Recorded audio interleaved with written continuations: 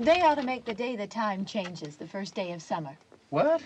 Well, it's 8 o'clock and it's still light. A lot of good the extra daylight does us. Now, we've still got a 3-hour drive back. We're not going to be home until after midnight. Well, if it really bugged you, Johnny, you wouldn't do it. You think I want to blow Sunday on a scene like this? You know, I figure we're either going to have to move Mother out here or move the grave into Pittsburgh. She can't make a trip like this. Oh, I don't know that she can't. Is there any of that candy left? No. Look at this thing. We still remember. I don't. You know, I don't even remember what the man looks like. Johnny, it takes you 5 minutes. Yeah, 5 minutes to put the wreath on the grave and 6 hours to drive back and forth.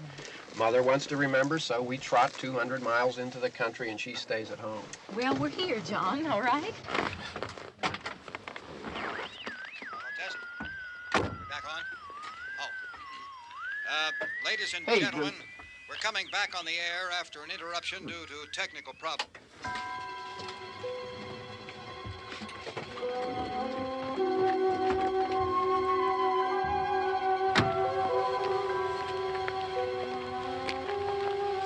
There's nothing wrong with the radio. Must have been the station. Which row is it in?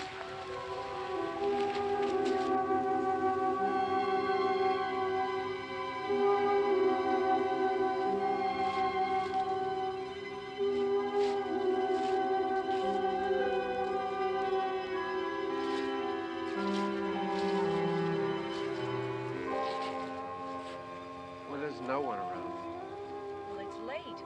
If you'd gotten up earlier. Oh, look, I already lost an hour's sleep on the time change. I think you complain just to hear yourself talk. There it is.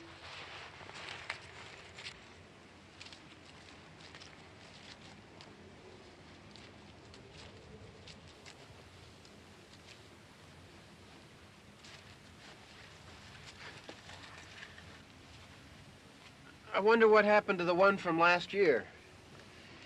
Each year we spend good money on these things. We come out here and the one from last year's gone. Well, the flowers die, and the caretaker or somebody takes them away. Yeah, a little spit and polish, you can clean this up. Sell it next year. Wonder how many times we bought the same one.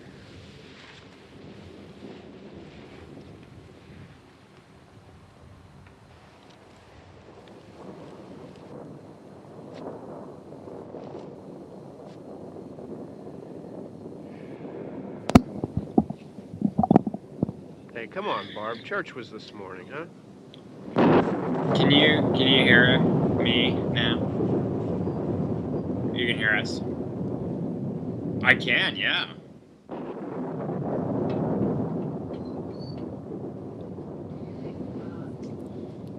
You're gonna hear a squeaky dog. You got a barking dog, and we Hey, got I a mean, squeaky praying dog. to So. the church, huh? Come on. I haven't seen you in church lately. Well, that's. There's not much sense in my going I know. to Well, dude, church. I have to eat. I got some like boiled Do you chicken that remember I gotta one get time to. when we were small, we were out here? It was from right over there. I jumped out at you from behind the tree, and Grandpa got all excited, and he shook his fist at me, and he said, "Boy, you be damned to hell." Remember I was that? gonna say Right over there. you've got lumps, but you don't have the other Well, you lumps. used to really be scared. The pale skin lumps. Johnny, Hey, you're still afraid. stop it now. I mean it. They're coming Yeah, to yeah, I get noticed. you, Barbara. Stop it.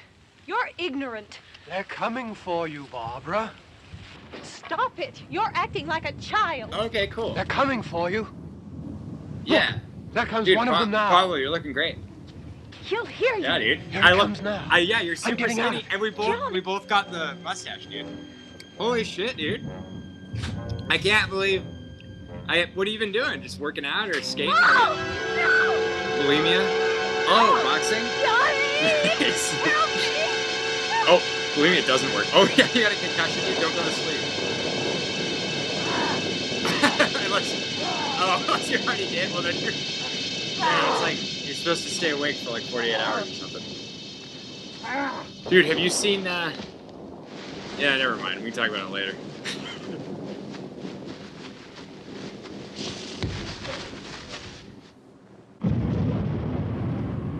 Yeah, right. I was gonna.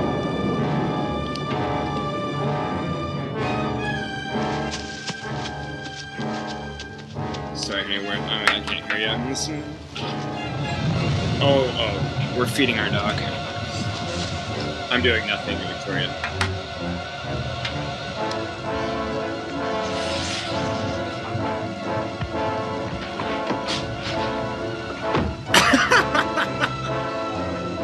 Yeah. This is the hottest costume. I don't know why I picked it.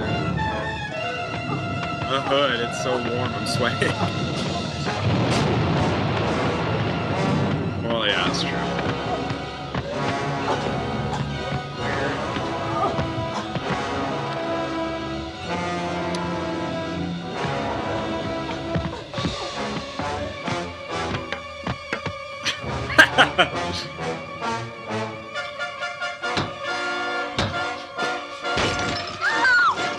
It's beautiful. Oh, I love it. And I like oh yeah, dude, isn't that coming out?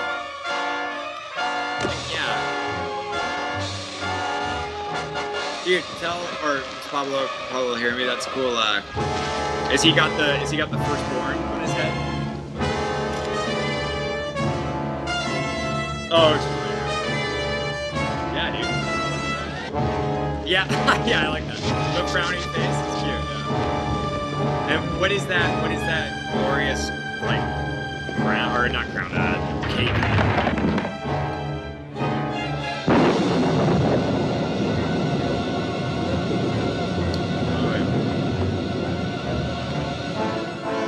Yeah. I hope we get some people. I posted it up on the.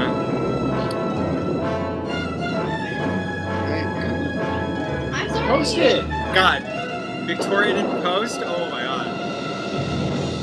That's A class, dude. That's A class. You got an S class is someone who posts.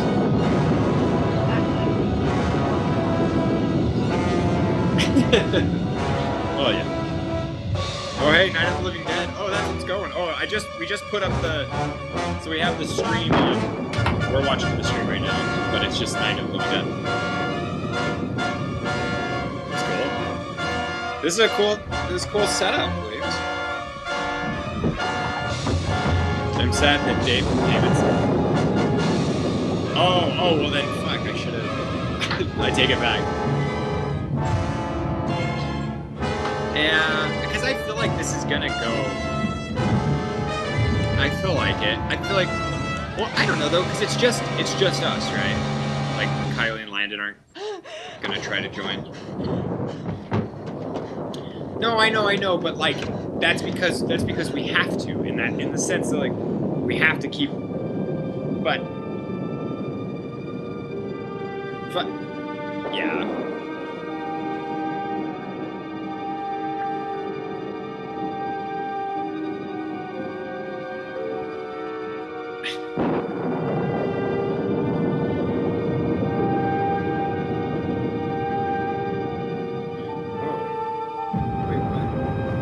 Wait, apparently my audio, just my audio is live? I don't know.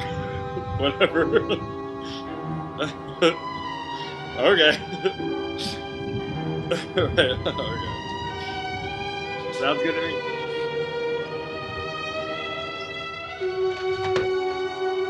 I have no idea. David just texted me and he's all like, your audio's live, don't say anything racist again.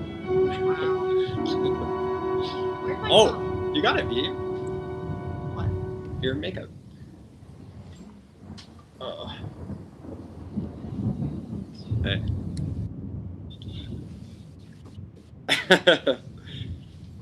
I gotta go. I gotta eat it.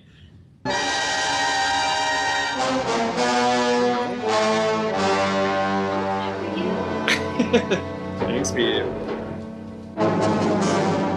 Oh yeah, me too. I got nothing to do and I'm struggling, so.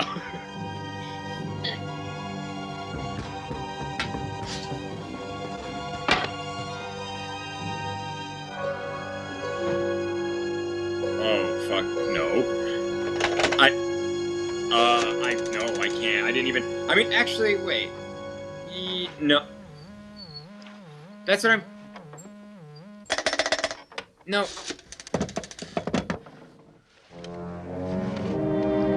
Yeah, is there a way we can record this?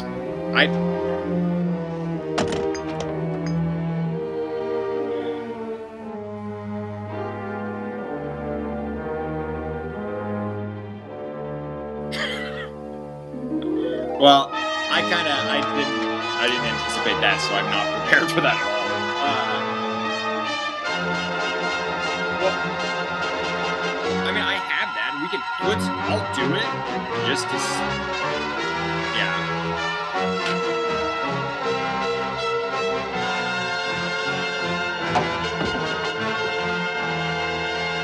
Okay. Oh wait, I hear the movie and you. So he's like, he can hear the movie playing and he can hear me talking. Well.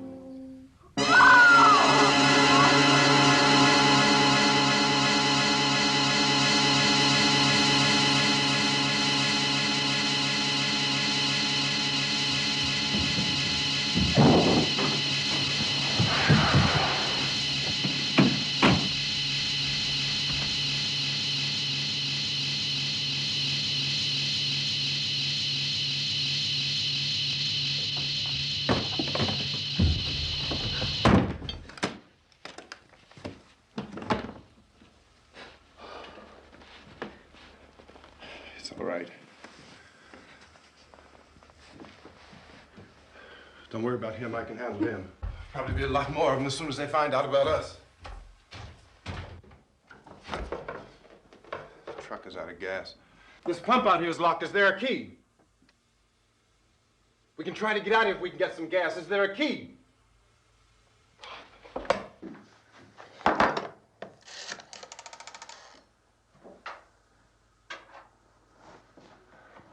suppose you've tried this.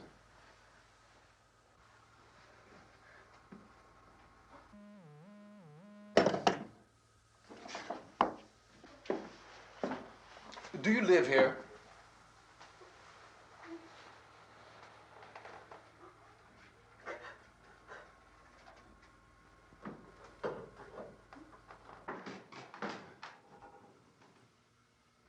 Jesus.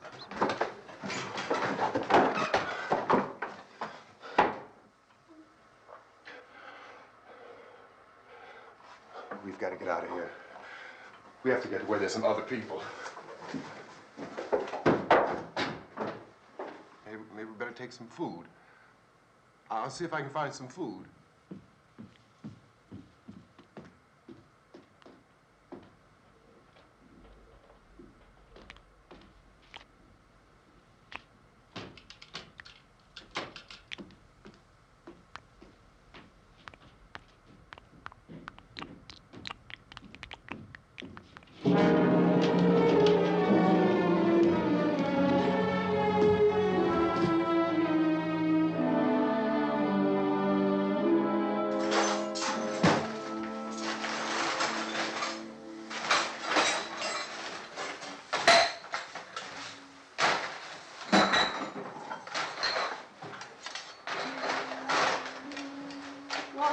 happening?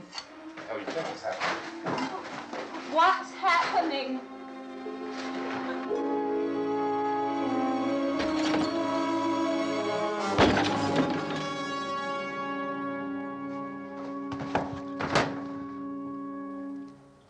Two of them.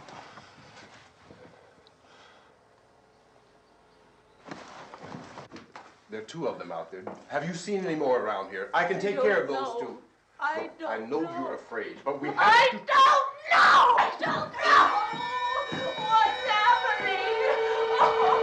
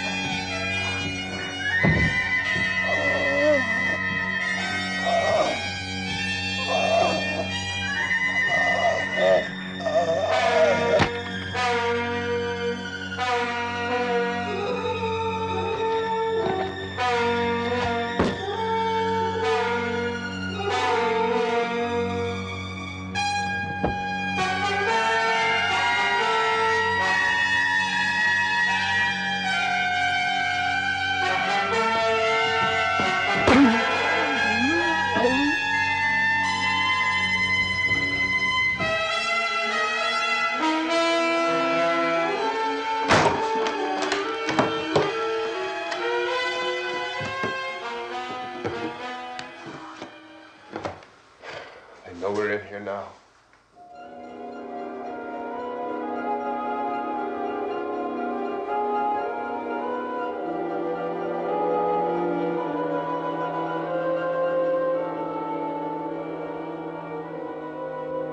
Don't look at it.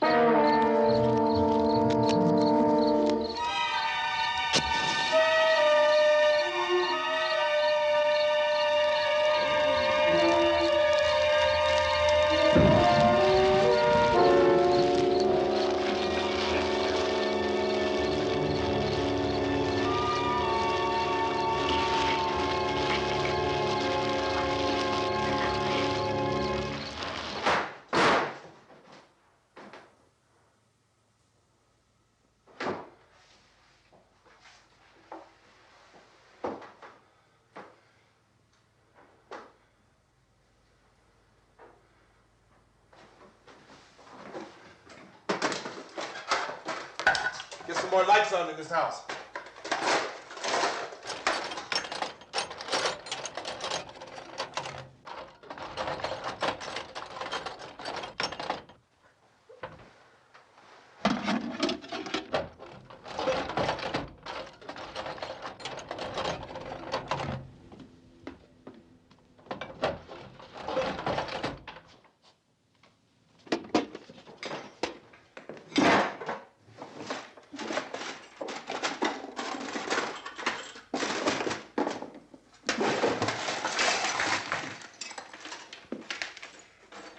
Why don't you see if you can find some wood, some board, something there by the fireplace, something we can nail this place up.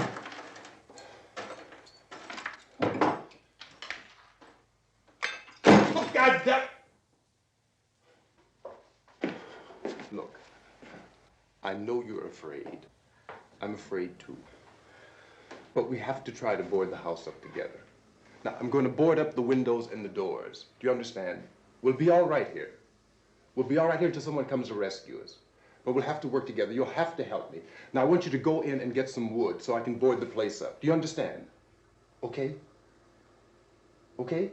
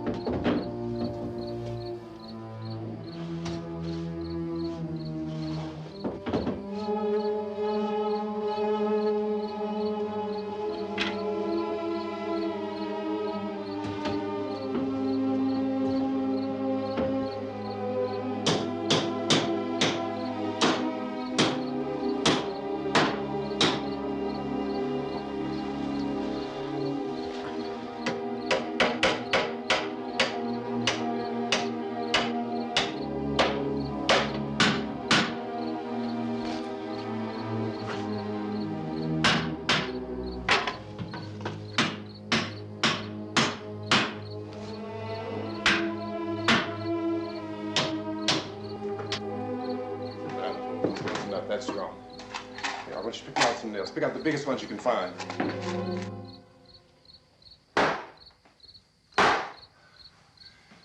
There, this room looks pretty secure. If we have to, we can run in here and board up the doors. Won't be long before those things will be back pounding their way in here. They're afraid now.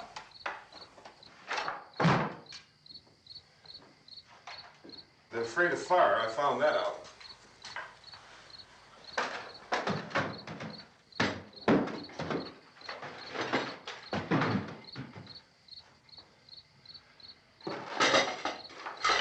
You know a place back down the road called Beekman's? Beekman's Diner?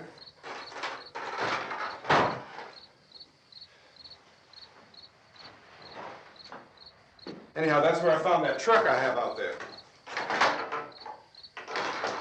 There's a radio in the truck.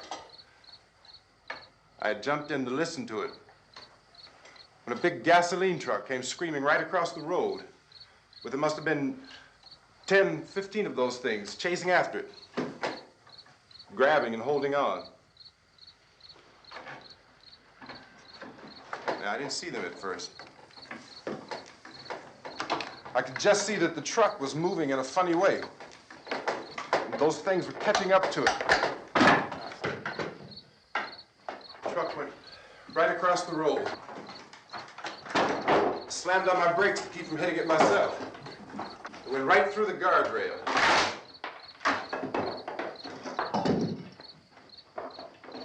I guess the driver must have cut off the road into that gas station by Beekman's Diner.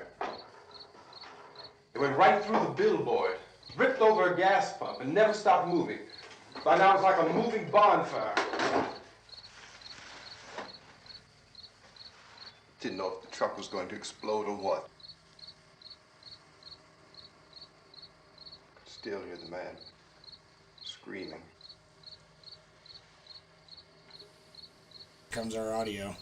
This thing is just backing away from it. Oh no, that framing's no good. Bear with me.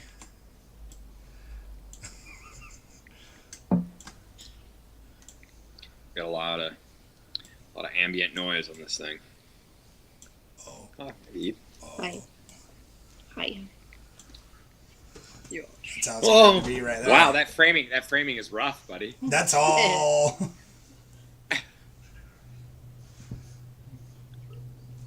What's wrong with the framing? That's all I can get for you. Like really... What's wrong?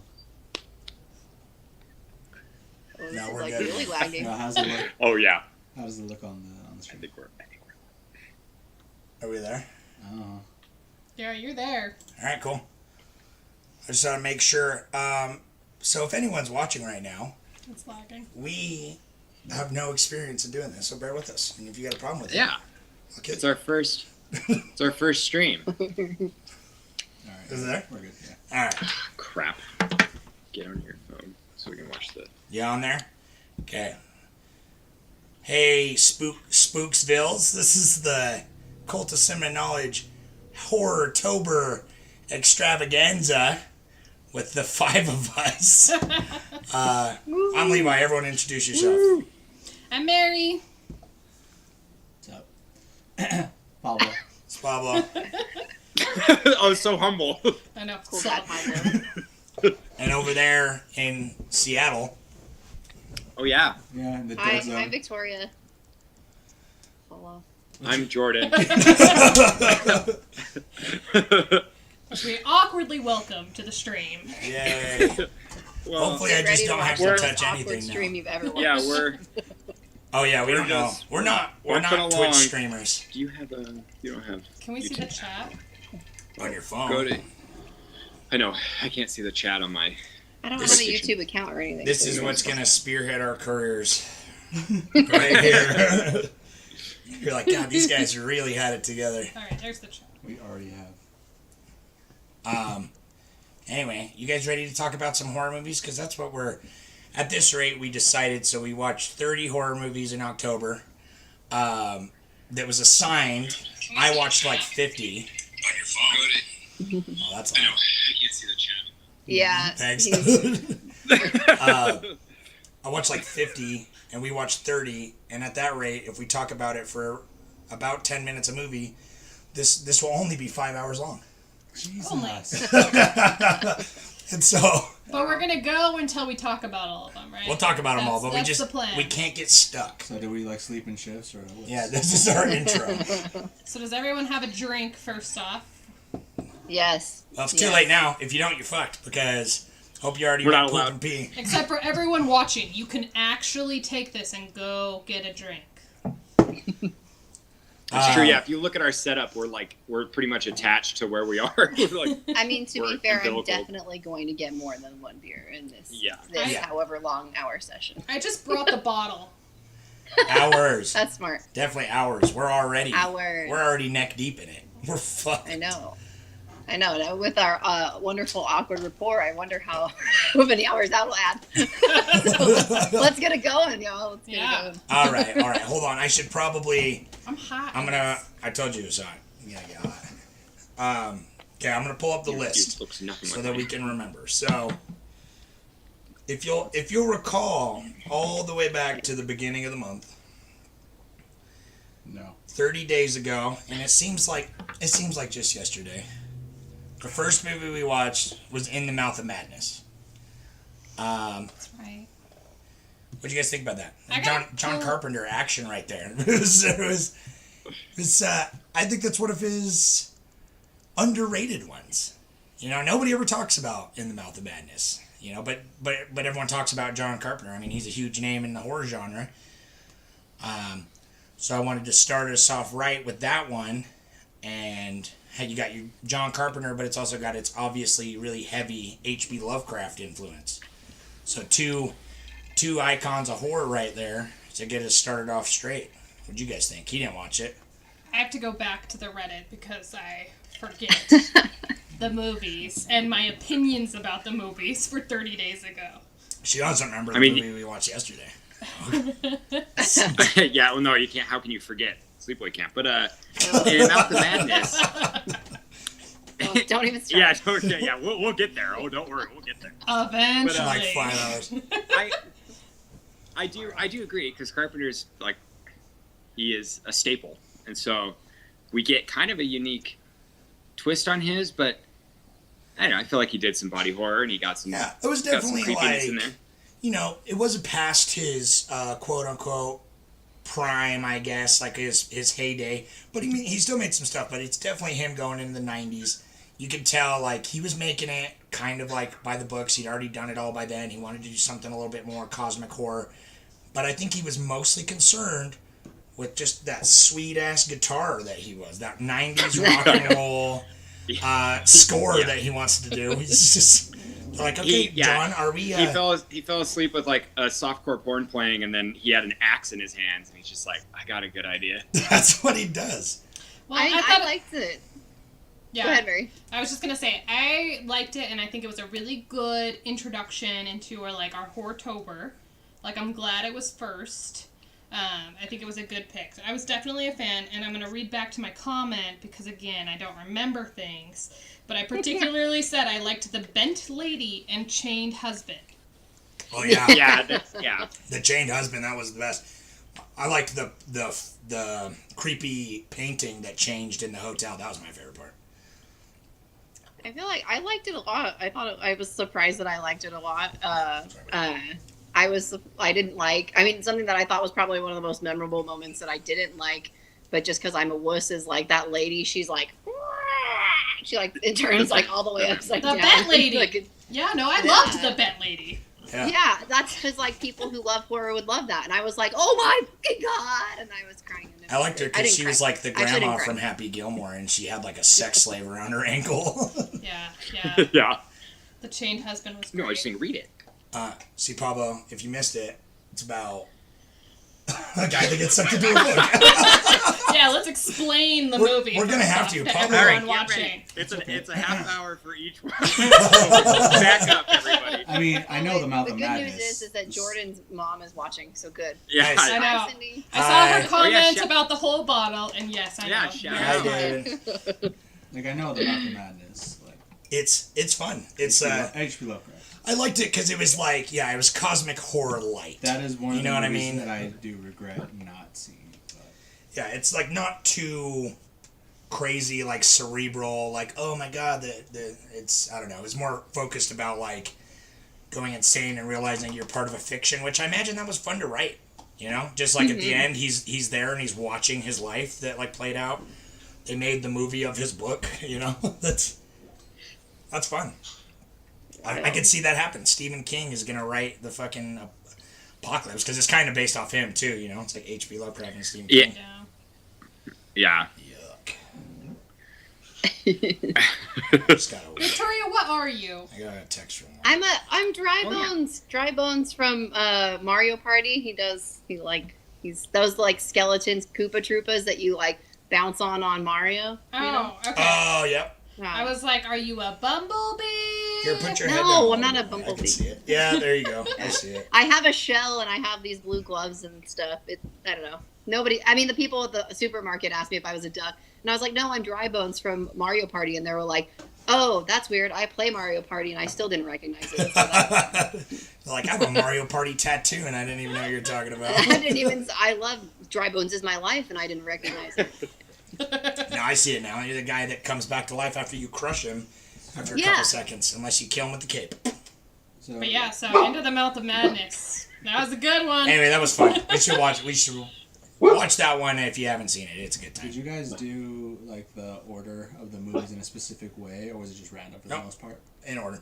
No, I mean when you picked put them. the movies throughout. When we picked them, I took like a huge, Jordan and I, we took a huge list of horror movies and everyone's contributions, and we kind of just slowly, like, you get rid of 3 and I'll get rid of 3, and until we kind of ended up with 30 that were kind of well-rounded enough, and then we kind of just split it up. The only ones I paid any attention to the order was obviously Night of the Living Dead, Dawn of the Dead, Day of the Dead, and then trilogy. Yeah, and then I put 13 Ghosts on the 13th. So just because I'm cheeky. Don't anyway. worry, we'll get there. Okay. We're gonna move on and talk about Candyman now, which is urban horror. Yeah. Urban horror? That never Urban happened. horror? What the hell is that a term? Well, no, it's always like horror movies, especially like urban legends and myths and things like that. Okay, well, we gotta be real specific. I was like, what do you mean? It is in both sense of the way, though, because, I mean... It takes place in the intercity. Like, you don't see that very often. I get it. It's just like, I'm not like strolling through my Blockbuster being like, let me get to the urban horror section, you know what I mean? Yeah, it's like Leprechaun in the Hood. Throw me off. Candyman. Yeah, I gotta go to the Reddit for my opinion. Candyman's awesome. I watched it as a kid, and I thought it kind of freaked me out, and then watched it a handful more times coming forward, and I think it's underrated. Like, I think Candyman, had there been more sequels, would have been right up there with Freddy and Jason and Michael Myers, because he's just such a good supernatural slasher. He's kind of romantic with it too. I think it's perfectly rated. Yeah, I agree. I thought there were some major moments of WTF. For instance, the logic gaps. The baby going missing. I mean, maybe it's because I'm a new mom or whatever. I'm like, what, you go to the grocery store and leave your kid at home? It didn't make sense at all. Yeah, she comes home and goes to the crib and it's full of blood and she's like, my baby! Where did my baby go? Well, maybe don't go to the damn store and leave your kid at home. She's working. She's got a job. I'm pretty sure she said she's got 2 jobs. I do really like that actor. He's in a bunch of other stuff. I think he's in Tony Todd or whatever. Final Destination. Yeah, movies. he's Death. Yeah. Yeah, he's not Death, but I think he's he's a harbinger. Yeah. I loved his voice. Yeah. Oh, he's got the best voice ever. His voice was perfect for the film. I really enjoyed that. The baby eating blood and surviving off the blood. That didn't actually happen. You made that up. He's a vampire. What's so hard to understand? Actually, blood is very nutritious. The baby is a vampire? Okay, now you're just making up story, and it may make the story better. I thought it had some legit scares, too. I don't know, the whole story about, I won't look into the mirror and say Candyman 5 times. And it's give me a mirror. It's got the whole... Now I'm scared. Wow, called out. No, it's so good with the bees and everything. His backstory is fine. I don't get the bees. But it doesn't need it. Why are there bees? That gets explained in the sequel, I believe. No, it gets explained in this. One too? It's just kind of They're throwing it away because I think there's a flashback at some point, and I remember why. It's important. The backstory is important, but it's heavy-handed. That's all. It's just racism bad, you know. Yeah, can you guess what happened to him? No, it says it in the thing. Yeah, it says it in the movie. Oh, so it does say it, because I'm unsure. Yeah, it says it does, but I just why bees? What the hell was the bees thing about? That's just what was nearby. What are you? Oh, okay. I thought you called me honey, honey, don't be stupid. No, I was gonna go off on you. Just throw the glass of water. I don't know. I didn't. I was really. I was excited to watch Candyman, and then I watched it, and I was like, "Oh, this is not what I wanted it to be." No. I'm excited for the new one. I'm excited for Nia DaCosta. Yeah. Directing and Jordan Peele collaborating because I'm the thing that was interesting about Candyman to me was the backstory. And the whole movie was the backstory is like you said, racism bad, but then the whole movie is about this pure white chick that's gonna save the day. Yeah.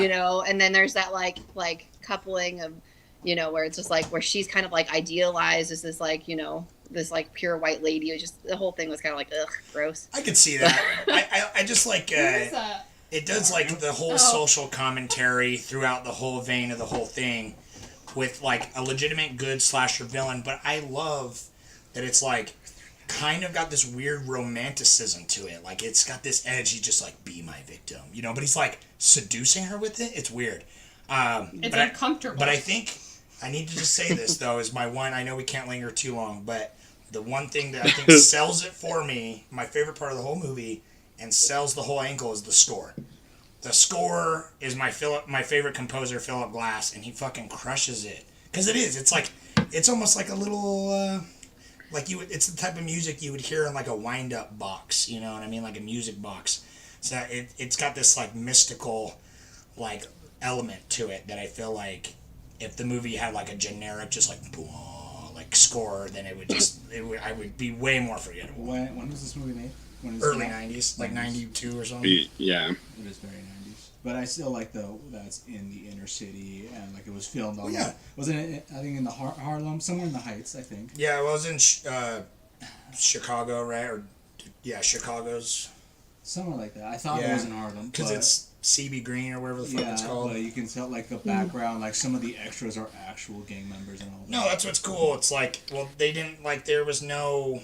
Horror movies did not take place in the city. Yeah, in the inner city. Whereas American horror movies if you were to have, all like out in the woods. Yeah, no. If you were to have a movie like this made, for the most part, it would probably take place in the South, like maybe near Plantation or something like that. Yeah, like Southern Gothic, which would be cool. In Louisiana, which is fine, but it's just kind of cool that it's cool in the inner city. You don't see that with this type of community. It's like it was a cool premise. I just don't think babies should eat blood. Yeah, they should. Anyway, moving on. We're moving on. We can't talk about Candyman any longer. The Void. Well, wait. Can you tell me? I wrote in my comment, "Fuck Trevor," and I'm just trying to remember what that means. He was the cheating husband. Yeah, he was cheating on his wife. Yeah. He immediately moved in with his girlfriend after his wife got institutionalized. But he already dated a student. Oh yeah, he's the main character was a student. Yeah, exactly. Yeah. Anyway, it was obvious from the first scene that he's a tool. Yeah. So it was good to see him actually get his comeuppance at the end. All right, well then I'm going to second my comment. Fuck Trevor. Yeah, Trevor's a douche. All right. Jordan, you didn't even tell us your opinion on it, though. He was on his phone the whole time, looking at nudes. Well, I was setting up my YouTube so I could comment, but sure. Yeah, I mean, everyone had some decent points. Read my Reddit. That's not what we're here for. Oh my goodness. Next movie, The Void. Read my Reddit. All right, next. Oh God, we don't have to go. The next movie's The Void. So this was probably my favorite movie of this month. Hot take, dude. Your favorite one out of this on the list? I don't think it's the best, but it's just like the most like, oh my God, yes, I needed to watch this movie again. This is a very divided film. Yes, when you look at forums, when I saw reviews and when I saw praise it on Reddit, everybody was either love it or hate it. I loved it. I love it. So I love it too. I'm with you, Bob. I love it. It's far from perfect. It's got some really stupid contrivances. Well, the writing is pretty bland. The characters are whatever. They're okay. And they're okay. Yeah, it's fine. It's serviceable. Everything is serviceable, but where it stands out is all the shots. Yeah. All the practical monster effects. design is fucking practical incredible. effects are fucking awesome. And I just like that they swung for the fences for like their crazy cosmic horror. Like they had the cultists. They had like it. It just checks so many boxes. Oh my God, cute dog! Yes. Thank you. Our dog's locked in. She has to be in. She's in it. She has an opinion on The Void. Yeah, she loved The Void. Yeah, it scared her. She's like, oh yeah, the body horror is so cool. It is cool. She's right. I know. And it just dives right into it. I don't know that movie, and it's like it's just shot really well. But like the characters and everything are kind of mediocre. But I think that's easy to overlook. Like you can easily overlook that stuff because of the shining moments. Like it has so much good as far as a horror movie visually and all that that it's like you can overlook the flaws. I think. Ooh, what happened to our? Okay. Focus. You moved around. Focus. I'm just saying that the camera setup even decided to walk away from me. You're the only one who disagrees, I think. No, I disagree. No, I was in a constant state of what the hell am I watching? It scared and you. therefore, right, that's a good thing. Why am Embrace I it. watching? Like, I feel like it's a movie that wants to be over people's head, and I don't really respect that. That's kind of cosmic horror. That's what I was saying. That is cosmic horror. It's not. Well, then cosmic horror may be above my head. Like, That's what a lot of people think, though, and it's just like... Well, you no, either love it or hate it. Mary, let me explain a little better. I still stand by my Reddit comment where it's like, it really is like, if you can go as deep as you want with each character, and you can get to like each person's motivation and like who they are and what they wanted to do. But truly, in the end, it's just it's the void. The triangle is taking on 2 new people, and they're testing them, and then the 2 new people end up, repopulating a planet if you want, or just they're just the only survivors, and it happens to be a female and a male. And You're already confusing. Let me read your comment. No, wait. No, my comment's great. What do you mean we didn't get a plot? The first son of the triangle came from the womb of the chosen one in the seed of the strong-willed, so they could procreate under the triangle's supervision. I don't know how you could have missed that, sweet monsters. No, really though. What? That, stupid cop guy was like, he was strong-willed. I mean, he was like, oh, I'm following in my father's footsteps. I'm a weakling. And then he overcomes, and he's the one who survives. And then the other woman, she's got apparently the womb that can, hold the triangle's opinion. Opinion. And so because when they end up at the end, they're like on the planet, and then there's like the triangle, and it's there to observe. It's very simple. I didn't like I liked it more than I thought I was going to. And for me, who doesn't watch horror, I watched every single one of those monsters at the end. I'm actually proud of you. I fucking did it. And I felt very proud. Because that movie is very visceral. Very proud of you. Yeah. I did, with my eyes open. And I appreciated the body horror. I thought it was way above what I wanted to watch because it scared me, but I was like, I can deal with this. But I didn't like the story. I wanted more about the backstory of what is this culty thing that is happening. I didn't even trying to make it make sense was very frustrating. And I'm a backstory person, so I was like, why is that not more prominent? Yeah, I think cosmic horror is a hard genre because there's not very many good examples of it done well in film. Because by its nature, it's unexplainable. So it's in film, they specifically leave things vague in film. Because it's the first everything movie we talked about. Everything is vague, but it's things that you can't comprehend and things. So it's I feel like that's part of it, and a workaround for that for a medium that's so visual is to be vague. Yeah. It's the only way to kind of get around it because you can't. But I will say, you can't be like, this destroys your brain because your humans can't understand it. If you're going to be vague, on film, you can't show if you're going to be vague, then have the characters carry the story. And yeah, unfortunately, I do agree that's the only flaw that the characters do not live up to the what is going on. Yeah, they're pretty lackluster. I mean, honestly, they're fine. The crackheads are the best. But not enough to make up for the other flaws in the movie. That being said, I still love this movie. I absolutely adore it. I do too. Yeah, anyway. It's not that I don't want a movie that challenges me. I want to be challenged by a movie. I want to have to think about it. But this one for me was just too far from being accessible. I couldn't get on board with what was happening. But it looked cool. Yeah. I think that's where I was. Well, that's what I'm saying, babe. It's it doesn't want you to think about it. It wants you to just accept that some things are unknowable, and that's kind of that's the thing. That's hard with. That sounds film snobby. No, I don't know. That's what's hard with the genre. That's what's hard about the genre. It is, but that's kind of what I like it. It is kind of you can at least, if you're doing a cosmic horror, it sounds like what you can do is just smoke a lot of weed and in the end be like, but universe, man. Don't you get it, man? That's like the universe, man. Anyway, we should probably move on. We've been on the voice forever. I can't tell how long. Is someone timing this? Because I don't know how long we've been doing anything. It's 6:23, so we're doing fine. We're doing all right. No, I don't. I mean, each time we're talking.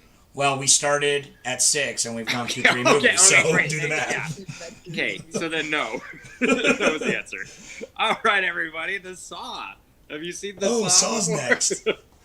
Have you seen the Saw before? So Saw is about this guy, Jigsaw. He catches people and makes them go through traps. So everybody's seen this movie. Everybody's seen this movie. It's probably the one on the list that everyone's seen. Everybody in this room has seen this movie. Did you not watch it? This is awkward. You couldn't watch it, Victoria? Hell no, I didn't. I knew I wasn't gonna watch this movie from the get-go. Which is such a bummer because it's not even a gory. The Void is 100 times gorier. That's all that the movie is for me. Saw or 7 is worse. I think this one is more visceral because it's more like hey, dig into your own skin versus just like crazy monster getting stabbed. The first Saw is actually not that violent. It's pretty. It's mostly implied violence. Like 7. 7 is as violent in my opinion. Honestly, I think 7 is way more shocking too. And a better movie, but neither here nor there. So this is the movie that started this, and I think Hostel is the movie that started the torture porn craze of well, this is what made it profitable. Yeah. Saw is what made it profitable. Yeah, because there's 2 Australian dudes just fucking trying to raise a budget and do it on nothing, and and you can see the fucking budget. Watching it now, knowing more what I know now, it's like you can see the budget, but man, they stretched that dollar though. It's like so strong. They did a lot of creative cut arounds and editing to imply things that are more crazy and complex than what's actually shown. So and cost money. Didn't they try to make Saw in order to get their other project greenlit, which was Dead Silence? Dead Silence, which originally we're not going to talk about Dead Silence. No, we don't have time. It's not worth talking about. No, the first Saw is iconic, man. It's everyone remembers the twist. Everyone remembers, you remember seeing violent images that never actually happened because if your brain filled in the blanks. And that's the thing, Victoria. It's really not that violent, but your brain fills in those blanks. What are you talking about? Well, I think it's because there's so many other movies. No, it really is though. Because you're. What do you mean your brain fills in the things? The gaps. It's a lot of implied violence in the first Saw movie. Like what? There's a lot you don't see. You don't see her head. You don't see her head get ripped apart. You don't see the guy. It's all in your mind. I always picture somebody getting their head ripped apart. Sorry about no this one does. dog barking. You don't see the bear trap. You actually don't see the guy get caught in the razor wire. You just see a lot of post-mortem pictures. You see some glass too. He steps on some glass, but that's about the most. It's auditorial. You don't really crunchy and. You don't see the cop get shot in the head. They literally just throw a bucket of blood on his chest. But then later, they show a body on the ground with a bullet hole in it. You know what I mean? So it's instead of having an expensive practical effect of a guy's head getting shot off, they showed it off camera, and then they let your brain fill in the violence. And they don't even really show him saw his leg off. No, they don't show it at all. They did that because of budget, not because of trying ratings or something. A little bit of both, I think. I think it was kind of a creative choice. Was it PG? No, it wasn't PG. No, it was NC-17. Really? The original cut, which blows my mind. Because that's stupid. It's really not that bad. No, I know, but I mean, it's what was it, 2002? Yeah. 3? Yeah, 2003. I will say, one of the biggest problems I have with this movie is some of the editing and the way they do cuts. It's not great. I have a problem with it now because it started that's fair. And it became way overused. Yeah. And in the mid 2000s, just super fast, spastic, spinning around, and what is happening? And it's funny because the Matrix started that. Hands down, the Matrix was the first movie to have that it edited almost like a music video. It edited to the music. Go listen to our episode about The Matrix. We talk about The Matrix in one of our episodes. I don't even remember what it was. What one's The Matrix for horror? Or what day? We talked about The Matrix in one of our podcasts. Anyway. Gotcha. Let's talk about the twist for just a sec before we move on. You guys all remember, because at the time that was all everyone remembered about it. No. And I think that's part of what made the movie so memorable. So spoilers for Saw. Yeah, if you haven't seen Saw. I mean, spoilers for all the movies that we're watching. All the movies, yeah. Everyone remembers. You know, dun dun dun dun dun dun dun dun dun dun. He stands up and he's like, "Game over." You know what I mean? Everyone remembers that. Because you're just it's a pretty fucking cool way to end a movie. It's pretty great. You're on the edge of your seat. And I got that ruined for me. Camel fucking spoiled it for me. Sad. He literally, we started watching it because my mom wouldn't let me watch it. And she's like, "You're never see it." I saw it in theaters, and you're never going to see that movie. And then I watched it at Camel's house when it came out on DVD. And the second we put it in, he's like, ooh, that guy on the ground, he's behind the whole thing. He's really alive. He's alive. I'm like, fuck you. That fucking sucks. Adam, though, he doesn't stand a chance. Why? I know, it's sad. He has no way out. He's just a victim. Doesn't that seem like opposite of what the whole point of the movie is? I think that's just wasn't thought through. It was not thought through, and they try to retcon it in the next movies, and it's fucking stupid. It's really stupid. The next movies. They're not good. They're not good. Well, I know they weren't that good, but I don't remember. They got their moments. So can we talk about how awful Jigsaw is as a villain? Why? Because he sucks. He's the worst type of villain. All right, because he's kind of so boring, He's self-righteous. so up his own ass, Yeah. but his whole philosophy is like, I'm not a murderer. I hate murder. But he's such a hypocrite, But he's too. a fucking murderer. Yeah. It's like, no, it's their fault. That's what narcissists No, are, he's, though, he's, man. a, He's just he's a serial killer with that complex as well. Like, no, it's their fault. Well, isn't He's that like a probably missionary. every serial killer? missionary killer. Yeah, he's like a missionary killer. I feel like we're like really close to the like social climate, political climate right now. That's Yeah. all that's what we're talking about. Of what? Jigsaw is the political climate right now. Oh, yeah, that sounds about right. All right, what's the next movie? Moving on. It's Poltergeist. Look, we have a cute list. Oh, look at We've you. been I'll giving our prepare. stars. Ooh, you got a star Oh, rating. that's cool. Put it closer. I can't see it. We got a star rating for it. That's cute. What do you mean? Rose Red. We didn't even watch Rose Red. No, Oh, those no, are there's some there's a that we mark. watched. There's a mark. This is our list that we started Ooh. up top. Did you And then actually we'll- watch it, though? Yeah, we Yeah, did. we watched Rose Red. It got You a said 2. you were gonna. It got a 2. And so Rose Red isn't on our list, but Poltergeist sure is. Yeah, let's talk about it And, later. Poltergeist gets a 5-star. I feel like you guys are rushing through. It's only 6:30. oh my gosh, you okay? Do you want us to go? Yeah, but we can take. I can talk as long as you want. Just say, what are we on? Is this the 4th movie? It's 5th. It's the 5th movie, and we've only been over Hey. a half an hour. We'll be That okay. means at this rate, we'll still be 3 hours. Yeah. Oh, okay. Yeah. We're not rushing through it. We're just trying not to be 7 hour Yeah, long. it's like, you guys all seem really fast. Let's calm down. I drink you alcoholic. So, Poltergeist. I really, really liked Poltergeist. I love It's Poltergeist. It's Poltergeist. It's fucking Poltergeist. It's gonna be. Right. Well, I had never seen it before. Who Which is directed? weird. Yeah. Oh really? Yeah. Steven Spielberg directed Poltergeist, right? Who cares? No, No. it was Toby Hooper. No. Okay, because it's Yeah. very Steven It's- Spielberg. Oh, yeah, he had his Yeah, hands well, all up inside He of it. did. Yeah. And literally, The he turned music, face up. the music. Oh my god, the No, music. it might as It's well so have been. much. Yeah. It's so much. Get your fucking life together. It's honestly kind of cutesy, like a bit too It's a cutesy. trash can over there. Well, yeah. No, I agree, Pablo. It's like those and underwear are Levi clean. said it best. It really is like the best Garbage. introduction to horror.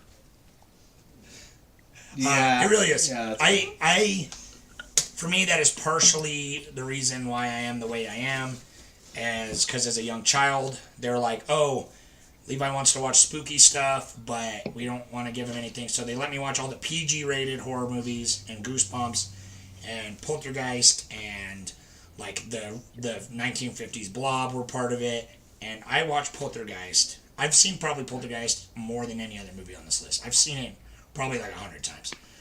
And, Wow. But it's because as a kid I watched it 3-4 times a week for like years. I watched it all the time. This is the second time I've seen it, and I remembered all the good parts, I guess. Yeah. Okay, so the thing about that is like I feel like I've seen this movie by osmosis just through all like the pop culture references and all that. So Yeah. when I watched it, it felt really disjointed for me because I'm like, wait, so shouldn't that part have happened before? Or this feels like the climax of the movie? What's going on? Well, that's what's so good too. It's got like 3 climaxes. Yeah, it's very awesome. weirdly does, yeah. paced. It is kind of weirdly paced. Right. Well, I liked it. No, yeah, What it's do I fucking say great. about it? Oh, it's great. I mean, I don't think anyone has any negative criticism. Oh, Tangina. Or is that her name? How do you say it?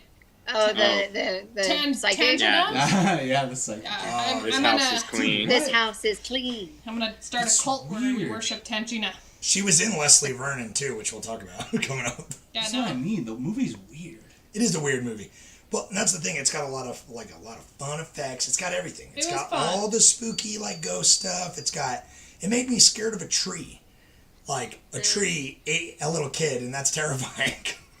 And then there was that scene, Yeah, like, bud. I'm pretty sure, where the construction workers are checking out like the dude's daughter, and I'm all like, okay, this is a bit. Oh yeah, they definitely There's are. Well, a I mean bit that's problematic. aged.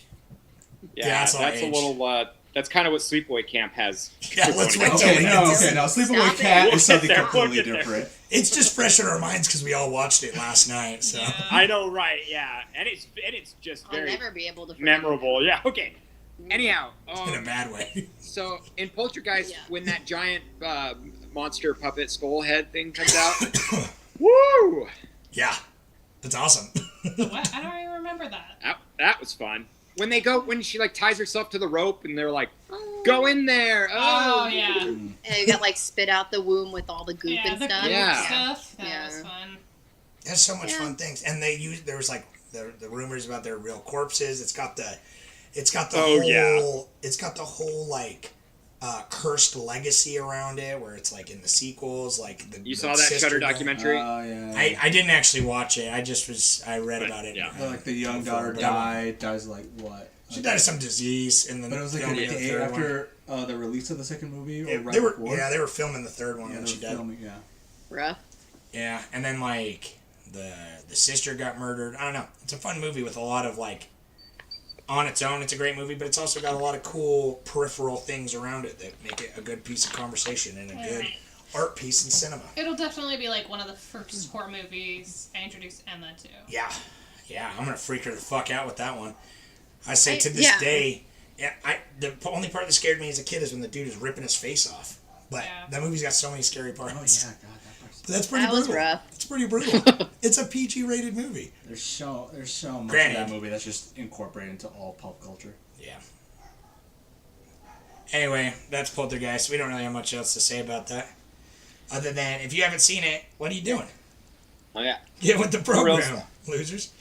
Focus. David's like, y'all are too tough on sleepaway camp. Oh, just you wait. We'll get there. We'll get to sleepaway camp. Just you wait.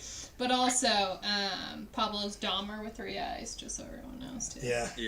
I'm Jeffrey Dahmer's. That's an eye of a young boy that he ate. Mexican cousin. I mean, you need the glasses though. You're missing those. So the best movie of the all 30 was the next one, right? Tusk. Oh my god. Okay, Tusk. I did not watch that one. He showed me a scene from it, and I'm just like, no. And you don't have Tusk. to. Tusk got 3.5, baby. I love Tusk. I love Tusk. Let's be clear, that was his rating. Okay. All right. Who directed this? Kevin Smith. Kevin Smith. I know. I'm going somewhere with this. Shut up. What else has he directed? Red State. Everything great. Red State. Tusk. What else? Red State. Just getting Clerks, obviously. Just says the same Yeah, thing. it's Kevin Smith. It's Silent Bob. Yeah. What the fuck? Well, that's the thing, too. I really wish he would have kept going down this route, because this movie it's hilarious. It's obviously a comedy first, but then, because it's like, it's got I don't think it's a horror movie at all. It is. I don't think it belongs. It's got all the sharp thing. Very, very good dialogue, which he is killing it at. Yeah, Michael Parks and Justin Long are fucking crushing it, just in the dialogue department, but also, the premise is so fucking wacky and stupid. But Stoopy's a good word. Stoopy, but you buy into it, and the body horror legit freaks me out. The scene, my god, that body gives horror me chills. is so good. It freaks me out, dude. It's so beautiful. Okay, I mean, but I will repeat my thing. Why not just get a real walrus? I know. That's hard, and that's illegal. That's not harder than fucking sewing a man. It's not harder than that. It's not as fun though. It's not as fun. They're trying to fight a walrus? I don't think they're gonna make it. Yeah, you can't just. I mean, you like all the money you sink failed into so like a many boat and then the times. net. Think about how much money and stuff and time. How many dead boats human depreciate walruses? like no other, Mary. You haven't thought this through. He didn't even have to go out and get this human being. They just came to him. No, we gotta talk. I'm like starting to feel really weird about our relationship. Like no, you don't understand. It's worth it. It's the best. Financial plan. I've thought of this. It obviously makes him the hardest, and so that's the thing. It's like a real walrus isn't gonna make him. It's because we keep moving a lot. Forward. Yeah, it's autofocus. It's because when I get intense about something, I'm then it blurs out. No, the first time I saw this movie, I was coming off the high of Red State, which I was like, I've always loved Kevin Smith's writing, and as an entrepreneur filmmaker, but I saw it expecting something more along the lines of Red State, and I was like, oh, I left disappointed. But this is like the 4th time or 5th time I've watched it. And every time it's gotten better, because I know what it is now, and it's like, it's really allowed me to like sit and pick it apart for what it is, and appreciate for how stupid of a concept it is, how incredibly well done it is. So when you said you were coming off a high, I thought you meant an actual high because you No, and then Mary, I that's would literally not what watch this this movie movie is, high. though. Is like a bunch stone, of high this is people. Like yeah, it's a stone bed. Yeah, literally, They were they just just came high. up with it during a podcast high, just joking around. Yeah. Yeah. I will say it like legitimately made me feel very uncomfortable. So, Yeah. Like I mean, I think that there's merit to that when you can like watch a movie and it like makes you feel something very intensely. I felt really fucking uncomfortable. yeah, Dude, but I think it also, deserves 3.5 stars. you No, can- I don't. But you can do like that's. I feel like that's easy. Like just Human Centipede. Just think of the grossest thing ever. No. And I'm uncomfortable. No, it's a lot like Human That's Centipede. No. sensational. Right, It's exactly. 10 times better than Human Centipede. It's though. sensational. It's the setup behind I Human still don't Centipede. think it's a horror Yeah. movie though. I don't think Tusk is a horror movie. What do you mean? No, it's got like he is the embodiment of horror. He's a He's genius. horrific. Yeah. Like It's- he's like Hannibal Lecter. Like you would call Silence of the Lambs a horror movie. I mean, I guess it's technically what it is. It's Thriller. probably just like a suspense thriller. Nah, Yeah. it's But- a horror movie. Whatever. But It it's a is. horror. It's not getting hung like, up it's on got, the genre. I don't it's got know. all the Anybody could beats. say I'm like still. I anything's feel like horror. the movies you guys chose too. I was still unsure of what. I don't know what horror is anymore. Good. Yeah. I hope you question it. That's Horror Oh, is gosh. varied. That's why it's such a What good I feel. I genre. hope you question It's- what horror is. It's the I mean, most horror's like versatile any genre. genre. It's the most versatile of film Anything genres, can fit in any genre. and it's the most best used for like fringe expression. You know, it's like you gotta like get your ideas on the fucking fringe of things, plug it into a horror movie. It's like you got such a wide range of horror movies, and that's what makes it so great. Like a horror movie doesn't need to be scary for it to be I horror. like your Brandon Lee Right. costume. Oh yeah, I mean- They did the rubber walrus suit on purpose because it's awesome. it is awesome. Harkens back to the poop monster in Dogma. Yeah. Kind of. I don't even know what that means. I like that, David. Have you Dogma's- not seen Dogma's Dogma? fun. I mean, Well, I you've never have, seen but Dogma? have you guys It's like a literal seen my shit memory? monster. Dogma's fun. I have Anyway, that's a terrible memory. different show. Well, that's the thing about Is that one a horror movie? the moral of the story No. is though. No. It's just it's a good time. They had a good time making it, and I had a good time watching it. You know, it's all around. No, I think You it read was that, right? a Yeah. definitely No, I don't really have mine fun open. comedy. You Did you read that? But they should have just got a walrus. Yeah, A comedy? I'm gonna call Were it you- a comedy. it is. You were laughing at Justin Long when he It's was a- stuck inside It's a the horror forest? comedy. Yeah, it actually was. He I'm says- dark. He says Oh, walruses. He's like walruses can't cry, but Yeah. he's crying at the end. And Right. it's because he's still got his humanity, even though it's pretty much lost. But it's deep down in there. He's a man. blubbery walrus. It's hilarious. It is, but it's also Like it's- it was just. it's When he was also terrifying. screaming, and then he starts eating the fish. Because Yeah, you very- find out later they just cut his tongue out. Like it's terrifying. You think it's silly, but they tortured the fuck out of this guy. Anyway, Yeah. It was screaming so much and all that. Mary's like, but can we call horror? It's just- Can we call torture horror? I mean, I mean, not Yeah, when it's it's a a Saw, regular. Hostel. We're giving Saw movie. so I need then it. moving on. Anyway, Tusk is. I will admit it is a very specific flavor. no, Like it is a specific. It's not. If Poltergeist is very accessible, Tusk is not very accessible. It's Yeah, like you that's- have to be yeah. kind of a fan already to appreciate Tusk. give the numbers too. What? Give the numbers. Oh, okay. So next number 8. Oh, No, number 7. The next one up is also not an entry level horror movie. Which And one? it's probably foreign, Thirst. so it's going to be like Thirst, even alright. more unaccessible. Yeah, I've Thirst. tried finding Number this, 7, and Thirst. it's hard to track down. It is. I had to get creative Yes. about my methods So, of obtaining it. Thirst is Korean vampire movie. Yeah, Park Chan-wook. I hope I didn't butcher The his greatest Korean director. name. Yeah, dude directed Old Boy and all that. He's known for all of his thrillers. He gets in and he just is like, I'm gonna make this totally like this romantic vampire movie, but like romance in his like twisted, fucked up way in a modern romance vampire.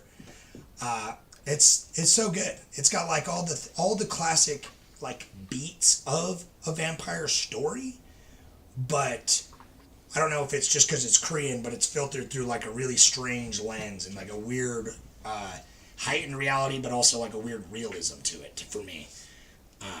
That I really appreciated. The fact that they're like cutting off dudes' feet to drain their blood because it's the most effective way. You know what I mean? And like, Yeah, I mean, it humanizes the vampire for sure. It does. They don't feel like as elegant and Victorian as most vampire movies, and they're not quite as like it's not like 30 Days a Night where they're just like violent Zombies. and like almost brainless. Yeah. It is cool that he's like human, and then I mean I'm always a fan of losing faith, so it's like so super dope. he's like next priest, he's like sitting there praying, and he's like, look at that blood, dude. Well, and then the other, I know, it's like his priest that like mentored him his whole life is like, yeah, I don't care, I'll give up the good, just give me that vampire blood so I can see, baby. And then he's just like, there is no God. Kills him. No, yeah, I love it. It's very good. I don't know. I really liked it when I first saw it, and I wanted to watch it again. And watching it again, I'm like, oh yeah, this is solid. This is beautiful. It's kind of poetic, but also it's super strange. It's super like kind of bizarre, but I think that's where some of the weirdness comes from. Yeah, like the relationship was like not my fave, but like I'm gonna learn some tips. for a number of reasons. Like there is some weird, I don't know, there was like you know, back on my social commentary shit, but like, you know, like there's like this dude and he's like, I'm not like the other dudes, but then he ends up being just as abusive as you know, like what he thought was going to, like this person was going to be just as abusive as him. And so, but then they paint him also kind of like, I couldn't tell if they were trying to paint him like that he is like a good guy or he is not, or like, you know, because he's like kind of ping pongs back and forth, but in the end, you know, him deciding to like kill her, you know, and himself for the sake of humanity definitely jars him back into the good guy realm, right? So I don't know, I'm just kind of like, yeah, I mean, I don't think he's a great guy. I like the lady. I was like, if you're just gonna fucking do it, just do the damn thing. No, that's what what you're she talking about. did. She, if anything, like they're both shades of gray, but she's the villain. Like, oh yeah. Yeah, but I mean, like, but she's whatever, do the damn thing. That's I what know, she did. but like she. If you're gonna be a villain, do it right. I like Just do it. she Just comes fucking do off it, as like you the know? victim saved me, and then she's like lying about it so that she can have him killed, and then once she gets which we all agree, if you got vampire powers, you would be like, she just goes full vampire, which I appreciate. I'd go full vampire. Because she's like, oh, I mean, let's go. We're alpha predators now. Like we're no longer human. It's like quit trying to hang on to your humanity and just accept it, which is awesome. Which I think is what's so good about this movie too, is it sprinkles out the crazy vampire crazy vampire moments in like small bits, so that it's like extra effective. Like just at the end when they're like, oh my god, you killed him, and then she just like neck checks that guy and like snaps his head. Yeah. So cool. I thought it was artsy fartsy. It is. It's not the most artsy fartsy of all the movies we've watched, but it's one of them. It's pretty artsy fartsy. It's probably the second most artsy fartsy. Yeah, I know what the first is, baby. Yeah. Yeah, but I did write in my comment about the human frisbee because that was my favorite part. Yeah. And if I ever get vampire strength, I will human frisbee you all off a cliff. And that's kind of the thing I think about the thing with Korean films too. It's like they tonally are kind of all over the place, but it never seems that jarring. Like there's always, every Korean horror movie or thriller movie I've seen has always got some like really weird, like goofy, laughable moment. Like even The Wailing, which is terrifying, has some moments that are really so funny. Beats, Yeah, same with this movie though. It's just like he knows. I guarantee you he's sitting there in the editing booth and they chuck that body and it's just like just out into the ocean. Like he's just like yeah. Like, you know. And I appreciate it's sensational too. So yeah, I appreciate that. If you're looking for a Korean vampire movie, to mix it up, check it out. Because I think it's worth watching. I think it's worth watching. Yeah, out of all the vampire movies, this one is probably up there with Let the Right One In. Is probably my other ones. Yeah, right. Yeah, I think those two. I just don't think there's very many vampire movies that I like. I think that the American vampire movies are so pigeonholed to doing a certain thing. And that's what I feel like they're kind of like, if they're not Twilight, then they're fucking or Bram Interview Stoker, with the Vampire. You know what I mean? Yeah. Always like, Dracula. Yeah. Yeah. So it's like one of the which two is, things. Which is fine, but it's been done to death. Yeah. I mean, we talked more about vampires when we talked about Nosferatu. If anyone wants to go back and listen to that episode. Anyway, what's the next movie?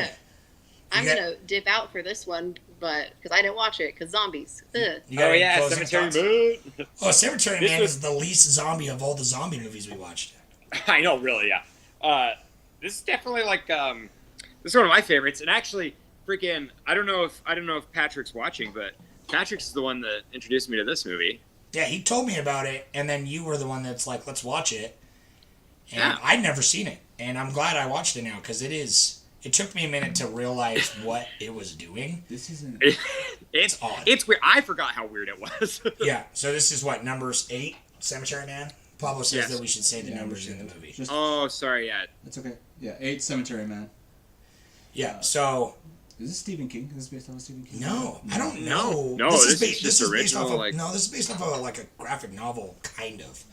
Oh, really? I Does was this person reading. make anything else? Because this seems like a one-off type of thing. I don't know. You know, I don't know. I didn't look into it. It does feel very one-offy. If they've made anything else, it's been probably to the same caliber, I would imagine. Because this is definitely got an independent feel, Yeah. Well, and it's got like a big like kind of, I don't know, like new wave, French new wave. it does. It's the editing is like so disjointed and all over the place, and like Oh, and the concept, it's like it's like this like really independent, like, what is it, Italian? Yeah, And- yeah, it's like Italian based, but they all speak English, but it's like an Yeah, Italian and like some other production, like German, Right. which is Right, weird. and like they've got like the same character, and she's playing like 3 different people. Yeah. Who just keeps? It's almost like a huge saga, but yet it just takes place within like a week. I wish watching this movie, because the plot is so all over the place, which is once you realize it's not really about that, then it's whatever, you know. Yeah. It's about Yeah. the characters, and I feel like I could definitely watch like a TV show of this dude, this like super moody. He's like the moody, like, you know, just always cigarette It's kind of smoking. like Preacher. Yeah, You're just familiar he with just that show. guards the cemetery with his like, you know, handicapped groundskeeper or whatever. Yeah, That yeah. has got a weird fascination an with awesome women's TV heads. show. It would make a great TV show. I love that. Yeah. Sorry, that's my only commentary. Yeah. Yeah, Mary. 2 glasses of I'm wine. backing out. I'm backing out. 2 glasses. Movie 8. She's got it. Should have been a TV show is what we're all saying, but it's super. was fun. It's a very strange movie, but it is a lot of fun to watch. It is, yeah. And- And it's nice because it's kind of like, I don't know, very, very erotic. Yeah, it But- feels. but it without feels like being, an like, anime super or demeaning, something. I feel It's like I don't know. I don't know. I almost feel like the characters, like Why you he look just. at me when you said that? You know why. You know why. But, and then it just goes super off the rails where he's just like, I'm done, I'm guarding this, and then they're in a snow globe. but No, not I know. really. Well, no, that's beautiful. That's just like, it's one of those like, it ends. I told Victoria too when I was watching it. I'm like, yeah, babe, it was all in a snow globe. She's like, what? Yeah. Like, Well, the what, whole thing, really? yeah, I think it's just like, you know, it's kind of meta with itself, and so it's just like, oh, I want to leave, but this is the story. Like, this is it. There's Yeah. nowhere, where Well, am I and going to go? There's no That's just a ending. classic. That's a classic horror movie trope, though. Is like, you are. I mean, they've been Twilight Zone did it. I'm sure it's been done before that, where like you're just stuck. That's the true horror. Is Yeah. you can't escape your fate. Well, I think Which there's no fate but what you make. You know. Yeah, I think the other main standout about this movie, other than it's just like its style and its quirkiness, but that makes it so memorable, is it's pretty, like you said, it's like like poetic and like romantic in a weird way. I feel like you guys are overthinking this movie. No, but it is. It's like No, it's but the that's way, what's so great. And like I love the symbolism. It's like of riffing. death. Like yeah, like he's kind of defying death, and then but he like death has to like. Sometimes I he, like, wonder has if to I work. watch the same movie as He you works guys. for death. No, Mary, it's because you watched it and you were like, oh, Nagi's funny, and then they're like, that lady's in a TV, which is fucking dope. That's a great ad. I love that scene when she's like, look at me, daddy, and then she like fucking she just flies around you. That's so good. Yeah, it's a fun movie. It's definitely one of those kind of underrated ones that you should check out. It's a lot of fun. How many movies are you going to say that are underrated in this stream? I mean, All of them. that actually, All this of them? list was kind of like that. Like we tried to pick picked ones that movies- like weren't the main Yeah. ones, because it's like we watched only a couple Yeah, real God big ones. forbid we watch I The Thing or Evil Dead 2. Or We already watched the Well, thing. that's the thing. Ha! No, I know that's the thing. It's like we could have just like downloaded a 30, October 30. We could have got up Reddit or whatever, like Reddit's list, but they always pick like the exact same movies. I wanted to watch shit I've never seen. Yeah, there's a handful. You've seen most of those movies. I've only seen. I've seen. Except for Sleepaway Camp. There's 10 I haven't seen. Okay. There's 10. This was the first time I saw them, and I appreciate. We're being broken into. You just get in and get murdered. No, it's probably literally It's just nothing. leaves. It's just leaves falling off our tree, and our dog is. Haley. Hey, you want to open that door again, Pops? Yeah. Sorry about that, everybody. Again, not? I think so. Okay, moving on. Nobody in a even separate watched note. it. Yeah, no one watched Cemetery Man. Nobody we don't have will. any comments. You should though. If you're like an angsty art student, you should watch Cemetery Man. I thought it was fun. Yeah. It's fun. I think it's a lot of fun. I like I will watch it again one day. the art of it and the style of it. It was enjoyable. Number 9. Oh wait, can I wait real quick? Sorry, Mary, you need to read your fucking star ratings. They are wild, girl. You gotta read. Yours are like you'll pick some of the randomest movies and be like 3 out of 8, like a solid decent movie, or like 3 out of 8. And then just some like Cemetery Man, you're like 9 out of 10. Yeah. You do like the weirdest review. You should read off your star ratings. 'Cause they're hilarious. Baloney! Yeah, they're weird. No, this is totally normal. For Cemetery Man, I put it was kind of fun. 6 out of 10, mildly recommend. Take that. No, but I swear there's some movies in here where I'm like, wow, that movie was not good, and you're like 8 out of 10. I don't know. I have different opinions than you guys. That's fair. Speaking of Yeah, not good help movies, we yourself could a talk little. about The The Gate. Gate. Hey, I like The Gate. It was the fucking dumbest movie. I I didn't remember The really Gate. like Oh. The Gate either. Because it was dumb. The dog thought it- didn't die. I thought Oh it was my just God, plain. there's a hole in the ground It for was like plain. half the fucking movie. I fell asleep during this movie because I Yep. had like one beer, and I don't drink anymore. So I was gone. It was fun. I don't want to knock it because I think it, like Poltergeist, it is a good introduction to the genre, but just in a less memorable way. I feel like it's got a lot of the kind of like paint by numbers horror elements, but I really did like what it did right, which is like I thought it was fun that it had like this sweet satanic panic angle about like, oh, they summon, the only way they can fix everything is from this like metal album in the late 80s. That's fun. And it's like the stop motion of the little monsters, the little demon monsters. It's like, those are sweet. Like, I like those. I would like a little stuffed one of those. They were cool. And legitimately, the legend about not the legend, but a construction worker died and got walled up in the house when they built it.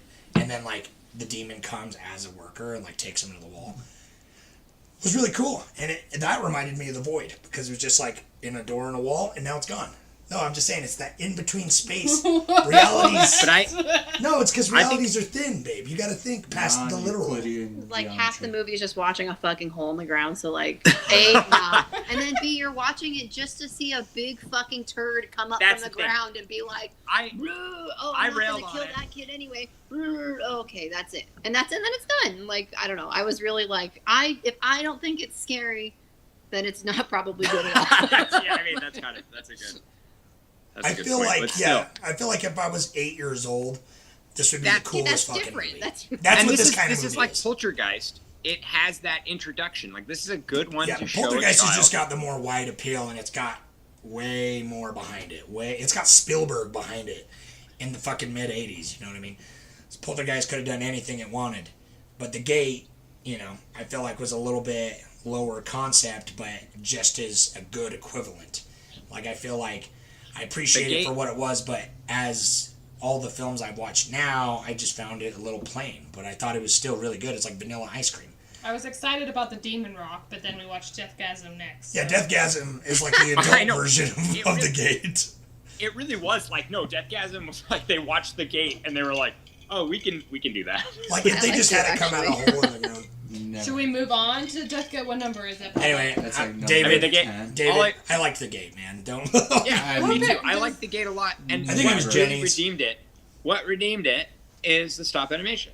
Yeah. And that's that. I like I'll those. always. They were good. It was actually, Yeah. I was sometimes the stop animation was really smooth. I was like, is that like Poltergeist? puppets? Like, yeah, Poltergeist doesn't have stop animation, so it does, but not as good. Wait, does it really? I mean, there's a little bit. The face, maybe? I don't know. Anyway. Yeah, it's got like a decomposition a little bit. But yeah. So the next, it was a good double feature, I think. Yeah. With number 10. Deathgasm! Which is Deathgasm. I feel like you have to say it like that. Deathgasm. Yeah. That was good. Yeah. Yeah, that one's fun. Like it's you know, like sophomoric and childish and sophomoric. Right. I mean, it feels kind of like super bad with with like it definitely with, like, feels the kind of loner metalhead, which is like for me, I don't really know metal too well, so I'm kind of like, this is metal, you know. No, David and I were it definitely talking. felt like a goofy version of metal, but I didn't take it seriously, which was you know what I mean. Butt rock. What? That's what you call it. Goofy metal. No. Butt rock. Butt rock. Butt rock. No, butt rock's like hair metal. Yeah. I thought you said foot rock, and I was like, that's it. Yeah, foot rock. That's like caveman music. Foot rock. That's some serious fetish stuff. I don't know. That's awesome. I thought Foot Rock was like a national park in Utah. Yeah. Well, you never been to Foot Rock? Speaking of Deathgasm. Oh, were we? I actually watched this movie and I thought it was fun, and I didn't like. I mean, I had to close my eyes a ton of times because it's like super gory. This movie's like 10 times the gore of Saw. Just saying. I can't handle things. Okay, it's the tone in which it's presented. All it is a lot of like gory stuff going on, but I thought it was really funny and fun and cute. Like I liked the characters. I thought they were amusing. Like, and I liked it being centered around metal. I thought that was actually pretty fun. And nerds, it's just like this subculture. Like I like that he's like in the middle of this like possession apocalypse. He's like, all right, let's get back to business. You're in a cave. You just rolled a 12, and you're surrounded by goblins. You know what I mean? Yeah. That's what Levi would be doing. Yeah, I that's feel awesome. like I'll just read my comment because I still feel. This is the Scott Pilgrim of horror. Yeah, I kind of. Yeah. I thought it was pretty darn fun. 8 out of 10. Would recommend. 'Twas brutal, still brother. Yeah, still brother. That's right. So. My comment was something along the lines of it. To me, it was like a metalhead fell asleep during math class and prepubescent, horned up metalhead, and he had a wet dream about killing demons and getting the chick. Like, that's what this movie felt like to me. Was a teenager's wet dream, like, which was a lot of fun. It's a lot of fun. It's fun. It's one I'll never see again. That's kind of. I mean, it's not like it's not deep. It doesn't have like layers, but it's. I would put it on as like a cool background movie, like to have like, you know, some sweet violence and some sweet slaying, and it's got some fun references in it. I'm in the background like checking out because I'm not a huge metalhead, but I know quite a bit, and so I'm like checking out band in the background. They're obviously obsessed with Trivium, which they could have went a better way. Right, that's why David has some opinions about this movie because he's our metalhead. So I appreciated that the main character was like for a teenage boy, he wasn't like absolutely disgusting like about the girl. Like he was like pretty like good guy around it because they could have went pretty like exactly raunchy with him. Yeah, and they didn't. I appreciated that. I did appreciate that too. That because he. I always appreciate when guys aren't creepy. So yes, that are supposed to be the protagonist of the movie, you know. Yeah, and like grown men love to make movies about teenage boys so that they can just like bypass their bullshit onto like it's pubescence. But like this kid was pretty nice. I liked him. Yeah, I agree. That's fun. Does anyone else have anything to say about Deathgasm? What's your opinion, Pablo? I didn't watch it. I like New Zealand comedies. Is that New Zealand or Australia? Anyway, it's one of the two, and I feel like they have a pretty good sense of humor. I like their comedies. I like the chick too. She's like, I was gonna have a good one-liner, but I just chopped him in the head, and they're like, no, that was cool. That was cool enough. I liked her and her act skills, so that was fun. Yeah, she was empowered. I like the editing and all there's like a bunch of doodles in it, which again made me feel like the metalhead math class, just doodling. I mean, that's why I feel like it's super bad. Like you compare it to Scott Pilgrim, which I I can see that, but I feel like She's like, it's fine. his Yeah, little it's good. hackles raised. He's like, God, not Scott Pilgrim. It's like the best movie ever. It is. Scott It Pilgrim's is good. great. It is That's for a great. different podcast. Yeah, it is Scott great. Pilgrim is great. That's why I compared it. No. And that okay. Anyways, well, He didn't like it. He didn't like I'm Deathgasm not as like much. discouraging. I'm not trying to like disagree. I agree that it is. I just feel it has more of like the like high schoolness of Superbad. But anyhow, I agree. Continue. If you were gonna kill zombies, what would be your weapon of choice? I don't know. I like in the Weed signal, whacker with he's got a pretty dildos good on one. it. What? But Gun to shoot myself. That's what they in the got head us. with. They killed Maybe- like 15 zombies with dildos in this, and I said weed whacker with dildos. Oh yeah. They really do. They kill like a lot of possessed people with dildos in this. Oh yeah. Okay. They shove vibrators in like her ears and like. Okay. It's fun. Oh yeah. Oh yeah. Pablo hasn't seen it. I was like, what are you talking about? All right. Anyway, number 11. A classic. See, look, right now we're an hour deep Wait, and we're 10 in. this So is- This We're is making a okay this is time. a tonal shift. yeah, this We're is going. quite different. Number 11 is the 70s version of Invasion of the Body Snatchers. Yeah. So good. That's all I have to say. Yeah. I love this movie. There's like no gore in this movie, Victoria. How'd you feel? Like on a psychological level. I mean, there's some goopy guys, but Yeah, it wasn't. I was kind of bored with it, but it was fine. It was interesting in some ways. I don't know. It just didn't like really stick out. It was like, okay, that's kind of an interesting idea, and I know it's been around for a while, so it's I don't know. I could see that in the second half, but it's like, especially, because it is an older story that, like, from the 50s was very, like, communism's bad, you'll lose your identity. Yeah. You know what I mean? And then it's like, you can't be pod people like them damn Ruskies. But then in the 70s version, it was just like that. It was still like that Cold War paranoia. I don't think it was that. I don't think that was the point of the directors. I think that was just something that was brought up within that time period. So that's what they played off. I think it was really huge in Hollywood. Like anti-communism rhetoric in the 50s was huge in Hollywood. So I think there was You get probably, blacklisted. Yeah, I think it was definitely like maybe not the point, but definitely in the forefront of some of their minds. Sure. I guess I was kind of bored too because it was like 5 minutes in, and she's like, there are people that aren't people, and everyone's like, huh. And it's like, so it's like right after, like she says it like right up front, and I guess that kind of, maybe that's why I felt kind of bored with it, because I was like, we're just like elongating this story about like what we knew right from the get-go. But well, I would like to say that I think they do that because this is a remake of highly popular like movie and book. Like this already has a very large following, and so I feel that they're like it's Invasion of the Body Snatchers. Like we're going for it. Like she knows our main character is gonna have everything put together and now have to convince everybody else through the rest of the movie. But she doesn't. I mean, but she is though. She's like there with everybody. I mean, I just like the paranoid vibe of the whole movie, and her place in it. I feel like it is kind of weird because it's like starts as her, but then like by the end of it, she's not the real protagonist because she, like, I don't know, Malcolm or whatever his name is, or what's his face, like he becomes the main guy, and then so it's kind of like the second half kind of is a little bit more all over the place. The first half I think is genius, like paranoid filmmaking, just like the way they shot it, especially for the time, was like very kind of like, I don't know, seemed like kind of guerrilla, but it made me feel like very voyeuristic, eyes on me all the time, especially in the background, like extras are just staring at it. Well, and that's what I love. It feels like, and that's the 70s had such a like Exorcist has the same feel too, where you don't like know if they're extras or if they just filmed like the city streets, like people in buses and stuff, and it's just like naturally human beings are suspicious. Yeah. I think that's fascinating. I thought it was kind of boring.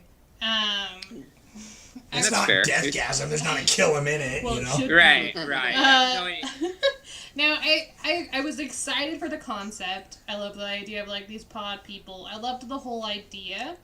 But to me, they just kept running too. Did you notice? That was like the last back just third. run the whole time, and I was just back like, third. I get it. You run from here and you run Yeah, to there, and they run to the bread line, and then they run to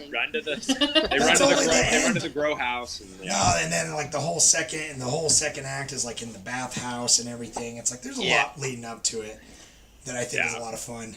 yeah, it didn't hold my attention for sure, and I definitely kind of backed out of it. I think the most important point is that if you work for the health department, you've got all the power in the land. royalty. I love that he was like, oh my god, pulling that out was his so ID annoying. all the time, like health department. No, that was really that main guy. Don't worry, the main I'm guy. the health department. He literally was like, "No, don't worry, I'm here from the health inspectors. I'm a health inspector. Get out of my way." And he's like, I can handle this little lady. Health department. What are you, a cop now? Like, I don't understand. Like, his authority. Yeah.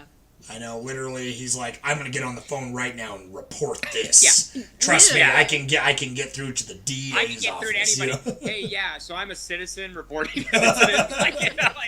He's like, oh, you're gonna put me on hold? But I work for the health inspector. Do you own a restaurant or have a family member that owns a restaurant? Because I won't give them a bad review. What is your Yelp? There's rat shit in the soup that are not capers. Right, exactly. It's a caper. No, it's poop. You eat it. And then he does it. He's like, that's my power. And he goes home to the mightiest of erections. I just gotta say, all the paranoid stuff I thought was really good.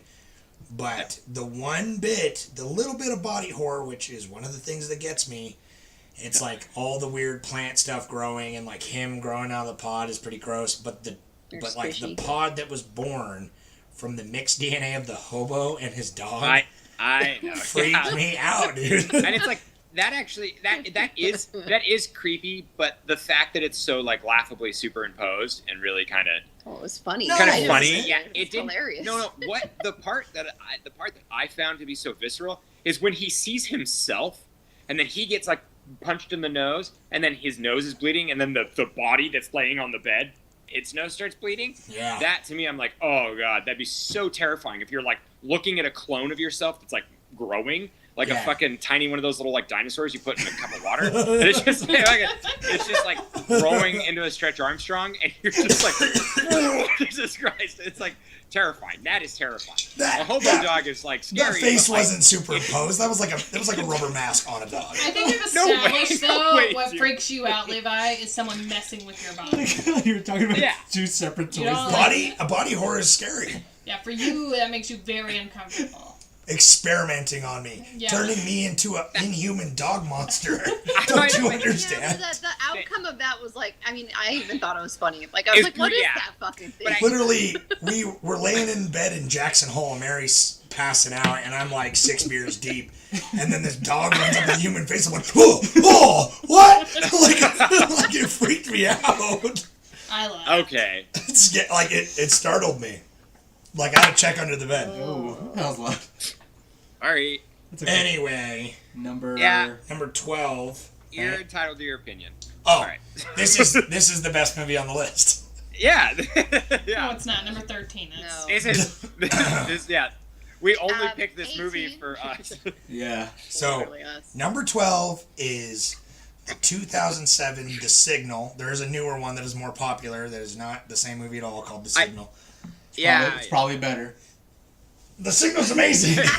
Dude, it probably isn't better. Listen, I've never seen the other. I've heard it's it has pretty nothing good, to do with this Signal. No, it has nothing to do. I love all the movies that I watched this month. The ones that I'm watching this for sure is The Void, and the other one is this. Yeah, did you watch it? Did you rewatch it? Oh yeah. I love The Signal. It's I don't know. really good. This to me is a little underrated. It's on the list. I mean, but this genuinely is underrated. This one generally is because even nobody talks about. All right, y'all are gonna have to start drinking every time you say underrated. That's what we should have set up, drinking rules. Then we probably would never. We would have never gotten through the 30. I know. Even online, nobody really likes The Signal, but The Signal is a fairly straightforward idea of just this signal that goes out over all the electronics that just makes people crazy, and not like. Most of them aren't like, oh, I'm a crazy zombie now. Yeah, but like, right. Like the main characters are crazy. What I love is like it isn't the originality of it. It's the character structure, and then the like. I love that it's essentially an anthology movie. Yes. But it's overarching. I mean, that I wouldn't call it an anthology movie. I don't really know exactly what I would say it. it's one story, but each section is told from a different character's perspective. Yeah. And from an actual different director, which gives it more of an intimacy to being a different human being. Like completely, it's like a different movie. Yeah. They're basically shorts that are shot through a complete arc. Yeah, it's one story, and the second but part is like vastly I love the second part's my favorite. Part, so everybody loves the second part though. Yeah, because it follows the best character. Too. I like it all, but it's like the first part follows Mia, and it's just your classics like apocalypse starting to happen setup. But the second part is where it really starts to stand out because it follows Lewis, which is arguably the best character, but he's the antagonist, and he's absolutely insane. But he's just got this weird quirk to him that I don't know, just makes him watchable. But that whole scene, it's like you're following him, and he's crazy. And everything, the way that they cut it together and the low budgetness of it to make it work, that it's like he thinks he's talking to like multiple different people. It's like, they're dipping out of frame. And I love, and it does such a fantastic job at not explaining. Like it's not like cell phone where it's like, hello, oh no, I've gone crazy. Like you're not on a phone going hello. It's like hello, hello, yeah. No, it like totally what if your phone killed you? So it's like basically like the TV's like gonna get you a little kooky. You're gonna go a little crazy. But if you watch it more, you kind of get more in like hallucinatory and like more obsessive and more paranoid. But more clear. But more clear. Yeah. You're kind of like you understand it, and the more you watch it, the more you like actually go where it wants you to. Because at the end, the main girl, she like basically succumbs to she's like catatonic at that point. Yeah, she becomes catatonic, but yet she's having like she won. It was like a happy ending, but it's bleak as shit because she's trapped in her own head. Show back up. Yeah, she's trapped in her own head. But it's almost like even the ending where it's is like this a metaphor for dementia or maybe Alzheimer's. I could see it honestly. I thought it was a nice romance story. It is. So I think the coolest part about this movie, and it didn't really hit me until I watched it the second time, is that the whole point is that the way that they're acting all crazy and stuff like that, it makes sense to them. Like there is a logic to the way they're acting, even if it's like as the viewer, it puts you homicidal. It puts you in their head.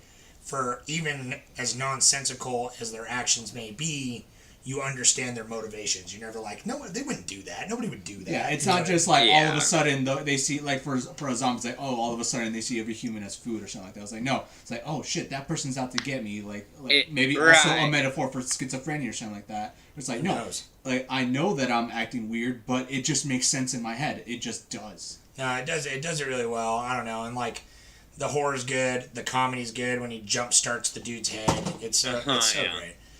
And just even the cutaways, like, you killed the guy too. Yeah, you cut his head off. Well, he had it coming, right? Probably. Well, he had it coming. Yeah, right. They're very like everybody's kind of like gone. It's like it's got such a nice blend of. It's like The Purge, but yet they're not trying to over-explain it. Like they're not, and then it just does. It has like. And it's probably the lowest budget movie on the list, honestly. Yeah. No, it's like $50,000 is how much it cost to make, which is fucking nothing. But like even the ending where it's like the Ben character, I've seen this movie so many times, but it's like Ben, he like turns the signal against. That's the only way he defeats him is he turns it against him by making him, because his whole motivation is in his identity as a husband, as a protector, which is him causing damage, and he turns his identity against him to where he is no one. Like he makes him think that, oh, you're not you, I'm you. And so he doesn't know who he is, and he basically self-destructs. And I think that's some fucking great character development for like an antagonist that's like stronger and more motivated than you, that's gonna kill the fuck out of everyone he comes across. It's so simple though too, because he's like, you're not the husband, I'm the husband, and he's just like, oh my god, like my whole motivation for this whole time, it's like it's wrong. No, literally, and he's just like Pac-Man turning in on himself. He's like, and the acting is pretty fucking good, man. Like the acting is good. I mean, from like the main dudes, and the girl, she does all right. She's not. It makes sense why she's only in the first third, and then she kind of is in the rest of the movie, because it's like there's a part Lewis, Ben, and those guys. Anyway. Yeah, like the only time that I was kind of sucked out of it, which I like, I still put this in high regard. It's like out of this list, this is probably my like second favorite movie. So it's up there. But I do find that like the black guy getting shot and then keep going is like kind of silly. I don't know. He like the amount that they put him through and he can still go is a little. That was much. I agree. That's much. But beyond that, I mean, it's not even like I feel like it doesn't take me out of the movie. But it just watching it again. But I've only seen this movie like 3 or 4 times. It's like when he says take him out of the movie, it was because the whole time that was happening, I was going to be like, he's just been fucking shot. Yeah. He should be dead. I was literally like, why is he not dead? Why is he not dead? Why is he not dead? Because he gets in the car accident, he gets shot. People get shot all the time. Maybe the reason why he was taken out of the movie was because I was yelling, why is he not dead yet? People get shot. It's funny that you're concerned that he can't keep going, and he's so hyped up too. He's like hyperventilating. He's worried he's going to bleed to death. And that's your problem, not that he gets easily decapitated with a shovel. Yeah, that's like I know, backhanded with a shovel and his head comes off. I guess I was just like, I remember being Cemetery like, oh, Man. now he's actually going to be dead. And then they did bring him back in like a kind of, obviously not in a real way. Yeah. And I was like...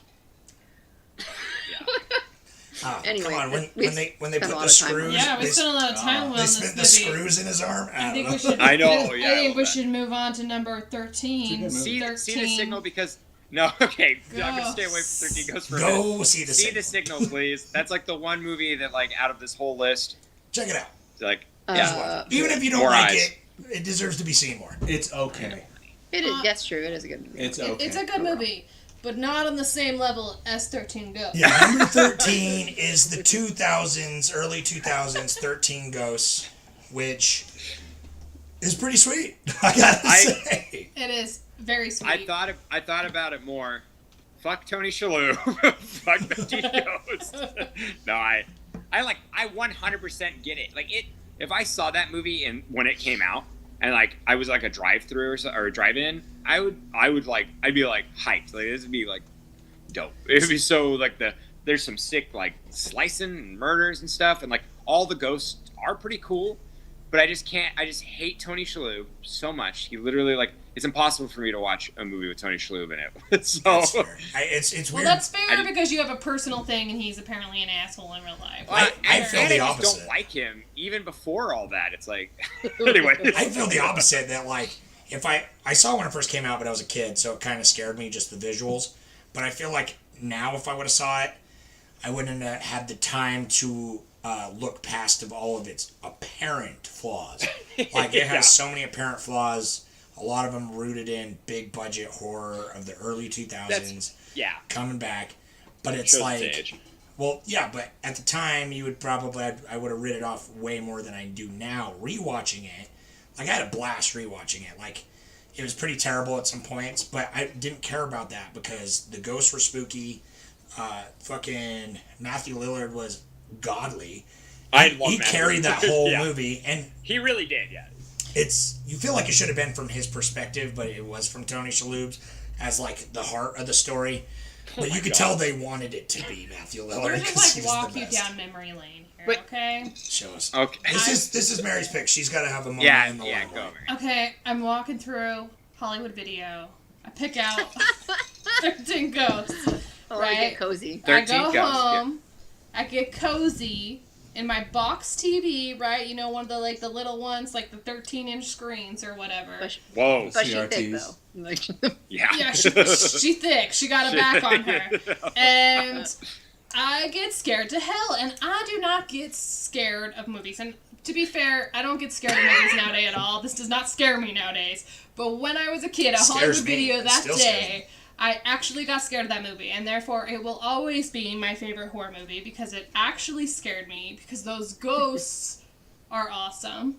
And the character design of those ghosts are awesome. And they do have some really freaking awesome scares. Yes, I need to say this all, Jordan. I need to get this off my chest. Okay, and so I watch it every year at Halloween time, and it's amazing. And there you go. I'm done now, Jordan, go. No, that's so tender. I don't even want to. Yeah, don't ruin this. There's really nothing I don't want to ruin it or anything. It's kind of just like that. I've never seen this movie until this month. And so I don't have like a nostalgic lens. And so I just see its flaws. And I totally understand what it is. Like I can put my bias against Tony Shalhoub aside. He still was kind of a weak character no matter who he is. But the ghosts were neat. And that's it.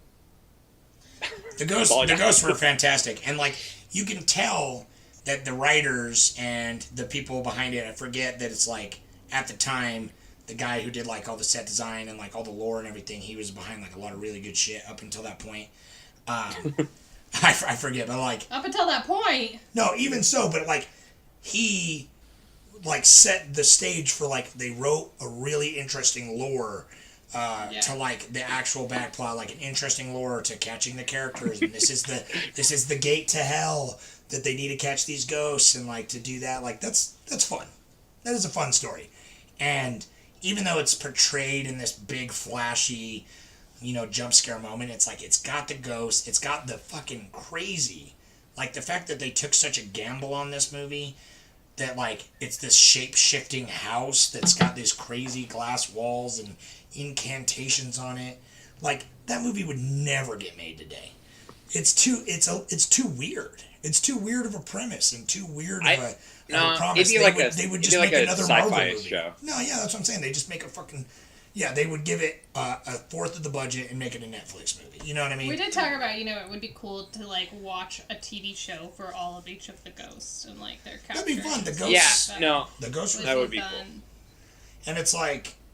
I don't know. Matthew Lillard, he's one of my favorite actors, and he's so fun to watch in this movie because he is just, like... turned up to 100, but you just like Matthew Lillard. Yeah. You just like Matthew Lillard because of SLC Punk, among other things. But yes, yeah, but that yes, and then but like Shaggy. I feel like this whole. I mean, who couldn't have been heartbroken when he wasn't asked to be reprise Shaggy though? That seriously, happened. I thought you were gonna say in this movie when he got his back snapped in half on the corner of a wall by a giant ghost. No, pal. That doesn't happen in like when this movie came out, I literally watched until the scene where that guy gets sliced in half on the when he slides down. Yeah, that was I watched. So me now I'm a 29-year-old woman. So I watched that when it first came out. Like I was watching. I remember I watched it with my parents up until that moment, and I sobbed and I screamed and I ran into my room. And I did not. As like what, a 22-year-old? Whenever this movie came out, I don't know. I think I was like 10. But I chose as a 29-year-old woman to not watch this movie because of that. Because I was like, I can't. The trauma. That's actually probably my favorite death scene in any horror movie. It is a dope death scene. It is fun. Like all the death scenes were pretty cool. I don't know. There wasn't that many, but the ghosts. I don't know. It was a fun movie. I think it's. What do you have to say about the ghost, Jordan? I feel like you're holding back. Just say it. I feel like it's like I'm not trying to like. I feel like Mary, you're just like a 10-year-old little girl, and I'm just like your movie choice sucks. Like a child. As the same age, this adult talking shit to this child. It's endearing and fun, and the ghosts look like they're from a Spirit Halloween store, but it's fun. Oh my god. I thoroughly disagree with you. I have to have him come with me. Even the Jackal Ghost, which is like the most like edgy, quick cutting.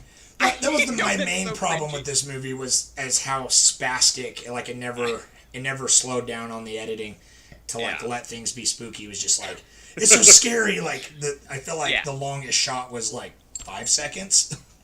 You know it's what like I mean? it's like watching like haunted house closed captioning or something like. I feel like this is a haunted house, but it's the part of the haunted house with the strobe light that gives you a seizure. You know what I mean? But I like it. And it that's the thing. I really do feel this is like Poltergeist. It's one to see when you're 12. I don't know. 10, 12, and then it'll be more impactful. I feel like, and not saying that it's like I don't know. That's the thing.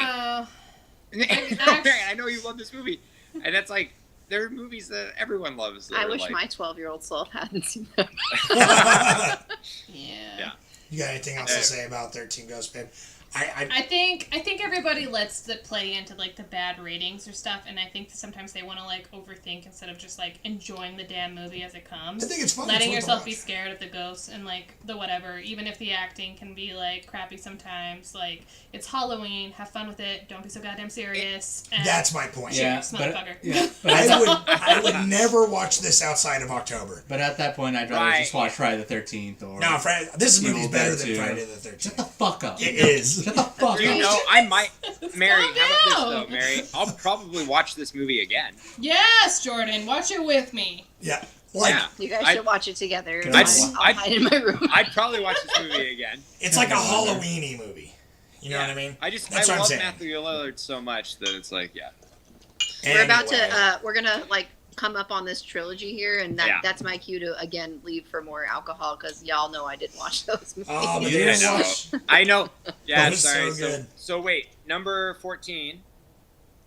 Okay, we're moving on, right? Everyone. Let's move on. What's number 14? Comfortable. What is number? It's Night of the Living You're Dead. getting into my trilogy. The next what? The next 3 movies? Yeah. Oh, here. Zombies. Yeah, this was my pick. I picked 2. Well, I picked 2 movies, but then this trilogy was kind of like something I felt was important because I love it. So before we get into this, why is Return of the Living Dead like 10 movies away? What do you mean? Return has nothing to do with this. It has nothing to do with it. But it shouldn't have still been attached. I didn't want to do Zombie Overboard.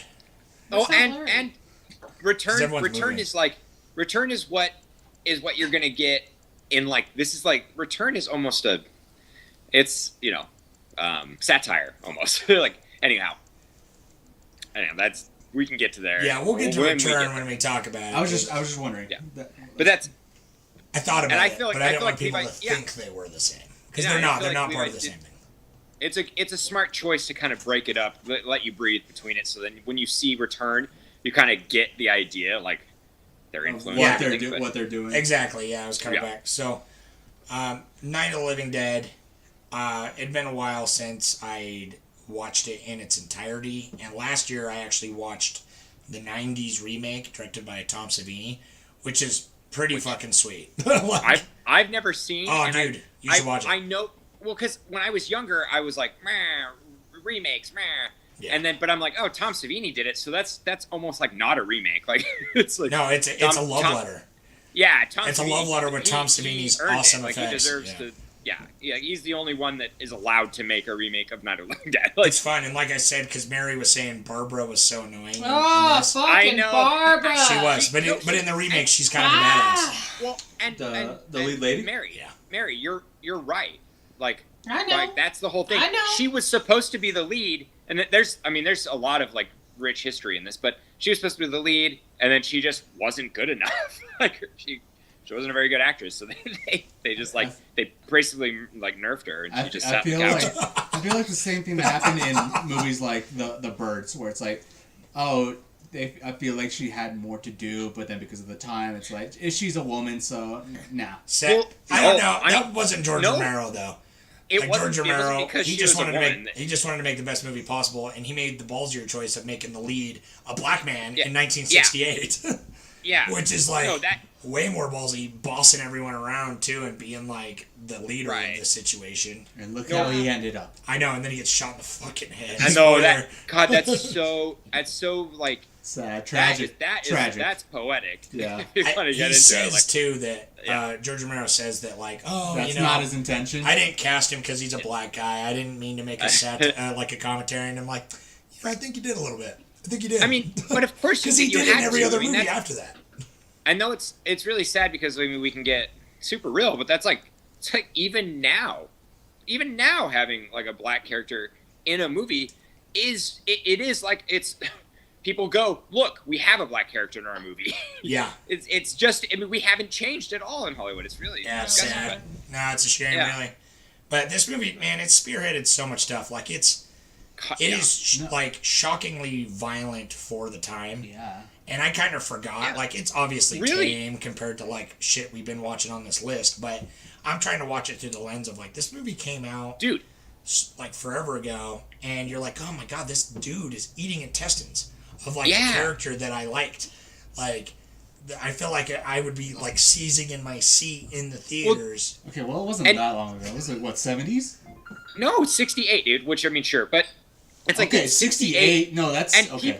People are getting eaten. Like no character is safe. You gain attachment to a character, and then boom, they're burnt alive, or boom, they're eaten alive. The premise, he invented the zombie, which of course he called the ghoul at the time. Right. He fucking, this little girl comes back from the dead and stabs her mom to death with a fucking hoe and eats her. Well, and I love it. I love it how the best scene. The best scene. So gnarly. Yeah. I liked it.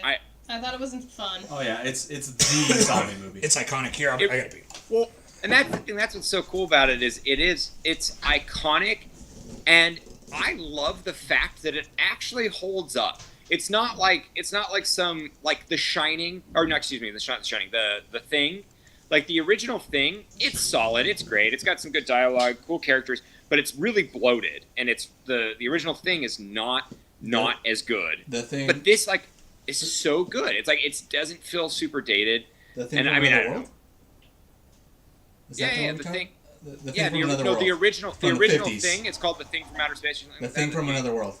The Thing from Another World. Yeah. Come on, Jordan. So like, come on. Okay, yeah. Give me a break. I've been drinking, but it's like that where like that the original Thing feels very dated, but this shows its age, but like has decent character development and has a cool premise, and like it's the same idea really too, because it's like they're stuck in one location and it's grim. It's impossible to get out because the numbers keep growing. It's like how many are out there? I don't know, maybe 6 or 7, and then another character is introduced. Oh, how many do you think are out there? I don't know, it looks like a dozen now, and then it's just like keeps growing, and then it's like there could be hundreds of them out there. Oh, I love it. I really like the TV announcements. I know that's weird, but like the way that they did that and all that were really cool. It ties the whole narrative together so well. Like you get character development with everybody trying to secure this situation. And what's so dope is like nobody has true claim to this home. There's no single person owns this home. They're all just drifters who are like, I'm trying to survive. And everybody who's there is like, I want to be the boss, but it's like you can't be the boss and someone takes control. And it's beautiful. And then you get like your only break is to kind of find out what's happening in the real world. And even then it's still dismal. Yeah. I love it. Where are you putting that light on? I feel like your faces got really dark all of a sudden. That's fine.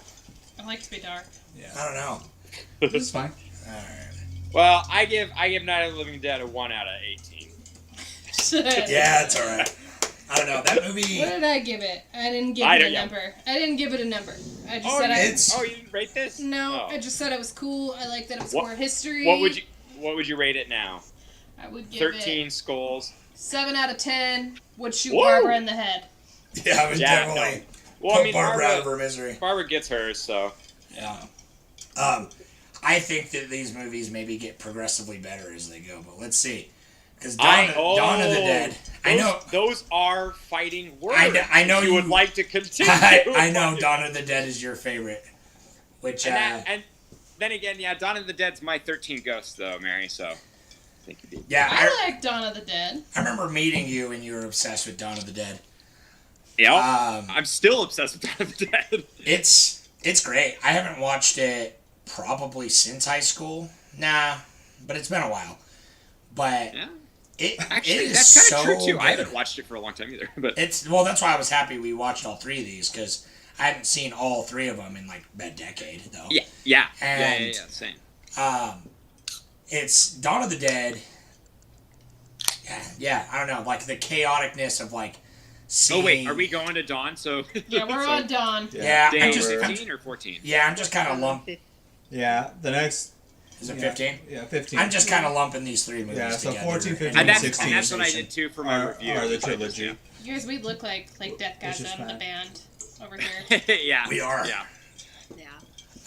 Brutal. Baller. Twas brutal. Still, brother. But Brute. so I guess it's funny because I'm not I just have like a quick thing to say about Dawn of the Dead, honestly, because it's a movie I've seen more like you, Levi, with Poltergeist.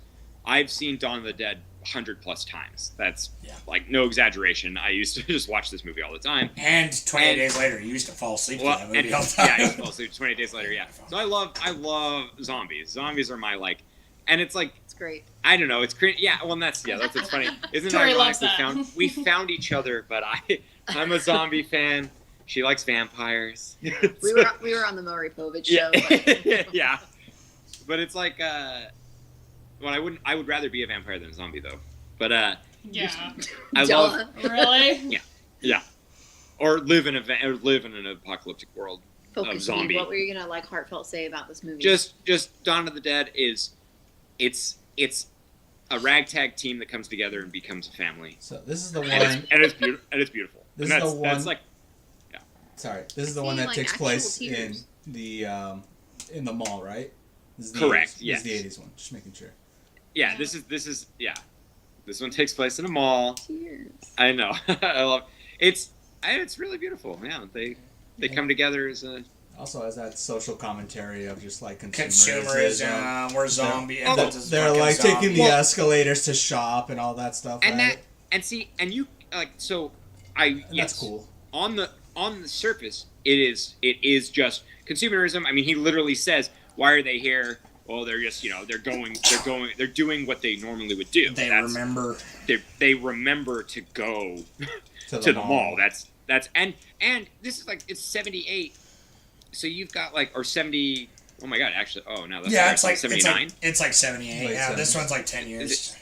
Yeah, it's 10 years. Yeah, it's 78. And so it's like literally a mall was like just introduced. Like malls were really young, and so malls were already being like commented on in movies, and so it's like kind of just interesting that it's like, oh look, a mall's where you go to hang out, to consume. It is just a zombie like consume action. products and consume flesh, which is cool that you see so Capitalism, much of man. that in the 80s movies, 80s horror movies, and everything like that. Yeah. I like They to also say had a badass David black agrees that character Dawn here. is the best. Again, another badass. like you said, like another badass black character that knows And all the shit, is fucking super smart and makes the logical decisions. You know what I mean? Right. And I feel like every character actually has a really strong arc. I love the agree. relationship between Flyboy and the girl. Like it's good. But it's beautiful. I don't know. Yeah, this movie's one of those like where it's like It is really good. It's not like it's it's not the strongest written. Like Day is a million times better when it comes to like characters, and it's like it's written a lot better. But this one just has such a fun. It's so realistic in the sense of what you would do. Like if you were in a mall, you kind of like once you get fortified, you're just like you're set. You're kind of like, well, we get to hang out. This is kind of our little island or sanctuary. And I think that's the strength, because obviously it's like a trilogy, these three movies, but they're not like one cohesive story, obviously. Yeah. But it's like they all have the same idea of like holding up from the apocalypse, running away from the world's problems, and like what comes of it. And that's what I think is great about this, is like society is collapsing. These guys are like SWAT officers, and they're like, shit's getting fucking crazy. Let's get on the fucking helicopter with the 2 News guy, and let's get out of here, man. Like, whatever. And I love, they go to a mall, and, they get comfortable, and they start to get complacent, and it's like they start to have fun. They start to, like, get their stuff. Like, they realize, like, they're starting their other life. Like, there is, in the apocalypse, and, like, a lot of movies, like, it's just so grim and so bleak, but it's in this, it's like they're taking some relish in, like, oh, this is something that look at all this free shit that I never would have been able to have, and all this other stuff. And it's like you feel that behind the characters too, though. It's like they finally feel like they have a moment to breathe, and they got things under control, and they're like, okay, maybe we can make this work for now because times are so uncertain. But then bam, no, motorcycle gang, you know what I mean? Yeah, I mean that's what that's the coolest part. When like, the downfall, when the motorcycle gang comes in and causes like shit, it's almost like the motorcycle gang is kind of like they're taking advantage of the situation, just like our main characters, but they're doing it in like malice. They're doing it with like destruction behind it. And so it is kind of a fun like juxtaposition. And then to see the motorcycle gang having fun too.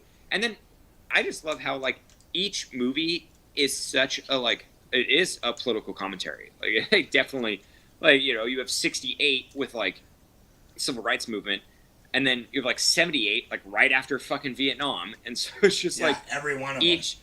Yeah, and then 85 where you've got like Reaganism and shit, and it's just like everything is so like each one military industrialist complex industrial and all complex. that shit. Yes, holy shit. Yeah, Days amazing. Okay. They're all really good. We going today? No. So David said Roger's We need transition. some comments. Roger's transition is so heartbreaking and so freaking well done. David said.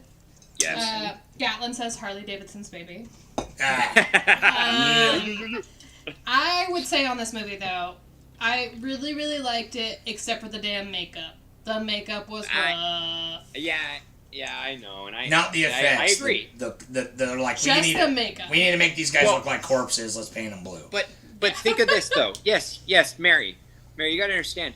Tom Savini he's going from a black and white world to like He's going color. through a hard time, okay? No, but it is. Thank you, Jordan. I now understand. No, but really though, like that is that's the cultural development of it. Like Tom it's like Savini, you have to give like a stylistic choice. And so if you watch like Zombie, that like they use like actual clay and like it looks. Their zombies are very stylistic also, and so I don't know. I can see the evolution of zombies from these three movies too, right? Like it's interesting to see. I don't know. Yeah, but this particular makeup, I was like, ugh. Well, and George Romero, he grows out the zombie hardcore up to his death, like he does. I totally trust Tom Savini though, because it's like before this he was in Vietnam as a combat photographer, and so he would always say that they never showed corpses and death right in movies. And so it's like he's like, no, they're slackjaw, eyes open. It's not peaceful. It's violent. It's just lights out. But I kind of would trust his fact that even though there's probably no real way to do it, they probably had to like ratchet it up to that movie level of like suspended reality. Right. But it's like, how do we make these guys look corpse-like? And like, let's just turn it on. Well, you know, and he didn't want to. In an interview, he says he doesn't want you to be. He didn't want you to, exactly. He didn't want you to be confused. really. Like it's like these guys are zombies. Bam, you know it from the get go. But I do agree, it does look like they just took blue paint. But then that also kind of like it lends to the style. I kind of like it too, honestly. Because like I said, even blood, the other movies don't do that. That Technicolor blood just popping off that blue. Dude, don't get me started. On that. Baby. That Technicolor blood. I like it. All right, let's move on to Day of the Dead. All right, Day. Yeah, I was like, we're almost at 7 o'clock here, folks. We're getting there. We're getting there. Like, yeah. We haven't even. We're hitting 16. Yeah, halfway through. We're halfway done. So, Day was always my favorite, but rewatching these in order, I finished Dawn and I was on a high after Dawn. I love Dawn. I thought it was awesome, and I was like, I don't know if Day is gonna stand up still the way it used to me. And then I watched Day and I'm like, oh yeah, this movie is. I feel like this is the epitome of zombie movies. Like this is the point where they're like, okay, this is everything we've learned over the years. This is all our mythos that we've built for this monster. So this is the high point for this creature, the zombie right here. And then everything else after that is not really doing much new until 20 years later or whatever comes out. Landis is like, I feel like Landis is. That's his pinnacle. No, really though. Anyways, that's for a different podcast. It's not the peak though. That's the denouement. That's the end. That's the natural progression. So the gore in this movie was freaking awesome. Oh, so good. The gore is amazing, and I love how exhausted everybody is. It's so perfect. Like it's so like this isn't like they're not just having fun. I mean, like lack of a better term, they're not just getting introduced to the apocalypse. It's not like something that's like, whoa, what the fuck's going on? This is like, no, we've been doing this for years. No, they literally we're down to our last end. They Like, fly to that city and they're in Florida and they're just out there with the bullhorn, just like hello. And that, oh my god, that hello, Gorillaz use that in their so good. One of their songs. It's beautiful. Well, they live. Zombie Flesh Eaters was the original name for Night of the Living Dead, and the Gorillaz used that as their production. But anyhow, that's yeah, that's awesome. M1A1. Oh, okay. On the first album. album. Anyway, I also put in my comments that the special effects, it was cool to see the evolution of special effects. And that's Tom Savini. He's growing up. He's getting down to like what you need and like how to do like a more, realistic dead zombie. But not even just visually, because visually, aesthetically, the music was like super foreboding and like super synthy in 80s, but awesome. Yeah, you're right, Jordan. They have like the psychological, the exhaustion. Like they literally, the character Miguel, she just like tranks him because he won't sleep because he's having like a nervous breakdown. For like, and he's no, and it's, dude, like I said, it's right after Nam, or I guess that's Dawn, but still, it's like that industrial complex, like the soldiers that just won't stop, and they're forced to they have to follow detail, and they have to just follow command. And they just like exactly. They get overrun. It's like the second Dawn of the Dead. That like the Night of the Living Dead was like to set it up, set the premise, get all these spearheads. Dawn of the Dead was like it's these characters, and it was like this very like kind of like 70s, a little bit more disjointed vibe. But this is like it had very come to a head. Like all the characters were very fleshed out the way they needed to be, even if they were kind of just archetypes by being just like these military meatheads, some of them.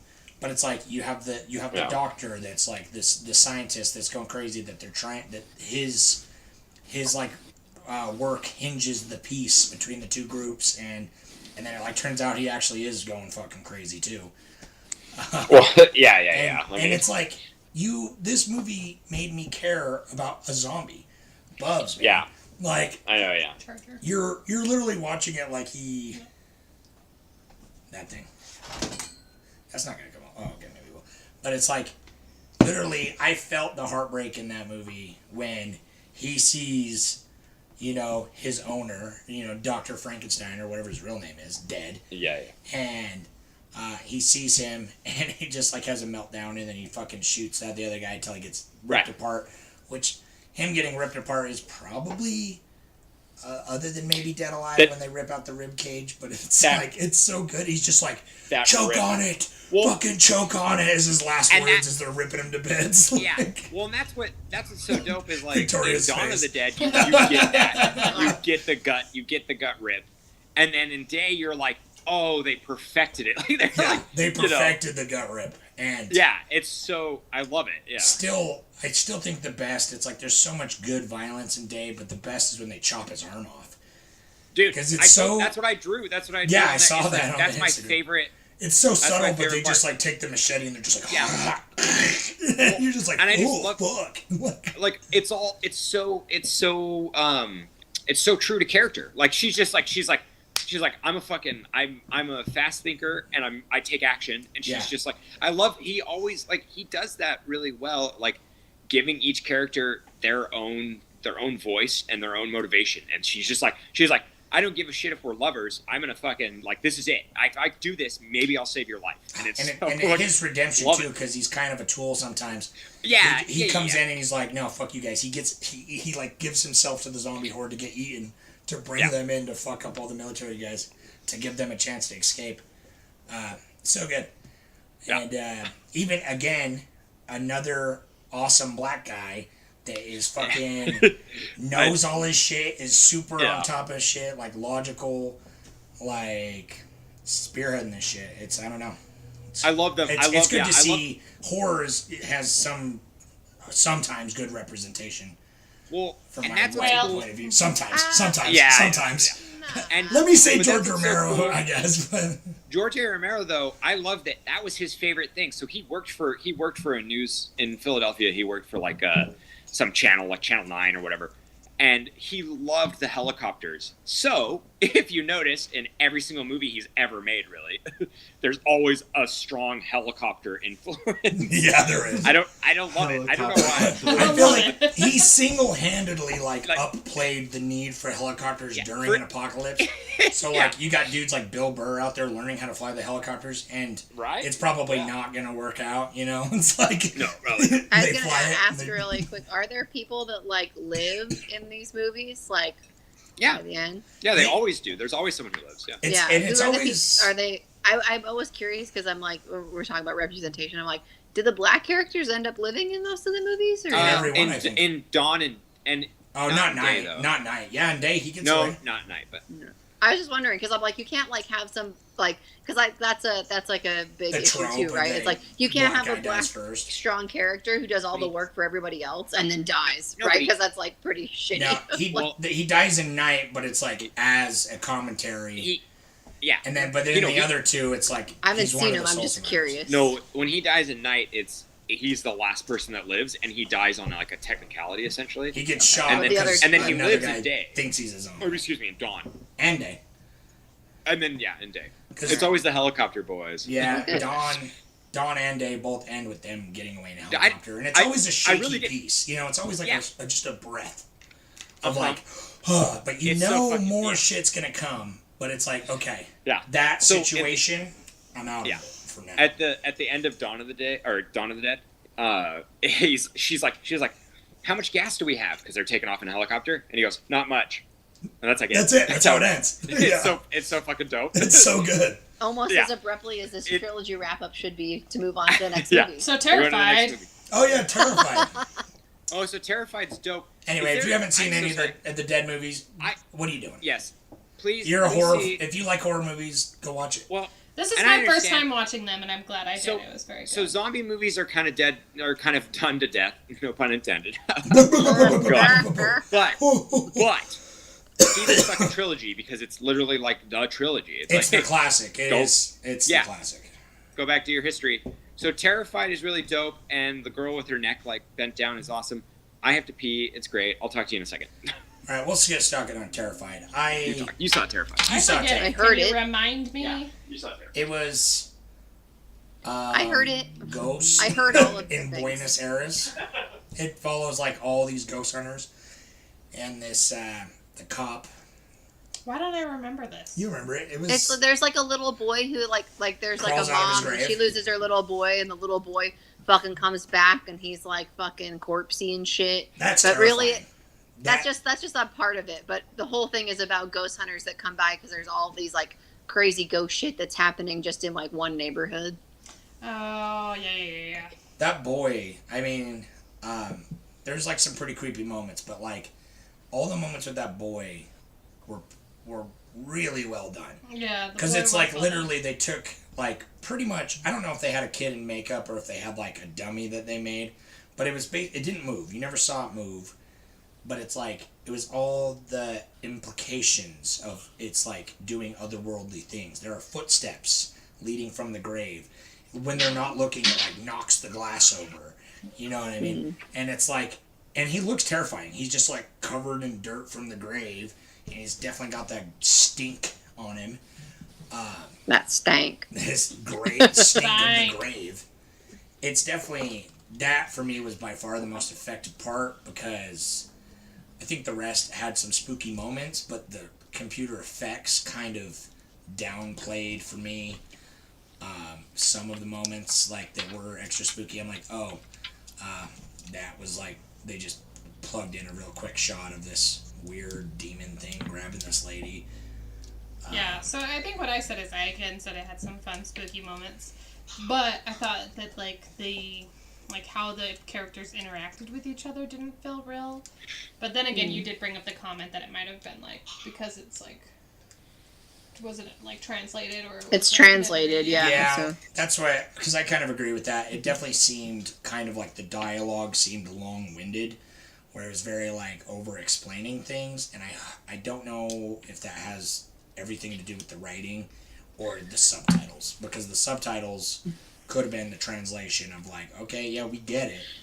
Like they just have to be very thorough, which was strange because the whole thing felt monotonous. Like they're like, okay, I'm gonna do a thing, and here's why I'm doing this thing, and here's my exact my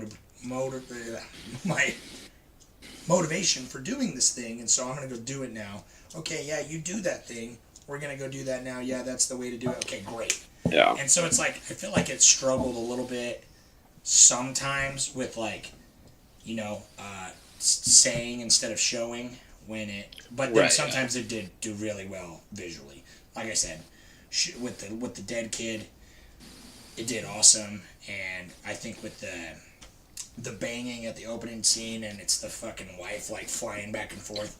That was cool.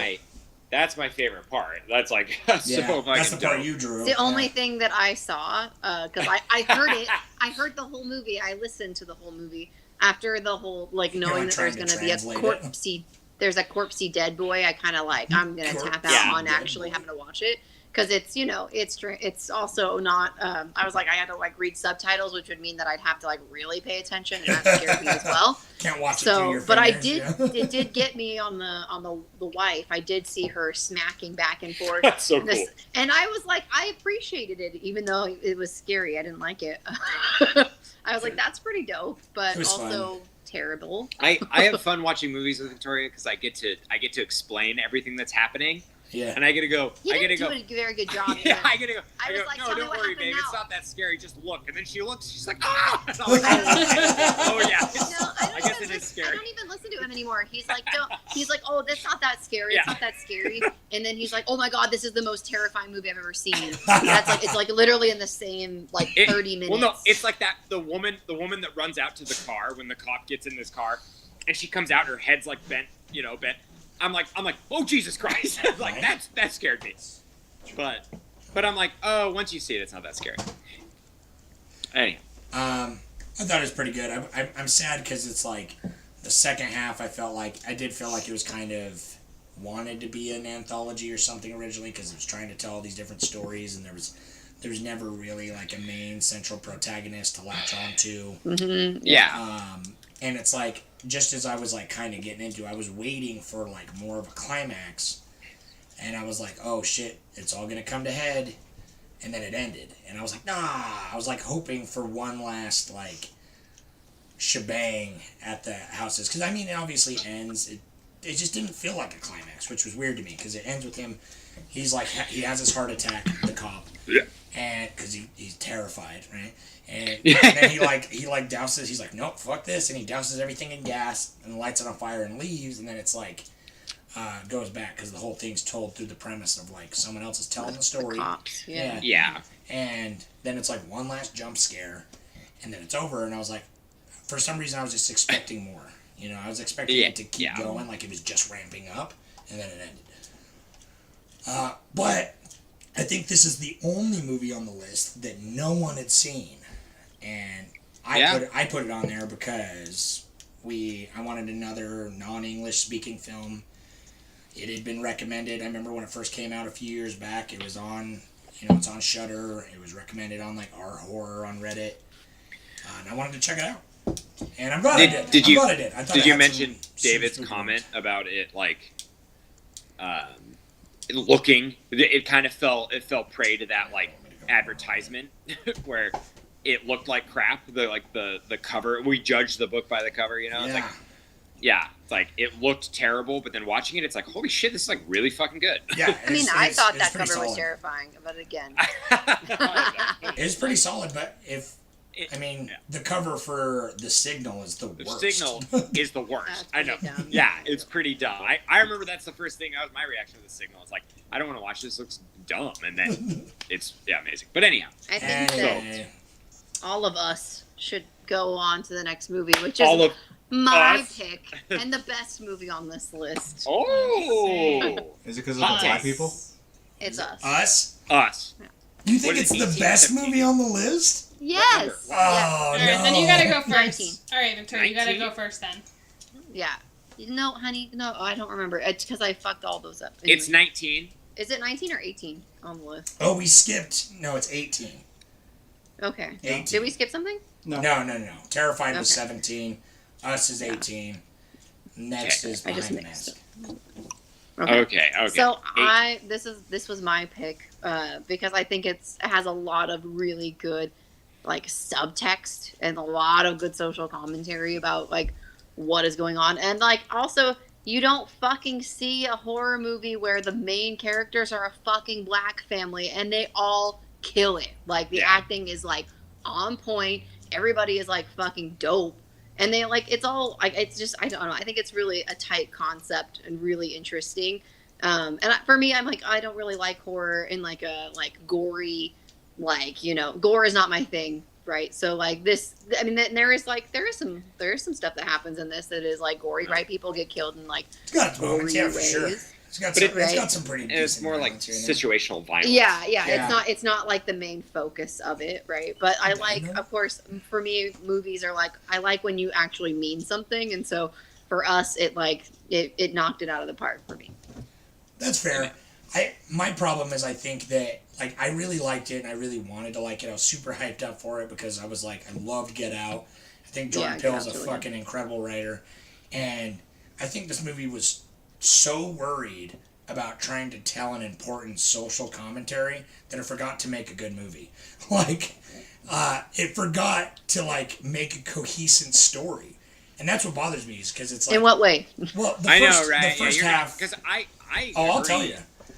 Yeah. I'll tell you right now. The first half, I was really on board. Like, I was like, oh, fuck yeah. Because this is the second time I saw it. I saw it in theaters, and so this time I knew a little bit more what I was getting into.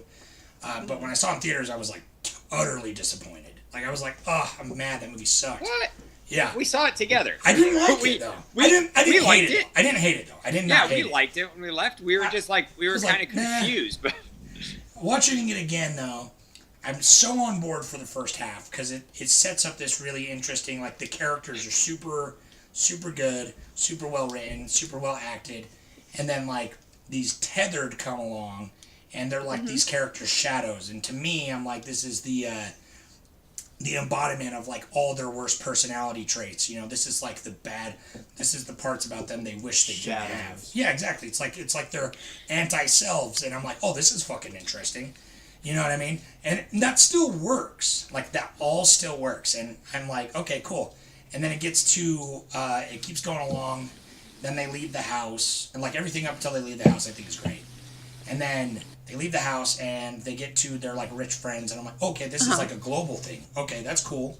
I like the mystery behind it. I like how abstract, like, the premise. It's, like, these physical embodiment of, like, these bad personality traits to show you your worst self coming back to destroy you, right? It's like you're your own worst enemy type of shit. I'm in it. But that's not actually it. No, I know. But then the fact that in the last third of the movie, it undoes all the magic for me. It just undoes it all and says, it tries to like really explain it, like make everything really literal. And I don't think, if I've learned anything from talking just now, not everything has to be literal in a movie. It can be, there can be like metaphorical, there can be things that are not explained, and there can be ambiguity, but the fact they're like, no, this is a government conspiracy of like MK Ultra fucking clone tethering so we can control people that went awry.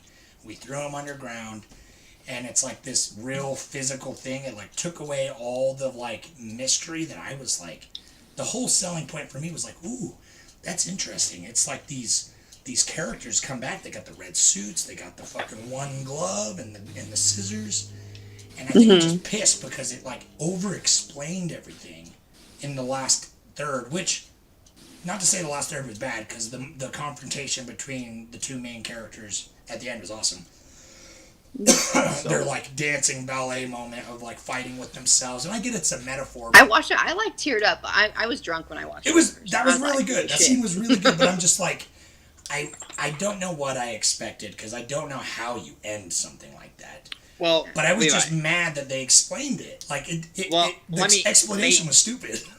I just have like a quick interjection here, is that it is in the cosmic realm. I feel that it goes from like inside the Hall of Mirrors, or whatever that, like, I mean, essentially the Hall of Mirrors. Yeah, I'm sorry, I watched that. it goes into a cosmic realm where you are tethered, and they're not experiments as much as like it is just like they are just the shadow. Well, it is your reflection. I'm gonna like interject here. So like, essentially, yeah, I totally get what you're saying. Like they like made it from like what you would think is kind of this like otherworldly thing, and then they like brought it down to like, oh, something actually happened where we made clones of literally it was like kind everyone. of supernatural, like didn't need an explanation, and then I got an explanation. But they moved it like straight up into like there's something that really actually happened, and now we have clones of everybody. I get that, but what I liked about it is that it like the next part of that is that there's like a lot of like. It's like really deep around why, like what that looks like, you know, like what we're looking at is like marginalized folks, right? Like they're poor, they're mostly folks of color, and they're literally being like toyed with by the people on the front, right? Like on the land, right? And everybody that they've shown like above has money, right? So like they're like literally having to emulate the things underground that the top folk do, right? Which is like I got that with the money too, for sure. Right? Yeah, like it's just like I mean, like I get it. I understand like there was like this supernatural vibe, and then we like brought it into like well, there's actual people.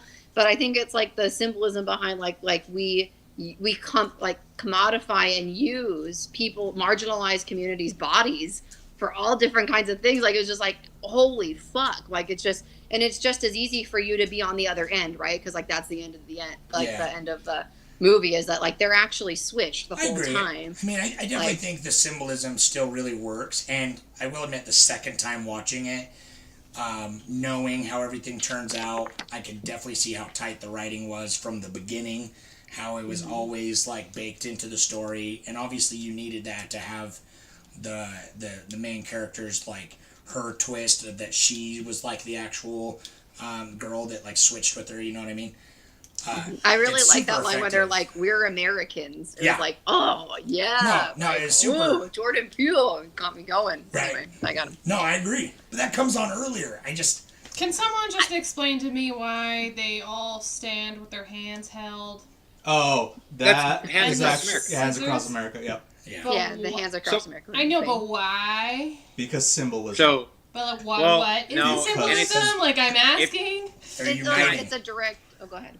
Go ahead. It just all it is like if you want to, you kind of derail the entire movie itself, but then it is just like a metaphor for trauma and like what she remembers as a child. And so before she got switched, the last thing you see is her watching a television program, like or her just flipping through channels. Yeah, but also it's also about like unity, like together we are strong, right? Like rising up against our oppressors and as one. Yeah. Like I get that, but I think it all still super works. Well, it comes from the lens of a child. Like she's, you know, as an adult, like fucking Hands Across America, A, physically can't work, and B, isn't gonna fucking work. We're not gonna end homelessness by holding fucking hands. It's not how it works. What? And so it's like, but through it, we did it. What have I been doing with my life? a child thinks that Hands Across America will fix the problem. And when I was a child, I thought Hands Across America would have worked. Like I remember that. That's why I had such a nice connection with this movie. Is that like as a kid, I was like, wow, Hands Across America, that's so cool. Like, how could that fail? I don't see a single problem with this plan. I think like because Victoria, like in this movie, it didn't necessarily fail. That's true. It didn't fail. No, they got it popping. I agree with you. Like it did all the things right, but I think just as Levi, my brain is trained, from like a storytelling point of view. Let me ask you a question. That just. It like deflated the balloon for me. It deflated it. I know. Why do you has a question. But it's so funny. You love cosmic horror. Hang on, Pops has got a question. Levi, go. Let me ask you something. Why do you have a problem with this movie doing that when Get Out almost had the exact same thing? No, Get Out, because that's the thing. Get Out. It does. No, it doesn't. Yeah, there's we watched not. Get Out the other day, dude. No, so did I. Because that was my problem with Get Out when I watched it the first time. That was my problem with it. No, see, my thing is Get Out remained 100% of the time entirely grounded in reality as a story on its own, a thriller, and also a very good social. No, not at all. and Get a Out. very What good are you talking about? Get Out? Get Can Out. I really quickly Yes, it's I super love the fuck out of What the fuck are you talking We about? are Sci-fi. spending It's so sci-fi, much I No. time on this. It's not supernatural. It's more sci-fi, I guess. That's different. It's Yeah, just that's saying. different. Yeah. we're at like it's 7:13 and we probably spent like almost like 15-20 minutes. This is this is an important movie because Us it is good, yeah. it is a new genre of horror essentially. Yeah. Social commentary horror, or however It you is. want. Social horror. Yeah. No, it isn't. Look at fucking George Romero, dude. He's doing social horror. Yeah, but he's Yeah, white. look at Candyman. Oh. Candyman tried to Cat- accomplish yeah. this. Oh. It tried to accomplish this. Yeah. It did. It did It try. did. Yeah, It it tried. It put a tried. black man as a lead. Bernard and then said, Rose directed They it. stamped a black man on the lead and said, "That's it. That's equality." That's and what that- it did. yeah. For Like, Romero? this is not like that. For Romero? No, Candyman. Okay, for but so did Candyman, George sure. Romero. We don't have time for this. Well, yeah. I thought it was interesting or confusing. I can't decide, so that's. what I am I'm gonna honestly leave it at. always on like the middle point. And Of I can't Levi, tell if I this know- this movie is too ham-fisted or if it's like the perfect amount of subtlety. I don't know. I still think it's a good movie, and I still think it's an important piece of art, and I still really love Jordan Peele, and I want him to keep making his style of horror movies. I'm will like, see is it being anything subtle nice. or is it screaming a symbolism? Yes. And then you just don't know, and so I don't know how to feel about it because I'm not sure I'm comfortable with either way. And so Okay, well, it's like, can I get one about Hispanics, and then maybe I can have an opinion. That's what Guillermo del Toro's for, but he's too. No, he's not. He doesn't I care don't know about that. about He that. just wants to make cool giant robots Yeah, fight. you're right. You're right. And I'm all like, all right, I'm fine with that. Hold I'll on, take one that. last point, I'll take though. that. okay, one last point, and we're moving on. One last point, though. It's just like, I think the reason why I was a little butthurt is because with Get Out, Jordan Peele, he wanted to make this really tight, like it won best fucking Oscar for original screenplay. Tight Comedy. tight screenplay, like thriller story, everything points to everything else. That also is 100% like a social commentary and allegory, and I think he was coming off of the high from that, and hearing so much about how important of a movie it is. And so he wrote Us, having had the idea for it all along. And I think that the story, the actual storytelling element of it, kind of got lost in the shuffle of the symbolism he was trying to sell. Which I feel like I agree. I agree that the symbolism is really great, but I think that I also admit that personally that's just a personal preference. My problem with it is 100% personal. That I wish it would have gone a different way in its actual third act. That's it. like Get Out had like a very specific social commentary, whereas I think Us has more of a like overall marginalized community too. I agree, but I feel like if they would have went a more supernatural route instead of thinking it's supernatural then grounding it, then it could have opened it up to more of a discussion. We don't even But have it time.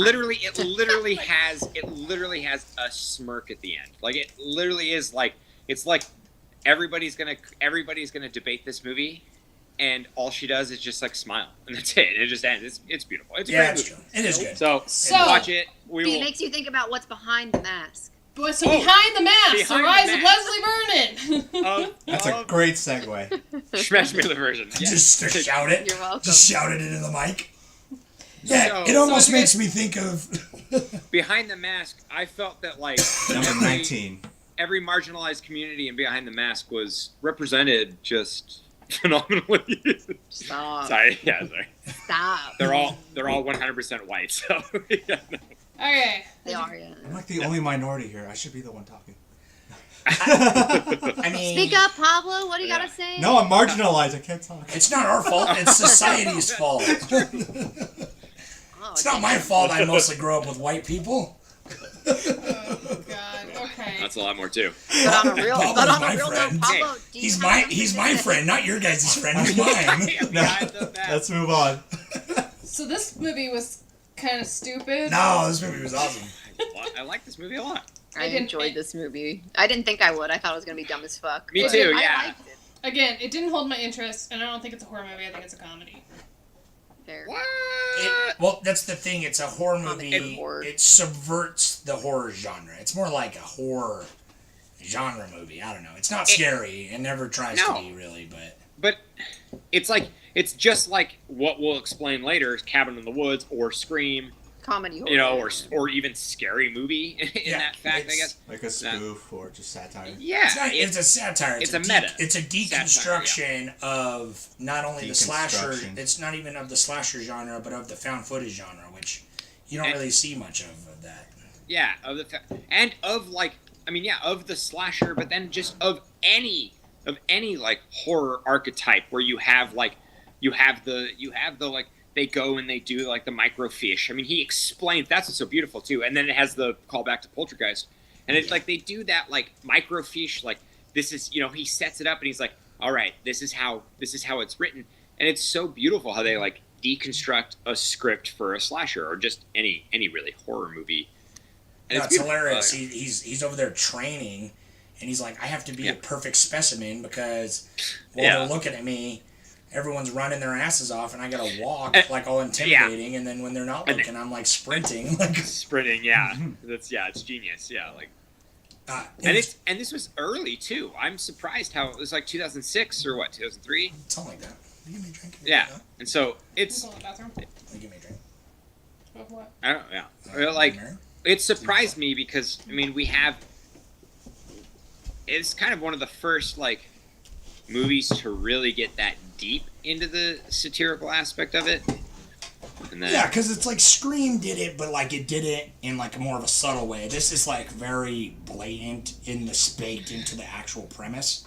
Right, it's a mockumentary style, which mockumentary is not new at this point, but in a horror aspect, it's new. This is like the first time it's ever done. And there's not really been anything really since then either, which is a shame because it's like this movie, like, obviously if it would have had like more of a budget and like kind of that kind of thing and a little bit more time behind it, I think it could have stood up with the greats of like that. Genre of like, you know, Cabin in the Woods and Scream and like more of that. Like that's true, yeah. It would be remembered more, but it's not because it's kind of like down and dirty. And it's super independent. There's nobody's backing this movie. Like there's no Craven they definitely just found actors that like, hey, like we did with our movie, can you come film with us for like, can you take off work for 2 weeks? You know what I mean? Like you can. But some of them are pretty good. You're in our movie. Yeah. Well, Leslie Vernon. Leslie Vernon is likable. fucking cool. I enjoyed it a lot. I thought, I mean, like obviously there was like really, like there was like low budget and shitty in some ways, you know. But I thought it was really funny and like I really, of course, because I like when things are explained, even though that's not like a thing that people love. I love that it was like we're explaining horror movies to you, you know. No, I like that and too. Then that's the point, and then you root for the serial killer, you know, like you want to be like friends with him. He's like a fucking terrible person, but you relate with him. I like that. Yeah, and it's like his charisma is so charming, but like there are flashes like early on, like you're like his buddy, but then you see like flashes of his violence. Like he grabs her and like shoves her against the van, like not gently either, not like acting. It's like I was like, oh shit, like he probably actually kind of hurt her, and he's just like, you stop talking now. You know what I mean? Because it's like everything is to his narrative perfectly. Like he is super charismatic, but he's super manipulative of us as the audience and, you know, all the filmmakers behind it, which is like the surrogate audience. But that's why it's so great when it's like it's showing it's like deconstructing the slasher genre, but then it takes a left turn because like what is the main thing you've said in every found footage horror movie is why are they still filming? You know what I mean? And then, like, literally the last bit of this movie, they're like, turn the cameras off. And then the whole rest of the movie is just like a regular movie. That's the only way a found footage movie can work outside of, Blair Witch. No, they're like, turn the cameras off, we're done. Mm-hmm. And then the rest of the movie just turns into kind of like this, it like sets it up that you know it's going to go one way and then it kind of like messes with you. And it's a lot of fun. Oh, she wants to be your friend. I don't know. She's showing her ass on camera. No, she shoves her face. She shoves her face behind me, and I don't know what she's doing. Speaking of showing your ass, I was gonna say I like that. I think they did a really interesting job here with the way that slasher films have almost a kind of romance to them, where there's like this the final girl. And the way that what is his name, Leslie Vernon, relates with the journalist, even when you're mentioning that scene, it reminded me. I was like, it feels like But I mean, not overtly sexual in the way that makes me upset, because that irritates me when they make things like super sexual. But like it just had this like the charged energy, and their interactions had a charged energy the entire time. It was interesting. I didn't expect it to be that well done for being a shitty movie. Yeah. You know, like so I was like, this is like a solid like 2.5, 3-star movie. I out of 5 stars, not 10. Yeah. No, I agree. Like it does show Yeah. kind of like this weird romanticism to it. Yeah. Yeah. And it's because the main girl who's doing like her thesis or whatever, like she's making this thing, and she's just like, it's one of those like, I'm doing this professionally. I can't fall in love with my I'm not gonna. I have no romantic connection. And then she kind of does like fall in love. She's impressed with his like dedication. It's kind of cool. Oh, they got crumb, huh? They're just. I see. Crumble. You guys are. I'm gonna get another drink. You guys are because flexing on us, huh? You're gonna end up going into Antichrist, and I know that he's gonna go on a triad about that. So No. I'm gonna get another drink. No, I'm gonna try to be. Settle in. Gatlin, if you're still watching, I have a box of this at my house for you. Oh yeah, we got some crumb here. Wait, you got crumb for us? We got Leslie Vernon. You gonna come from Seattle? Leslie Vernon's a lot of fun, man. No, the I'm Behind gonna the come Mask for is you. a fun movie. In December. And I think maybe not my favorite. I was trying to think throughout the month what my favorite kill was. And some of the movies had better kills, but I love that Leslie Vernon killed that stoner with a post hole digger and like took his heart out and put it in his hand. That was pretty cool. Yeah, put it in his hand. Like, thanks, Pete. He's so theatric because he knows, like, and it makes sense because it's like he's playing it up for you. Like, look, the heart with the post hole digger. And that's what's beautiful is like the mockumentary style where he's like, I love when he's talking to his like mentor, the old pro, and he's like, that's just not the way we do it. That wasn't the way. That's the way we used to do it. And that's not how we do it now. And like, I don't know. I love how like, it makes you really ever kind of weirdly have respect for him because he spends the first 2/3 of the movie setting it up like this slasher thing, like deconstruction, like here's what I do, I'm a slasher, but then like the fact that she was the final girl all along and he knew it, like he was doing a new thing. So like that other serial killers in his field, like other slashers, think of him as like a genius. Because he took the whole thing, filmed the whole thing, and then like made her the final girl all along, and it like all mixed in with it. And so it's just like kind of like his masterpiece. And then the fact that he comes back at the end of the credits. What are we talking about still? That's so beautiful. Behind the Mask. We're still talking about Behind the Mask? It's so good. He sits up in the gurney after being like burned. Okay, everybody, there's a comic book. I posted it on the Reddit. And there's a comic book that's like a prequel/sequel. So I saw that. That looks cool. I want to check it out. Yeah. I'm gonna buy it because I haven't really. I just got back into collecting vinyl again, so I'm gonna do vinyl and comic books going back. Yeah. I got Antichrist. Ultramono the other day. So if we all want to like transition over to Antichrist, and let's do it slowly. Antichrist. I think it's funny, Mary, yes? that you called Thirst artsy fartsy. Mm-hmm. And I agree, but I think it's also kind of like it's like because it's foreign, maybe you're more no. Like before we go on, is this the one where Willem Dafoe hammers nails through his dick? Yeah, no, not nails. No, you've never. He gets his dick crushed. He gets crushed in the dick with a 2x4, and then same thing. What's her Johannesburg? Jill, I forget her name. She cuts her clit off with scissors, and it's pretty graphic. Oh yeah, this movie's graphic as fuck. It is a special movie. It's a. That's one way to put it. I don't know. Yeah, like. I enjoyed it though. I actually think it was pretty. This is my personal favorite, and Lars von Trier is like my favorite director, but that's because I'm a sad boy and he would put a grinding stone through his ankle to hang out with Lars von Trier. Yeah, right. Dude. Yeah, I would crawl to the dead crow's hole, the old foxhole, and I would hang out there. Like I like Antichrist. That's like So- all I'm gonna say. I don't know. I like it a lot, I love too. that this is the movie. This is the movie though, Levi. When we were younger in our friendship, and you were like, this movie shook me because It of the did. child's death. And I child's I death thought don't shake me normally. in I thought it movies. was beautiful. No, this They this shake really is- now. What was that to No, say? see- They shook before even I had a This kid. is what's great though. So Mary, this is the only movie ever to scare me. I've Which is never weird. been scared by a movie before except Antichrist, which is So the losing weirdest. your so, mind is a big fear of yours. No. It's not losing my mind. It's The just dick like crushing.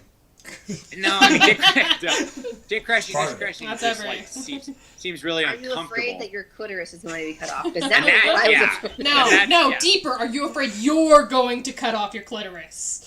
Yeah, what I need to because know. that is 'cause No, it's like, tell me. she- Tell me.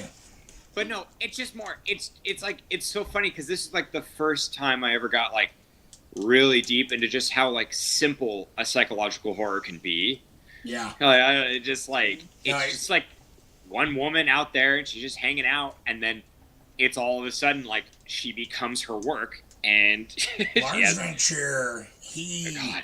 fucking knows how to use the medium. You know what I mean? Yes. He knows how to use filmmaking in no way that you couldn't do it with a novel. You couldn't do it with like his. Yeah. Some of the shots are very like I guess like reminiscent of like paintings.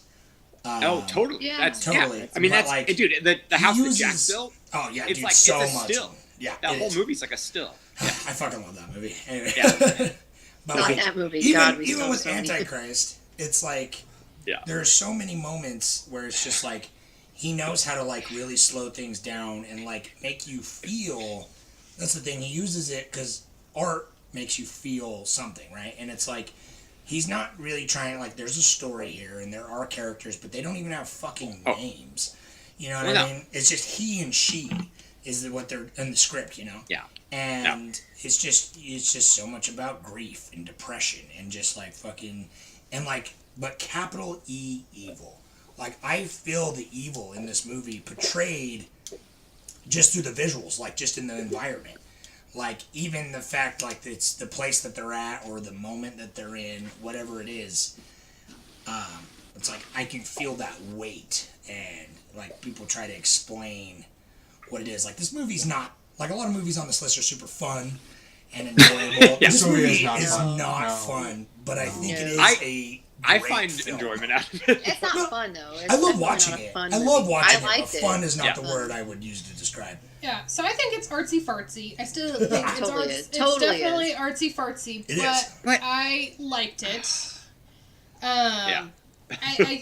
Well, let's say rather than liked it, because I don't feel like You I tolerated liked it? No, I appreciated it. I guess Okay. for what it was and what it's saying and things like that. And I will admit that I probably do not know at all what it's saying or like how much it's saying. Wasn't prepared for that for my Tuesday night. And Yeah, right. Oh, that's right. Yeah, that's what you commented. I'll be Yeah. honest with you guys. I don't come home from a work of working in trauma to be like, let me watch this Yeah. unraveling of your brain. Like, Yeah. no, Let like, me ram this trauma up your goddamn face. Yeah. Well, and can we say though, like, there are a lot of movies out there that deal with trauma, and this one does, like, a very genuine job. Like, It just I lets don't you know. feel like it's crushing. Like this movie is crushing, and it's not like, oh, here's all these things that are happening to these characters. It just like, as a piece of cinema, like with its music and its visuals and its characters, like it lets you just feel like I said, the weight. For me, anyway, that crushing weight of like the dread. I feel it. It's palpable, but then that is punctuated with like the shocking violence. You know what I mean? Yeah. And the shocking sexuality, deja vu that's like wrapped up in the violence. You know what I mean? whoa, deja vu. Wait, Pablo, have you seen this movie? No. No, you should. Oh, Pablo. I wish we could have your commentary on this. I feel like you'd have some shit to say. Dude. Wait, why? Why? I don't know. I just feel like you would. It's Like, a very it's like you had graphic some hot movie. takes. You know, and it's so funny because we're like, I know about this movie. graphic movie. This is like the least I mean, it's not the least, Somebody fucking cuts off their clitoris, dude. In- That's And graphic crushes as their shit. dick. but we have three. There's like three overtly graphic scenes. I mean, yeah, I watched it almost in its full entirety with my eyes open. And that's so the thing. that. We had 3 like graphic scenes, but yet the reason they permeate is because harder. they're so realistic and personal. Well, that's what I'm saying. And they cut through. You're feeling everything else. They punctuate their points of everything else. Like he keeps violently gesturing towards me, and I don't know how to react. They are used as a very important moment on each time. It's like they use their violence, like I said, is like visceral, and it uses it to drive home everything else leading up to that point. I mean, if you just cut out the violence, it's like a couple minutes, if that. It's like a minute. No, this isn't working. No, he's saying the violence is only a minute. Oh yeah, so the violence. If you cut out the violence, you the plug it movie's in my still computer. That's a terrible place to plug it in. the movie is still very poignant. Into the outlet.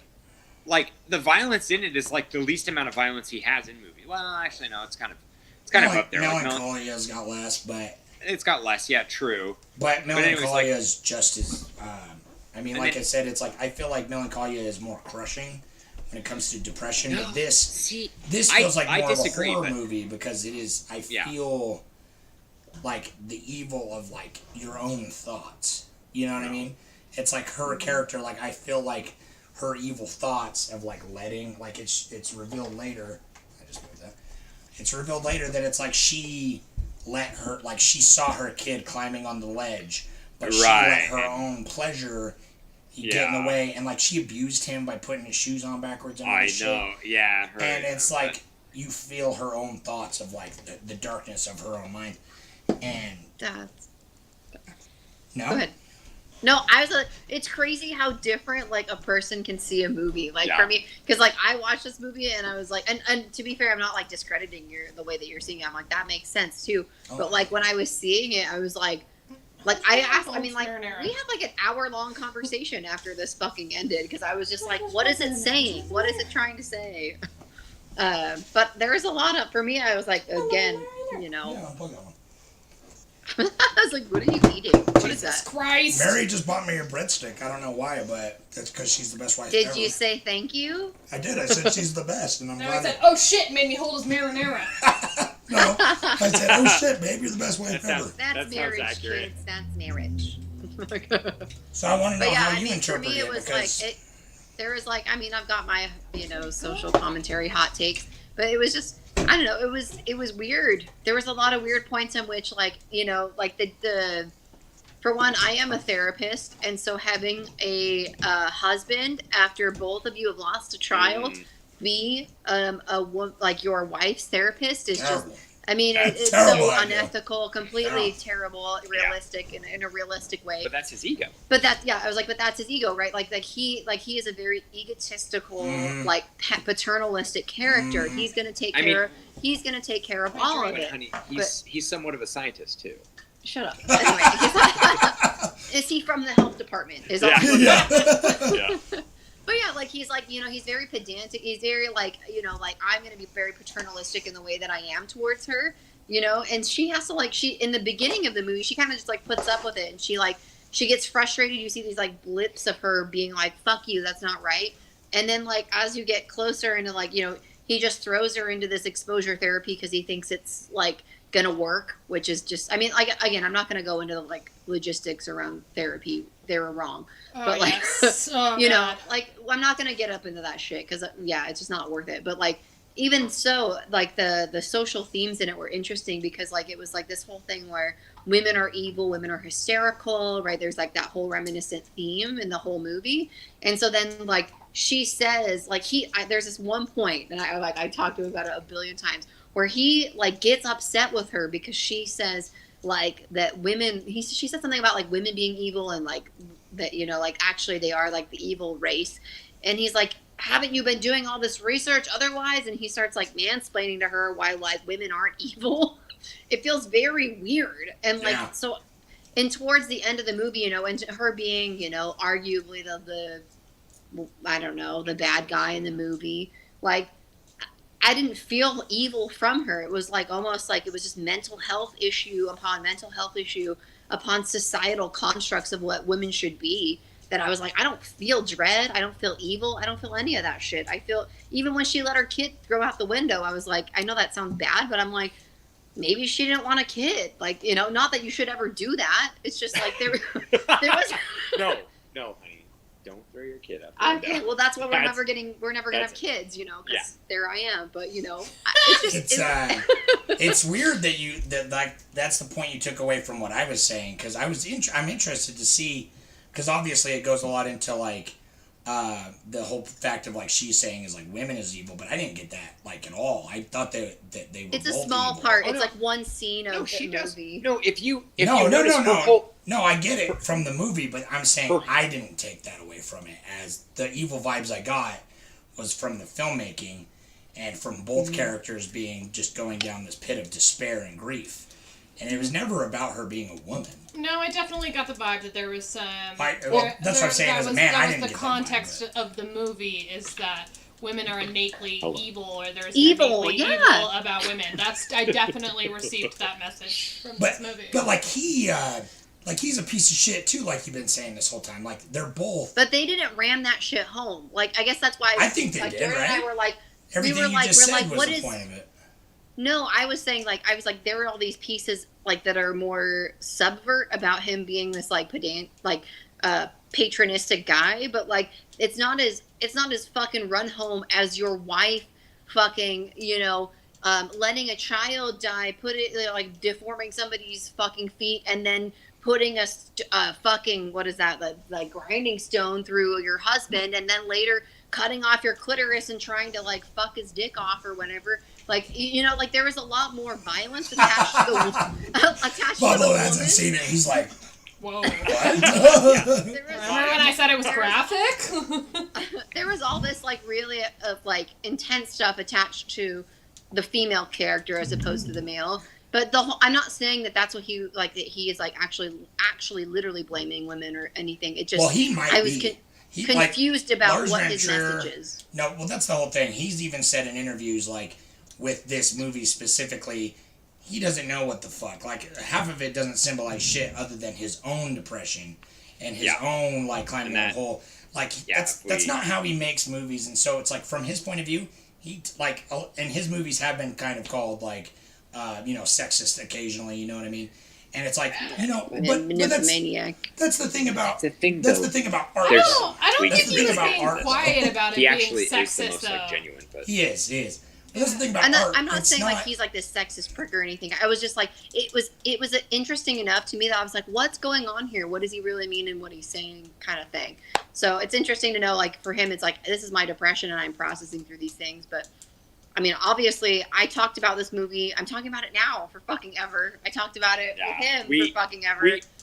I love this movie so much, and it like, because of every single aspect, it's got two fucking characters in it, and we can sit here and we can talk about this movie for another hour with two fucking characters. Fair. And I agree. And different viewpoints too, in which I think that's what's interesting about a piece of art is like it put it out in the world and it's like interpreted. Lars Van Trier is he's on the other level. He is such a strong writer, and he collaborates with his actors. Like he doesn't write something and then cast actors and then forces them to do his work. He literally he goes, I've got this character. And then he finds the actor, and then they work on it together, and they write the dialogue on the script. But my phone is behind us. He develops them together. So anyhow, but I just want to say real quick, when the child is crying and she's trying to find him, and then he's just sitting in the shed, and he's not crying, but then the crying continues, very spooky. That gives me the spooks. I was scared, and I got real creeped out. And that is the only time in my entire life ever in a movie theater that I was scared. That I genuinely was scared. I've seen Exorcist when I was 8, and in theaters, and so I was not scared then. But in Antichrist, I was fucking terrified. Well, you know, I think Antichrist spooks me just because it's too real. Yeah, it could be real. That's really fair. It's so good, and I love it. I love to feel sad. All right, what's the next movie we should move on? It's funny that Levi? The realism of it is super spooky, and it is, but the part that freaks me out is one of the most unrealistic parts, which is when the fox just says, chaos reigns. Holy shit, that's so I'm gonna get that tattooed. Dude, I love the three Head beggars. tattoo. Oh my god. Yeah, We started. We can So we should have painted on our head, Chaos Reigns. So Damn good. it. Okay. And then each of them says, Fright Night. Yeah, Fright Night. Fright Night is number 21. Yeah. Which we've been doing this podcast for over 3 hours and we're at 21. That's not true. Okay. We are at Love you guys. Be back in we are 2 at minutes. almost 3 hours now. Be back in 2 minutes. We still have 10 more movies. Oh. Easy, Yeah. easy. Okay. I feel Pablo, like do you see Fright Night? Pablo didn't see many movies, so he's hearing from us literally for the first after time. this, I think I'm good to talk about most of them. The next movie I'm good. The movie Good. after that I'm good. Good. And then we'll see about brain damage. I don't know. I saw that one. Oh my god. Oh Anyway, my God. we'll move Let's back not to... get ahead of her. We're right here on Fright Night, and I feel like we should just start it now because it's unexceptional. I don't remember it. Yeah, Someone remind me not... the story. Fright Night is like the kid that's, he has a vampire that moves in next to him, and he sees that. Oh, yeah. Did you? Oh, sorry. For a minute, I was like, did you just fall off the ball, or did you choose to get up? Sorry, my phone is all the way over here now, so. Got you. Oh. Yeah, so Fright Night is like the kid and the vampire moves in next to him, and he's like, "There's a vampire," and everyone's like, "No, there's not." That's right. Yeah, and it's just kind of crap for most of the movie, in my opinion, until the end when there's some interesting like body horror stuff that happens in the end that I wasn't expecting for this shitty of a movie. Mm-hmm. But we gave it 2 stars, and we were gonna give it 1 star, but the ending with the body horror was like, all right, maybe it's a little worth a little bit more, but never a movie I'd watch again for sure. Hey, check out this agree. pug. Look at that pug. Oh, our little girl Oh, is gonna God. come up in here too. She's when I say little, she's 80 fucking pounds. She's Oh my 81 God. pounds. Lumps is 16, She's a fat and dog. Emma's about 15 now, so they're about Oh, They're they're the equivalent. same size. range in the same weight there. Same weight class. What? We The were same weight just class? talking about Yeah. how unremarkable Fright Night is, Levi. Pretty He much. still have his headphones on. He can't hear you. Oh, yeah, he can't. Oh, okay. There she is. He said Ooh, Friday there Night she is. sucks. Yeah, Friday Night did kind of suck. Yeah. You It's like spit on me. Rear Window with a stupid vampire. It was, Yeah. I will say, it was entertaining. Yeah. Not really. For some of it, honey, stop. I felt Find like the cord. cut it down to 30 minutes and that movie would be a riot.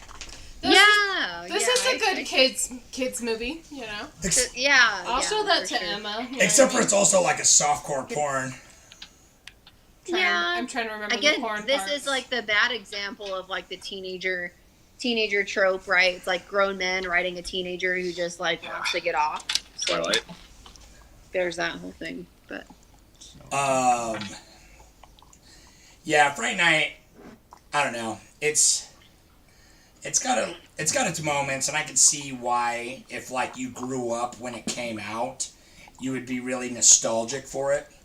nah. But this is my first time seeing it. When did this Yeah. movie come out? Yeah. Like late 86 or something. It does Yeah, I not was gonna stand the say, test of time, for sure. Yeah. But it's I like don't think it's remarkable even in its time. Like even Yeah. if you're nostalgic for it, you know. well, it's in the same way that like so it was directed by the same guy who made Child's Play, the original one. Yeah. Oh, that's right. To me, I it was does, gonna. it feels a lot like Child's Play, but it doesn't have the same like gimmick that Child's Play has that catches you and grabs you with the premise. This is just like, oh, Vampire. yeah, Rear Window, but with a vampire and way more Yeah. fucking wailing saxophone and coke-filled dance sequences. Isn't this the movie they based like Disturbia off of? No. Oh, it's No, Rear that's Window. Rear Window. Yeah. Oh, okay. So this Which is Which was an another- Alfred Hitchcock movie. Which Rear Yeah, Window? right. This Rear is Window's- very Rear Window is one of the greatest movies ever made. yeah. Rear Window is fucking. Oh, we don't have fantastic. time for Rear Window. Yeah. We barely got time for Fright Night. We should talk. I don't know. Rear Window. I don't think like, we need to just give move Friday on. Night that much time. We you don't. know? I don't want to talk shit on it though because it I think it's kind of forgettable and weak. However, Edible, shitty. I laughed. I had some good laughs. Mainly, a lot of them were unintentional. They were unintentional from the filmmakers. Like, I don't know. There's like they're running at the person with the stake, and the stake is backwards. Some of the effects were kind of fun. I liked. Oh, the one part I actually loved is the transformation scene of that, because for some reason they're like werewolves, but also like vampires / bat creatures. I don't even fucking know. They're vampires, but they all have the one. But they weren't. Yeah. The side character friend, he's kind of fun, and then he becomes the vampire. He's a goofball. Evil is what they call him. Yeah. But he's kind of fun. But the part where he accidentally impales himself on like the chair or the table or whatever, and he's like a pretty much a werewolf, but it's like a reverse. The changelings are like what vampires can be. Yeah, it's like a reverse transformation scene. So it's like he starts as a monster, and then like he gets impaled, and then he like slowly turns back to human. And that transformation scene was pretty fucking cool. I gotta say, like him like transforming, like it was like him. They had a lot of cool shots of practical effects of him turning back into a man, and then he's like, dead. It was a little bit different compared to what you normally see, but other than that, and the crazy fucking soundtrack. It didn't do anything new though. That's I would say that my opinion descended from it like a descent. Like that moved the on Descent. to the next movie. Nice. Just like the Descent. Finally, I'm allowed to talk. The Descent. Dude, you should have your mouth shut. You should do the podcast. you're in now. Your transitions are. No, you're the token non-white person. Actually, I need to stop doing that. That's a white supremacist sign now. But anyway, moving on. What is? It's a number. What number is this? Oh, no, that's white power. This is okay or asshole. No, it's white power It's white nowadays. Power. Yeah. I don't know. You got Trump in office, so. That's stupid. Oh God.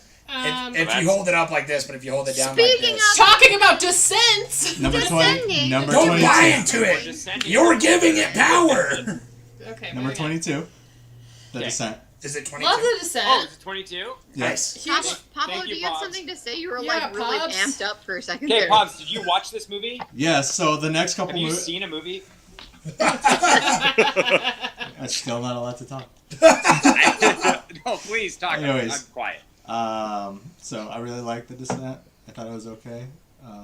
And that's basically my opinion. Thanks, No. dude. No, I thought. that's literally the only opinion that exists. So of The I Descent. think this movie is also one of those really underrated films. I think at first nobody really talked about it, and as time went on, a lot of people really started to appreciate it for what it was. I think this movie is exactly rated.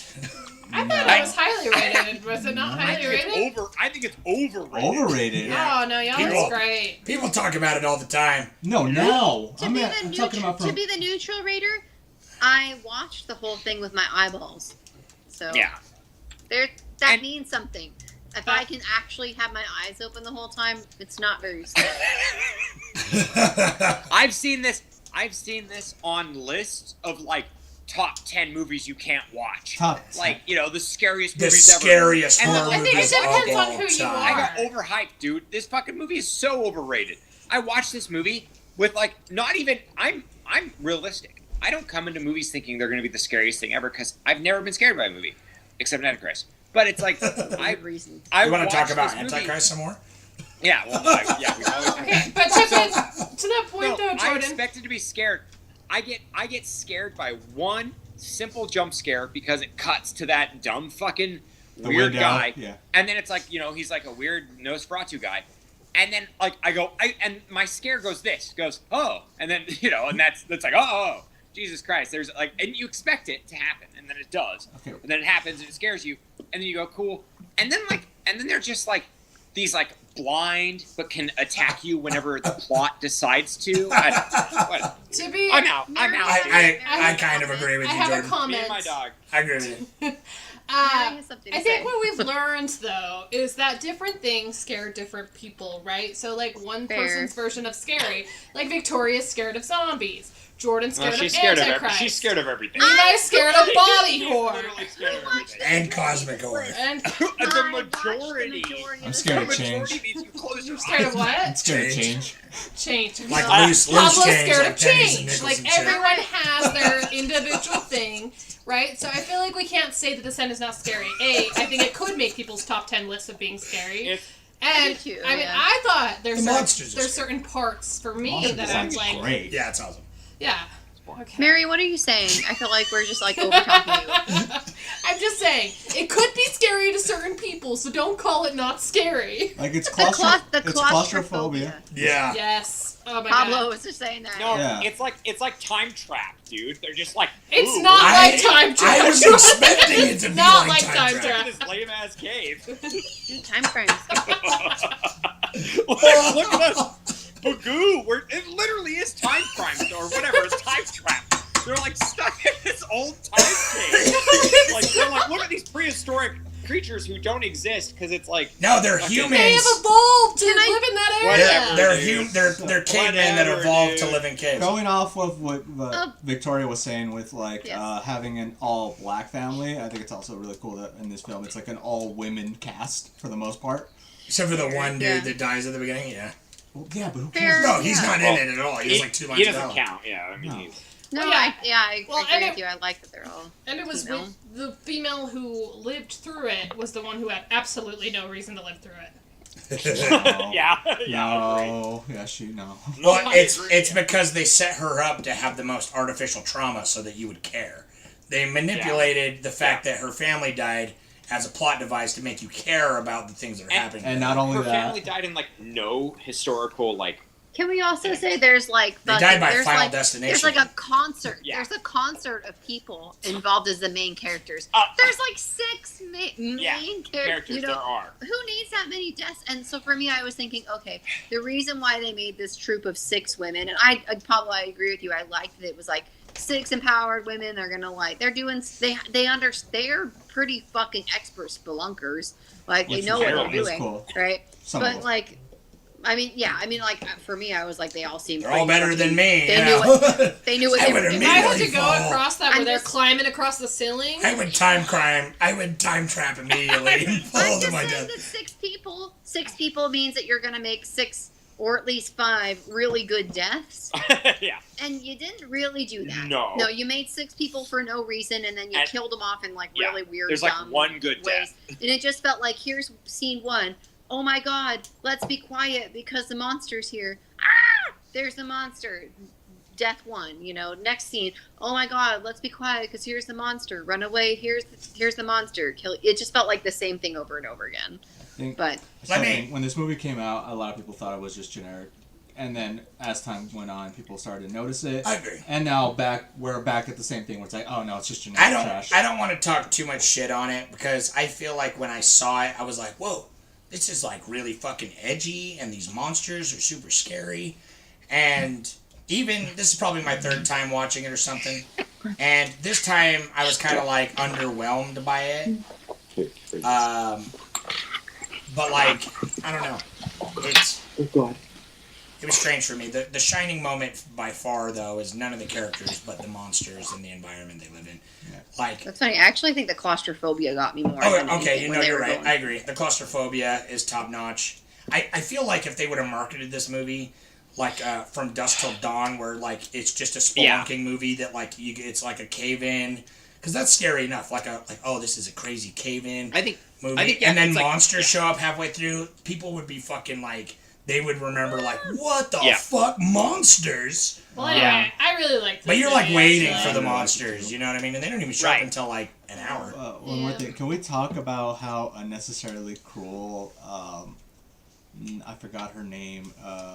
She looked Asian to me, and like the lead character just fucking stabs her through the leg and leaves her for dead. Yeah. I don't think that's that cruel, though. I mean, and then maybe I don't think they villainized her for no goddamn good reason. Well, you said there is because. I don't know if anybody caught this. They got it, that she's sleeping with the husband Okay, or whatever. 'cause No, that was totally whatever. But, like, they villainized her for, like, oh my God, she left her to dead. You're in a cave full of monsters, and this lady can't damn walk. And, yeah, I get it was an accident and everything. But you're in a cave. You do what you gotta do. Like, let's move on. You know what I mean? They needed another antagonist to turn them against each other, though. Exactly. That's the whole. It's like plot device. She wasn't even that bad. My only reason for disliking this movie is the inconsistencies in the monsters themselves. What do you mean? That's it. Well, yeah, they were like the monsters were like super hyper aware and they could jump and grab and break necks and be fucking nuts. And then the lady's watch is going off and the monster's like, "Where are you? Where are you?" And like I couldn't fucking find this woman. I was just like, Jesus Christ, I hate the monsters. They're so fucking annoying. I rate this movie so low because I had to watch it with him, and he was literally oh my god. I hated the monsters so much. I like the monsters, I do. I thought the monsters are cool. Because I think they're in a way realistic that you could evolve to your environment. Like, I don't know, we get down deep. We get down deep in the ocean, and there may be some crazy things.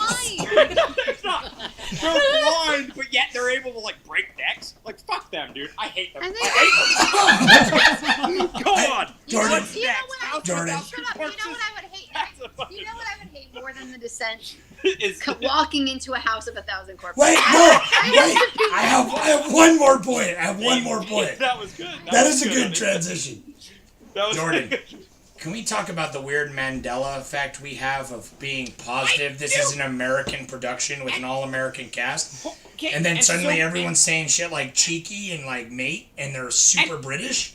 I don't remember that at all. And then Jenny had the same thing. Yeah, Jenny was like, yeah, I thought they were all American. I literally thought this was like an American movie with like one British person. I didn't realize that it was like 100% like Australian and British and like nothing to do, like no one was American. It was like, and it was shot in like New Zealand or something. Yeah, well that's what's weird is because normally that wouldn't even matter, but for some reason I remember it being like a specific point that like they were like these like in this weird untamed America, like, you know, this weird cave system, you know, like I remember that being a point, and then like I'm watching it and I'm like, no, these people are they are British as fuck. Like what the hell? Dude, I feel like that just comes you named like down 3 to different countries right there. How I thought they were Australian. Probably, I think they're both. And then you said New Zealand. Yeah, well, Australian and so New they're Zealand Brits, Kiwis, and Aussies. They're all the same. No, Pablo, we're just saying words here. So it really it's like it's because I think that just comes down to marketing though. They really do make it like here's this movie that we feel is worth the amount of marketing we give it, and it's not, you know, it's like it's not American, but yet we're gonna like edit the trailer to make you feel like you're watching an American movie. Yeah, I think that was my other main problem with this was the editing. The same way that, what was the last one we were talking about? With the editing that was so spastic. Saw. No, we definitely talked about Saw in the editing. There was another. I think Levi, the fact that this movie was, like I said, it was doomed to overhypeness for me. It was just. Well, this is the first time you saw it, right? Right, exactly. Yeah. And I feel like this movie would have been amazing if she just was crawling on those pile of bones to the top. Oh, yeah. And then it rolled to credits. Can I say, we'll move on to House of 1,000 Corpses next if that's what's next, but the ending I absolutely despised. That was the main, that was like the thing for me. I'm like, come on. I know you don't know how to end it, but come on. It's like the psych out. The psych out sucked. Yeah. There is a place for the psych out ending. Speaking of psychos. Speaking of psych out endings, House of 1,000 Corpses had a similar ending. It worked for that movie. I forgot it really does. Well, and it works for that movie anyway. because like you know all the characters are evil. Like when you see a character, they're evil, and that's it. Yeah. So House of 1,000 Corpses, it's got some fucking. What number is it? It's got some. 22. It's just a fun, good time, you know. Oh wait, is it number 22? No, it's number 23. Moms, get the fuck out of here. So number 23, House of 1,000 Deceased, is pretty clever. Good movie. I'm just gonna throw in there. I don't know if anybody said this, but David said it's a British film shot in the UK. Stop. Oh. Stop. A British. So, in House of 1,000 Corpses, that was my first introduction to Rob Zombie's directing, which is his first movie. So I was gonna say that's everyone's first introduction. It's the world's introduction. Halloween, I bet. I disagree. No, I disagree. More people Saw and Devil's Rejects. everybody, Yeah. thinks Devil's Rejects is the greatest movie he's made, and I Fuck disagree. Devil's Rejects. I agree. Wait, I what, really? disagree. Fuck Devil's I don't think Rejects. anybody, I've House never is heard better anyone and say Lords of Devil's Salem is Rejects. better. No. Yeah. My Lords Yeah, of, buddy. Okay, Lords of No. Salem. All right, hold up. He gets it. Jordan gets the it. real ending, her escaping was a dream, and she dies in the cave. Oh, she dies in the cave, So but I there's a sequel. heard you guys talking about it. In the alternate I ending. just want There's to a like sequel. follow up. No, that's the Sorry. in the alternate ending. In the Descent. sequel, she comes back into the cave to try to rescue the survivors. It Descent. said in the real ending, her escaping was a dream, and she dies in the cave. And I believe David because David is brilliant. That's right. I've never seen Descent. David's too thin. There's a sequel. Jordan's a little drunk. Anyways, No, I love David. Jordan, House of a Thousand Corpses. It I have Is definitely 100 times the amount better. of shots that are in that cut. again, I don't think anybody disagrees with it being. Like, Everyone The disagrees. Devil's Rejects is better than House of a How is Thousand it? Corpses I've or never- Lords of I've Salem. never heard. Yeah, no, fuck Lords of Salem, but I've never heard anybody say Devil's Rejects is better either. Everyone. I'm saying it. Don't I I am thought you were about to saying high it. five It's my favorite Rob Zombie. Yeah, movie. fuck Go Lords to- of Salem. That's the impartial person here. Jordan, me, you, and Chet are the only people that like Lords of Salem. We're derailing here. House of a Thousand Corpses. Dude, 30 movies is way too... Okay, We're doing great. We all- Okay. Buddy, Okay. but we all agree the House of a I'm Thousand trying as much as I Corpses. can This is to right, re-rail right? Otis? everybody. Take that Otis? rail and put it right the fuck back. Otis? House of a Thousand Corpses. Here we Otis are. and House of a Thousand Yes. Corpses.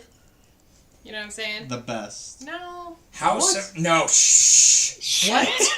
Don't I'm just tell me saying. that. Wait, did he direct... I mean, no, excuse me. Did he edit House of a Thousand Corpses on, like, iMovie? Because it's pretty... The editing's pretty rough, but, like... It's almost the like whole it's his movie's first so movie. beautiful. Well, that's the whole thing. The whole movie is a tribute to Grindhouse It- movies without overtly being like, Grindhouse. look, it's a Grindhouse movie. Like, it is a Grindhouse Yeah, movie. it's all- It really... And it, all It effective. fits. It fits in the genre.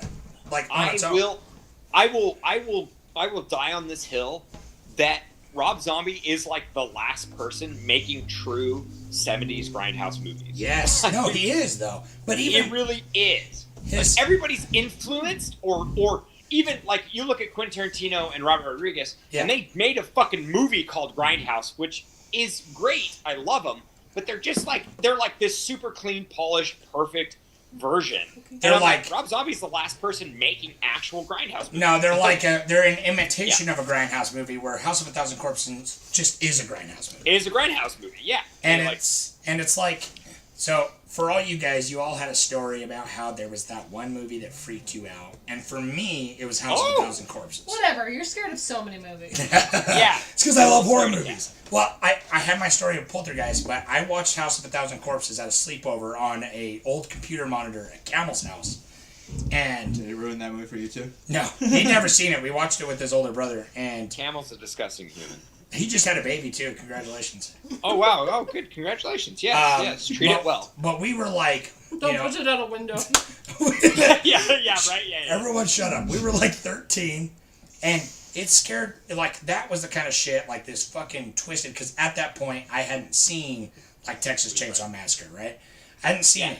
I was like 13. See, I've seen Texas before this, so anyway. See, I didn't, but obviously the influences are heavy, but like this dude comes down wearing this sadistic fucking serial killer that like cuts back and forth in this crazy way where it's like they're almost the main character, but you don't root for them at all. But it's like she comes down wearing this girl's dad's fucking face. Well, and yeah. That the brother. But yeah, Otis. Yeah, that's what I'm saying. He comes down wearing her dad's face, and it's insane. I love the face wearing. It's terrifying. But in the Devil's Rejects too. No, it is. Well, dude. Okay. The Devil's Rejects is good.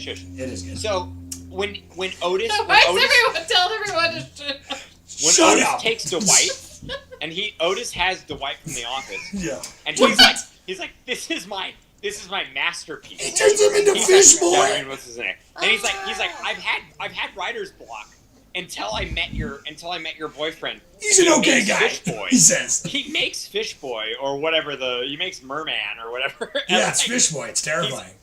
He's like, this is my masterpiece. And it's fucking amazing. I would get that tattooed. It's the body horror freaks it. Levi out. Yeah, it's the body horror. He turns him into a fish boy, and it freaks me out. Like, the whole setup of this movie freaks me out. And Well, I love...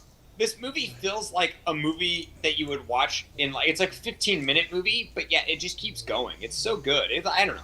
I said it was like so Texas Chainsaw Massacre, but on acid. On acid, yeah. That is the best. This movie explanation. feels like the just jittery and psychedelic and just crazy over the top. And if it wasn't for everything, I think the main reason why people much prefer Devil's Rejects over House of a Thousand Corpses is Devil's Rejects is much more grounded, even though the story is boring as fuck. It's clean.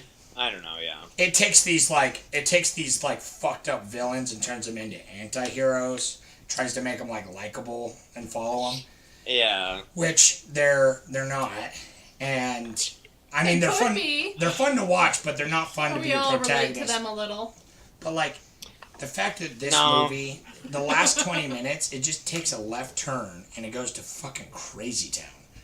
Yeah. And it is full on Dr. Satan. This crazy haunted house of horrors underground that just defies all logic. That's like the very grindhouse element of it. He's just like, I don't know, fuck it. And I remember it's the absurdity. I saw House of a Thousand Corpses in House of a Thousand Rejects. I saw House of a Thousand Corpses in theaters, and I remember just being like totally like confused the whole time. Because the editing and like there's no true like movie. It's like some guys come in to be like, hey, we write weird stories. And that's all I remember is like we write weird stories, and then this family is just terrifying. They are terrifying. Because it's a lot more terrifying than if you go watch the original Texas, dude, it's nowhere near as fucking crazy is House of a Thousand Corpses. No, because they get you kind of intimate into like the family's rituals. You're there having dinner with them, and like you can imagine yourself in that situation and be like, it slowly gets stranger and stranger and more dangerous, and that, I guess, as you go. No, dude, you explained it perfectly. Texas Chainsaw is about Texas Chainsaw Massacre is about the kids that get stranded and show up. And then House of a Thousand Corpses is about the family. It's about the family and the kids that like kind of fall into their web there. Right. But you still empathize with the kids, and then you're terrified of the villains. I mean, you only empathize with them. David says Jordan loves saying he's seen movies in theaters like it's something to flex on. Drink every time Jordan says he went to a theater. I do with theaters a lot, dude. It totally is. What did he say? Where's your phone? I just read it to you. I don't know. I saying he's seen movies in theaters. On now. Drink every time Jordan says he went to a theater. I have. I've been to He will. He already said it about The Exorcist, and that's coming up. We're gonna have to drink. I know, and I'm like, because The Exorcist. I'm gonna get into that a little bit more intimately when it comes up. When is that movie? Just don't blame don't blame Jordan. He has brain damage. Moving on. I do have brain damage. Anyway, probably. Devil's Rejects needs more Dr. Satan. That's the only reason why. I do love Dr. Satan. Devil Rejects is kind of I don't know. I fucking hate Freebird, so suck it. I reject your opinion about the Devil Rejects. Freebird sucks, so Devil Rejects is kind of like... It is 8:13. We are moving on to brain damage. Your opinion sucks! She has work tomorrow, but she's got to go to bed. I'm just saying no, it's because we actually literally have almost like 10 more movies. 1, 2, 3, 4, 5, 6, 7 more movies. Anyways. Brain damage. House is better. And I have seen a lot of movies in theaters. Sorry. Talking about brain damage, that David opinion. said so. What did you do? How come it's half the cup?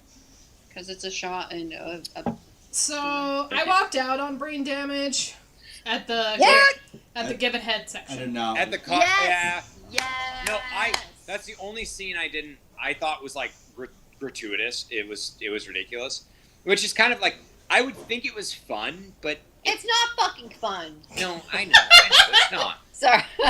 No. I lost myself there. I will sometimes think that it's because it's because this. So we have brain damage, and then there are like, so in I finally get the joke. You're gonna explain to me the scene, or what do you? No, Return of the Living Dead has some like gratuitous sex in it. Okay, hold on. And that's more like comical and fun. Okay, but we're not looking at that. Let's we're go looking back. at brain Let's go back. damage. I know. Rewind. Okay. We talked about how awesome brain damage is. So brain damage is great. Knock it out. And I loved the best part of it is when the brain slug actually emulates the hard erected penis and actually chokes a prostitute or a sex worker. She's not a prostitute. A sex worker. No, she's not even a sex worker. Really. She's just some loose woman at a club, apparently. Oh Which is my She's a lord. woman who likes to have sex. I know. Yeah. There's nothing wrong about that. She's dressed like a dominatrix though at a punk show. Yeah. Well, that's what's Wow, so great. she should have got fucked and killed then. No, she shouldn't have. You know the history of punk. My Like, lord. You know the history of punk, No, you're just gonna she get shouldn't fucked in the get fucked. goddamn mouth and I'm killed just by saying. somebody named Elmer. Yeah. Elmer, yeah. yeah. It probably is gonna be Elmer. This stream has really gone downhill. No, but it's gone What's uphill. David saying? I'm mad now. It's crazy. I'm just saying the fact that even brain damage is on here, it already went downhill. No. Wait, is brain damage your least favorite? Holy fuck, we gave brain damage 2 stars. Brain No, damage you did. Brain Because I thought it had damage some dope ass visuals though. is my Dude, those least fucking favorite. hallucinations were really good. Yeah. It was like what, 85 or something, 86? I like him just getting sucked up in the blue liquid in his bed. Yeah. The power rate. Dude. Yeah. The Windex brain. Yeah, Windex brain, dude. I did think that Elmer as like a character was kind of funny aside from his sexualization. There was a lot of parts that I was very upset about. But I thought him as like when he like pops out His and introduction. he's like hello. Hello. That got me. I thought that was funny. Yeah, I thought that was funny. He's like, hello. Like his little just Muppet mouth, like, hello, I'm happy to see you. He's so like eloquently spoken though. He is. It's great. I honestly like this movie. I was enjoying it the whole time. It was pretty stupid and fun and just kind of silly, and the visuals were cool, and it was kind of punk rock, like with the vibe and the soundtrack. And well, dude, no, it has like all his posters around, dude. He's got like a suicide dude, poster. yeah, I was gonna say he's got a suicide poster. Yeah, dude, that's really a Bauhaus poster, dude. Bauhaus Cramps. is so He's good. got like cramps stuff. Yeah, it's Bauhaus cramps. is not punk. But Bauhaus is punk. Just like Okay. crippling addiction is punk rock, Bauhaus is apparently. punk. Missed my point there. Punk So just like adjacent. crippling addiction is punk rock, right? Because that's pretty much. It is, but in a bad way. But like that is Right. the whole thing about the addiction. I think it's kind of fun. Well, David? So this is the thing. We only gave this like what, a 2, 1.5. You gave it a 2. So 2 stars. But David rocks this like a fucking 5 out of 5. Like, what does David have to say? Come on, David. Come on. You coward. David. David is still watching after. I saw this in theaters. Okay, so. God. What are you doing? I like the visuals. I'm just saying we the weren't hallucination visuals. We weren't impressive from movie 1, and now on movie what are we on? 24. 24. We're not nearly as impressive as. I just want to Just say, someone had to do drugs to make this movie, 100%. and they made it about doing drugs. 100%. I hope they did though. Yeah. If they didn't, it would have been weird. Drugs are cool. It's true, but like so. This movie, it was I fun while watching can't. it, but the fact that I was thinking about it days after, and I was stewing and ruminating in it, and like it wasn't deep or anything, but it was just it was the visuals. Did you have the same dream where Elmer was your penis? Yeah, dude. No, I had the Windex brain. I had Windex brain. I don't know I what gotta it is. break up with you. Like, The ending is what stuck with me. The fact that like he has this crazy like overdose on this fucking alien brain slug. Yeah. And like, he goes so happy he died. home, he's Well, he oozing died glue quick. out of his head, and he shoots himself in the head, and it just opens up to this like giant beam of light, and it ends with all these like It's beautiful. cops running in. It's so good. Instead of watching that, I had a nice, relaxing bath. It's like so batshit That's a better insane. I would say that it was just as fulfilling to watch him die because I really wanted him to die. Like, he was a shit character. Yeah, he was. And I didn't give a fuck about him. He didn't and the whole exist as a time character. he's like, "Oh no, did that happen?" But he didn't really fucking care. Yeah. Like, No. I don't know. Wait, Pablo, did you watch this? No. Of course he didn't. You should. Pablo. You Pablo, dude, grow up. Pablo, you would actually like this movie, dude. Pablo's probably on the Powerade It's brain fucking aliases. dope. Yeah, dude. Pablo, you That's great. honestly, dude, you would like this movie because it's like you like terrible 80s movies. I And it- love- I It feel like is in the point best blank, way. The worst thing about this movie, though, aside from the The I'm white joking. section. Actually, the like worst the part really was what Mary said. But the second I worst don't- part was the old woman and her initial screaming at the beginning of the movie. Yeah. I think that was the best. Stop it. She's literally, why are you screaming? I don't know why it grated on my nerves She was so bad. no, it was Oh bad. God. Somebody stole her heroin. I mean, her brain index. I get Yeah. it. I'm just saying that she screamed less when she died. So, Yeah. Because dying is a sweet release from I get it. the hooks of addiction. Speaking of release, We can't make this movie Did- deep. You know? No, it's not deep. It doesn't. It's not no. deep. The only I slightly can't deep thing feel is for this movie. it's the no, blatant it's cool. allegory. It's like it's cool. no, it's this cool. movie's dope like a punk song. It just Yeah. is like a minute and a half long, and it's just fast and hard. That's all. That's it. Yeah, I We kind of just need to return to Yeah. the next movie, which is I agree Return with to that. the Living Jordan. that is Return to the living Dead. dead. So Terrible. this is probably my favorite movie on the whole list. Whoa! I That's not really a hot take. I know. It's your I favorite movie. fucking I love love this movie. It's really fucking good. It's Oh, definitely you my did favorite. watch it. Yeah, I Pablo. did Ooh, watch look it. who's up. Pablo's awake. Dude, Fuck Pablo's yourself. dying. Uh-oh. All right, Paula, give us your analysis. Analysis? Yeah. No, Pablo, just you give talk. me your Ready opinion. to You I'll- watched hear like your 5 critique. movies out of this list. Talk about I it. know about this movie. So, I think the full frontal nudity was pretty cool. Wow, we're just gonna leave with that. All right. That is the best part. And What happens when we let him have room to talk? this is why you don't let me speak. Man. I'm just saying, you rate it 2.5 stars. 8 out of so 10. you must find something about it the same way. No, it's perfect. What? It's balanced. It's perfect as a 2.5 It's star. balanced. It's Yeah. balanced. Balanced is the right word. I would rate Yeah. this a 4. I feel like It's a all 2.5 stars. the 2.5 praises, out of 5. Yeah. all the praises that we gave Brain Damage about being a punk song. This is that, Right. but like cranked Yeah. up to just like more fun. This is like a Dead Kennedy song. You know what I mean? Right. Like Yeah. this thing it's is like, it's very satirical. this thing is So a if I blast. watched You it, know I'd what I probably mean? give it a half a star. You'd hate it. Yeah. Yeah. You hate zombies though. So No, I there's don't nothing mean about about it. zombies. I mean, like, Brain Damage was like highly sexist and really like viscerally. No, this isn't viscerally sexist.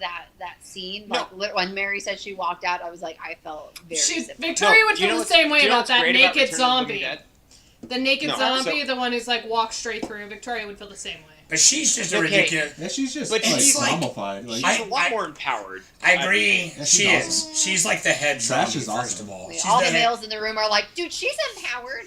Like, don't. no, I didn't say she was Nice. empowered. I think she's like a cool ass zombie. She's the head zombie. But I'm Very saying empowered. Like, She's not the only head the zombie. white She's the males in like the room are saying she's stereotypical empowered. slutty zombie. she's the old, what stereotypical slutty zombie? Name me one other slutty zombie right now. I know, Like, Oh my Except for The god. one Cemetery Man. that all the men get tattooed on their fucking forearm. There's like, Right? yeah, there's a lot of people that have. Who? For some I know a reason, couple people. What are you talking slutty about? zombie females You know are a what thing. Nobody wants to fuck a zombie. Well then, yeah, they do. Why was she full Yeah, on as long naked? as she's And the fine, guy, as long as she's she's walking dead, down she the can't alleyway, consent. and the guy's Yeah. like, oh, at the naked zombie girl. That's not what happened. Yeah, First it of all, is what The happened. homeless They guy, like he her- had they no like her when reaction she's at naked a all. lot. Other than he was Then she surprised by becomes it. a zombie and Oh she's not my involved. god. It wasn't as long sexual. as she keeps her womanly form, then you might as well fuck her because she can't consent. No, right? she can't. That's the whole thing about zombies in this Hold movie. on. Hold on. Yeah, this Everyone movie- back it Where up. David David says she really is naked Yeah. for no reason. Back No. it up. Back We're it up. Hold brain, on. brain damage. Brain damage. We- We're stuck Okay, on brain damage. no, we I'm are not- derailing. I'm not Hold gonna on, lie go Hold on. on. that scene is gratuitous. The Absolutely. zombies in this movie, what makes them special is Yeah. that they are fully conscious human beings and they Right. happen to die and they keep their consciousness. They don't become undead, Yeah. brainless, dumb zombies. They are just like you, but your body dies.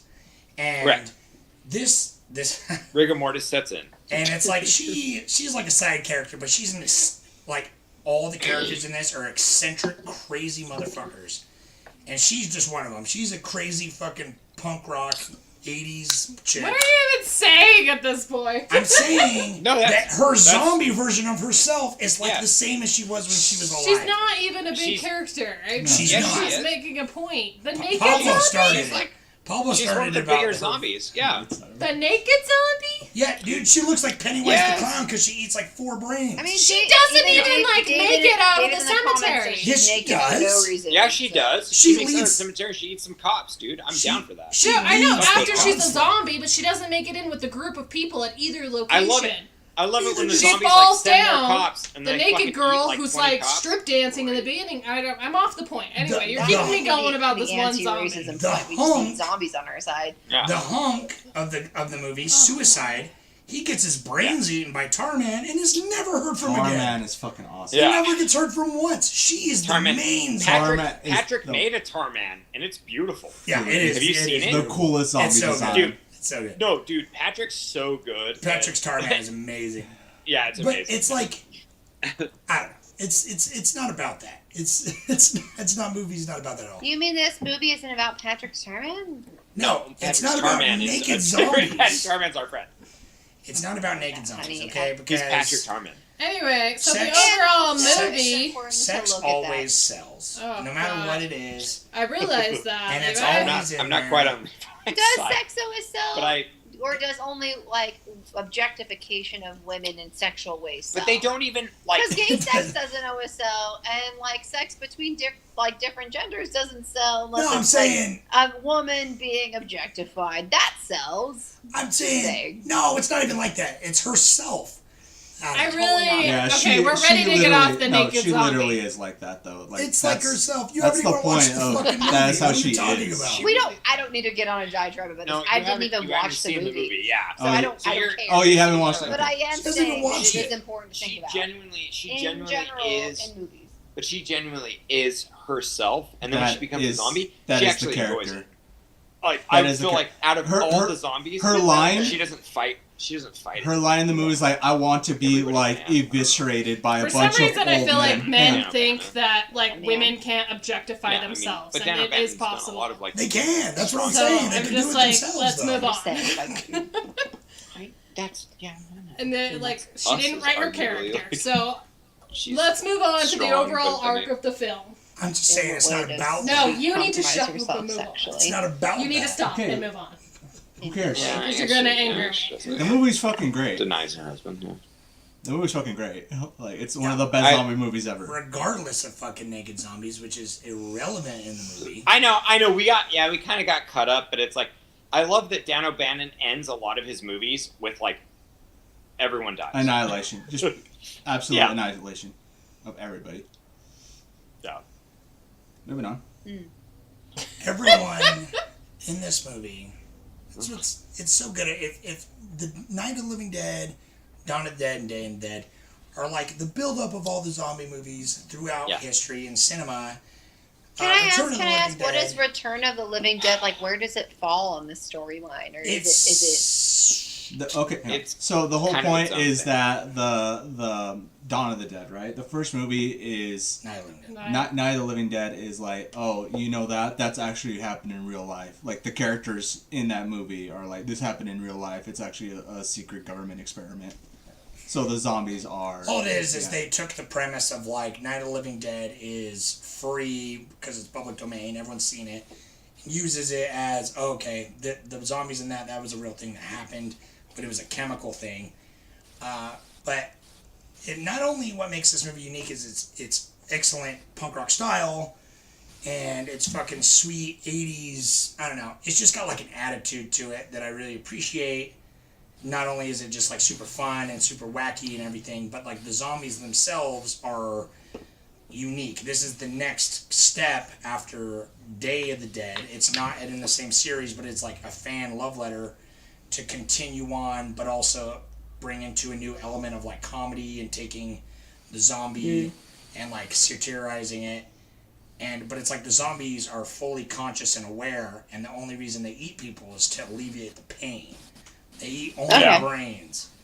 And brains it's so simple. It's a very simple concept that, like, we eat brains so we don't feel our decay. Yeah, and that's what it is. And it's just like because they can talk and stuff, too. You know, it's like... And they're smart. They're smart. They can open... Because if you notice, from Night of the Living Dead, they know how to open doors and how to break windows. They understand what they're doing. And that's how it works from night, day, dawn, or night, dawn, day, to land, to survival, to, you know, whatever, all the other prequels and sequels. And, like, this movie does the same thing. It's like, yeah, these human beings are becoming dead, and it's like rigor mortis sets in, but yet they still strive to survive. But yet they're like, they have to eat brains. That's what I love, too, is because it's like the two people that you think are the main characters, which, you know, there's not really a good main character, but the two guys at the beginning who get infected, they're just like his first day on the job and his boss. Right, yeah. And they, like, get infected with the shit and they slowly die, and they don't even realize they're dead. And the fucking paramedics come and they're like, you don't have a heartbeat, you are room temperature, your body Just is like starting... death becomes her. Yeah, it's like you're... Exactly. Kind of. Yeah, kind of.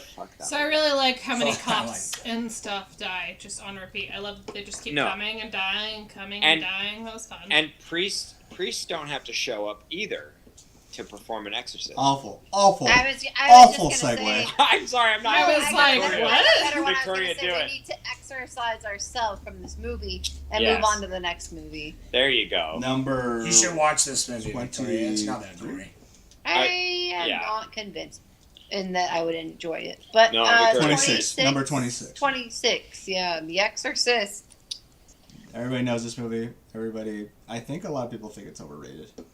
It is. Because it was... I'd like to share a personal story just so everybody can laugh and have a good time. But when I was younger, I watched this movie. When I say younger, I mean I was 16. So my mother told me that, like, we couldn't watch The Exorcist because The Exorcist was the scariest movie she's ever seen, and it invites the devil in.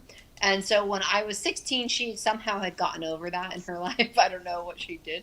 But we watched The Exorcist, and I remember watching almost an hour, and I was like, wow, this is fine. This is all good. And then she turned into a fucking demon, and her face changed, and her voice changed, and I hid behind a couch, and I sobbed, and I refused to move away until my mom paused it so I could go hide in my room.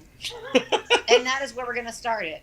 Here. Yes. What are everybody's impressions on The Exorcist? A lot of people have some really strong opinions about The Exorcist as far as, like, the demonology and letting demons in, you know? Like, I feel like that's the one people reference a lot. That, like, oh, don't watch that or you're inviting in the spirits. Like, That's I think stupid. you hear that a lot. I don't agree with it personally. I'm just saying I do think you hear that a lot. You do hear that a lot. Every time I hear somebody talking about The Exorcist that's not like a film person or a horror movie person, they're like, oh, yeah, I wouldn't watch that at my house. Well, it's like a Ouija board. Do you know why? Yeah. Yeah. Do you know why that movie, like Passion of the Christ, was so popular by Mel Gibson? Is because the Bible Belt pays for fucking tickets. They're gonna see goddamn movies, and this was one of those movies where it's like the Bible Belt got tickets for Exorcist. Yes, because it's Exorcist. Exorcist was about. It was marketed as a movie that exploited demons. Like Christ was a power. Yeah, exactly. It's an affirmation of Jesus Christ. Yep. That's surprising. Christ is your power. God will. Dude, are you kidding me, babe? No, I agree. How many times have we said? The power of Christ compels you. The power of Christ compels you. The power of Christ compels. Live with people. God. It's an affirmation, like it is. It's the whole thing is like this dude that's losing his faith, kind of like gets suckered into doing an exorcist just because he's a good guy overall, and it's like his neighbor. It's like he wants to be a neighborly kind of guy. So edgy. And it's like he fucking takes it on, and he finds his faith again, and then he like sacrifices himself just like fucking Jesus to like save this girl and her family for the better good. I get that. I'm just saying it's surprising to have somebody who's like super Christian religious to want to like buy tickets to something that that's so viscerally like. And it's so yeah, graphic. Kind of like to revisit what Mary was saying in the beginning. It's like inviting evil and like there's this idea, right? Like you're like watching somebody's like viscerally like possessed or something in their mindset with Catholicism. Yeah, too. She's stabbing herself in the vag with a fucking cross. I wouldn't saying, imagine Jesus, the Bible fuck Belt you. folks to be buying a bunch of tickets for something like that. No, I get that. Even just though it it's does, not. That's why we're just saying it's surprising. That's all. It is surprising, yeah.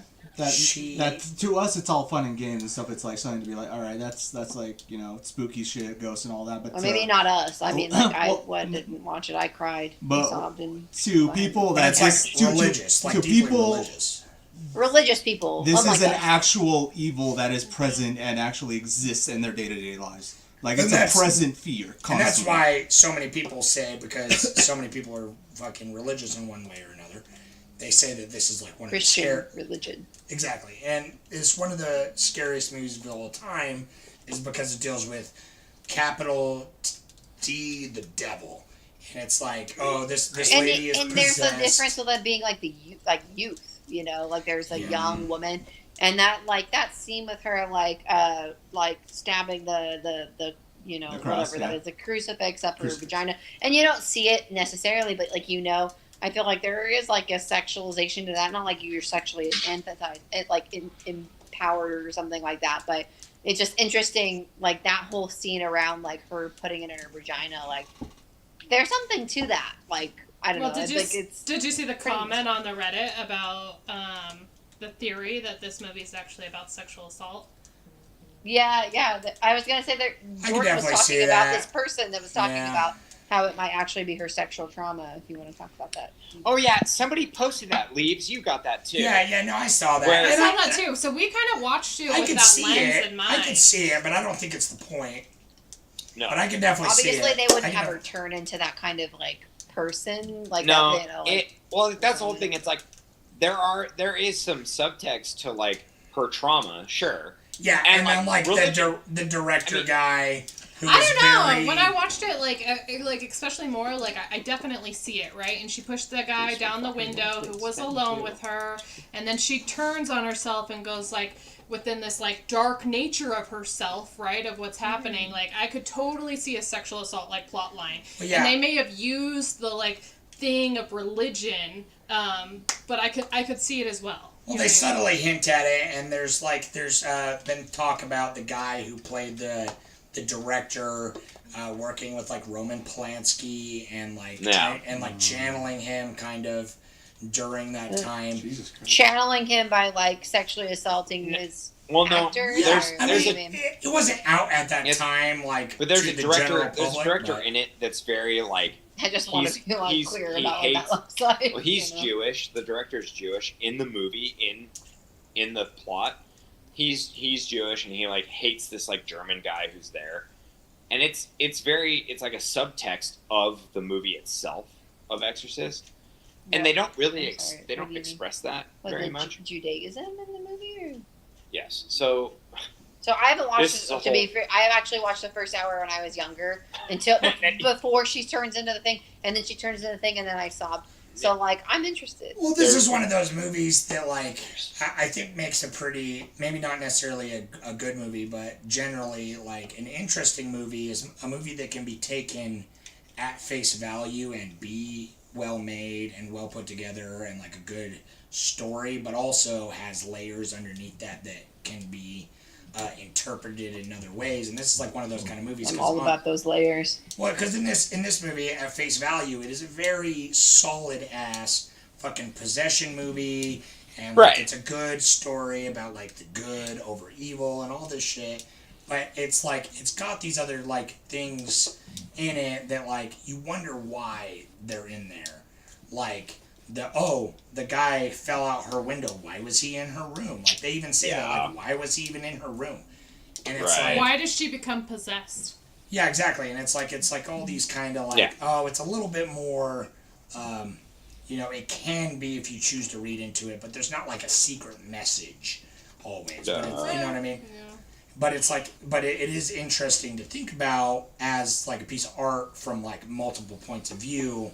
That it's like, oh, okay, were they trying to comment on, like sexual assault within like Hollywood or sexual assault within like religious Christian spectrums.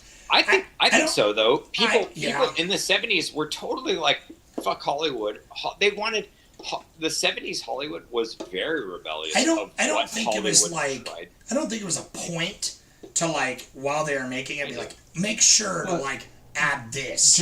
I think it was like it was in there from its inception. Probably just like Dawn of the Dead. From the beginning. That's not on the forefront, but it's an aspect to it. Even if it was more. It was in the writer's mind from go. Even if it was in the forefront. It's kind of like in the subtext, but it's not. I think there's enough the moments that doesn't explain things that leaves you open to try and explain some things, if that makes sense. And I don't know if it makes sense at this point in the night. Does anything make sense anymore? I know, we're on like, what, 26? It was brutal still, brother. I couldn't watch it. I know now I probably really could. It's just like there was that childhood trauma of like, and when I say childhood, I mean teenager time. But like I really just felt like I couldn't watch it. But I did hear her voice, and I was like, I can deal with this now. But I remember when I was younger, I really couldn't deal with her voice. So maybe I'll give it a go. Yeah, it's not too bad, but I have a warped version of bad. And you all, I mean, if you read my comments on Reddit, I told you already. I saw this movie every 10 years. I was like 8 years old, then like 18, 20, and then now. And so it just like, it hits you differently every time. And it definitely has its moments, and it has its like, its intentions, and it's very important. And it's actually, watching it now, it's a lot better than I thought when I was younger. But it still could be deeper, and it'd be interesting to see something like better. I don't know though. I'm not a big fan of the exorcism movies, so. Yeah, it makes me think of the spoof or whatever. The ridiculous. What is the spoof for this movie? I feel like a lot of people spoof this movie. No, Scary Movie. Isn't it a Scary Movie where she like throws up all over the place and they like yeah, do it she directly? throws up and he's like, "This house is clean." And it's like a bunch of flies. Guy. Yeah, he's got all the flies like this. Yeah, that's. I feel like there's been a lot of like recalls to this movie. Well, because it's iconic. The Exorcist. It's like like Poltergeist or The Shining. I was watching an as interview. iconic as Trick or Treating. No, shut up. Well, I'm not. I'm sorry, I just came back. I literally watched an interview with Rob Zombie where he was talking about how fucking people trick or treating thought they would go insane from watching The Exorcist. From trick or treating too much. Do you know how depressing that is? It was like fucking Paranormal Activity. People are like, they were like throwing up on the floor. You gotta think of the climate of movies at the time in '73, Everybody man. said the exact same thing about Paranormal Activity, about Blair Witch Project, which is like, I know. This is 1973. This is the movie that will turn you insane. My parents were not even born I can't imagine yet. going to this movie in that like for me, obviously I haven't even watched it as a fucking full grown adult. But I do believe I could do it now. Actually, really, this month has actually strengthened me in a way of like I can handle some of the horror movies more than I used to think. I think I could probably watch The Exorcist at this point, but I can't imagine watching The Exorcist back in the 70s when it was released in theaters the way that it was. Like, that melted people's brains. Like, Night of the Living Dead had just come out like 5 years previous, and that was intense. But this movie is like way more graphic. She's like lick my pussy. You yourself with the fucking crucifix. And then immediately shoves her mother's head into her crotch and says, "Lick it, lick my pussy." That's pretty funny, yeah. You remember when you said that you thought the mom wouldn't think that she was a demon or something? And I was like, it's intense. I don't know because of that guy that was like, maybe it's just like sexual trauma. But I guess that could be. I just gotta say real quick, William Friedkin is a fucking pioneer. He made this fucking French Connection, but Bug. Mary's favorite movie, Bug. The mother bug. The mother bug. No. The mother bug. Killer Joe, which is amazing. Killer Joe's one of my favorite movies. Killer Joe's fucking dope. Anyway. Okay, so trick or treat. Do you know what else is dope? When I get tricks or treats. Trick or treating. Trigger. Did I do it, Beep? Number 27. But let's be Did I do honest, it? it really wasn't that dope. Did she do it good? Is this the only Snark. anthology horror film? Yeah, The I mean, only like technically. real Yes. anthology. Yes, Yeah. yes, indeed. And this is like an anthology that takes place in like one night, and like from different it perspectives. is a true anthology. I only gave it like what, 2 stars? Really? You said 2 stars. I probably would Yeah. have given it like 1.5. I 1.5. didn't like it. I'm not a big fan of it. It's great. I thought it was boring. It's But what do great. you? Why do you think? Tell us why what it's do you great, think Pablo. Yeah, what do you like, Pablo, Pops? what do you like about it? Yeah. Do you like this dog? Stop. Everyone likes stuff. If I say Yeah. the werewolf ladies, will I get judged more? I'm kidding. I'm kidding. That's not my Oh, favorite okay, part. Pablo. Okay. yes, Pablo. you will. Just Get like your jergens and your napkins this out of is- the way. this is and talk about the movie. For this is what real. happens when you people put me on the God spotlight. forbid. Yeah. Don't put anything erotic in your horror movie. But on the You real funny boy. Pablo, as somebody who seems to be the only person that maybe put themselves on the line for trick or treat, what do you like about it? Yeah, what do you like? Is it really just the virgins? No, I think But just, they're not virgins. I know you don't. overall it's really it's Versions of the flesh. It's been a while. I really like. I remember I didn't watch this movie. That was not my first exposure to it. The movie. It was actually the comic book version of it, which Okay. I it can was see that being actually a better. bit more graphic. I like. Yeah, I can see that being better. The little kid. I forgot his name. Is his name literally Baby. Jack or something? Oh, Sam. Because he's the embodiment of Sam is great. Sam Hain. I like the overarching story. Everything being connected from like the dad and the son to like it's just good. It's just a fun movie. It is a good It's just a anthology. fun It is movie. fun. It's totally fun. It's just I understand. easy. It is It's easy. really easy. Like you can just put this on the background of a Halloween party and everybody would be good with it. So I said, Yeah. why Mary, didn't we Mary, carve you it? said something about like carving jack-o'-lanterns to the. I was like, yeah, that's totally what this movie feels. We were. We That's what we carved, did. we carved jack-o'-lanterns while watching this. I love it. So it felt appropriate. Well, you're right, Pablo. That it's like I think it's what makes it such a good anthology. It's not one thing, then another thing, then another thing, and then kind of tied together. It's like it's all these different stories taking place on Halloween night, but they all share like not only just a theme, but they all share like a character or something. Which like The Signal, which does a little bit more. Where That it's is like one just an story. overarching story, Yeah. whereas this one's like interconnecting characters. But yeah, in this pieces. one, it's like, okay, the dude, Brian Cox at the end, he's the bus driver of the fucking thing, and they're the kids that were earlier, and the dad is the serial killer that gets killed by the werewolves. Like, Sam being in every story. Or it's a web. I just You wanted know? to read the last one, but I don't understand it. It's all It's the just stories. I think it's just a nice, like tight, fun movie. Yeah, all It's the got stories. everything. All the stories are fun, but I thought This- about it like kind of like it's like if I were a teenager who could handle scary stories because I'm an adult woman who can barely handle scary stories. That like as a normal teenager, this would be a fun movie to watch as a like teenager. No, It's I think this is fun, definitely it's silly. intermediate horror. yeah. Yeah. That's good.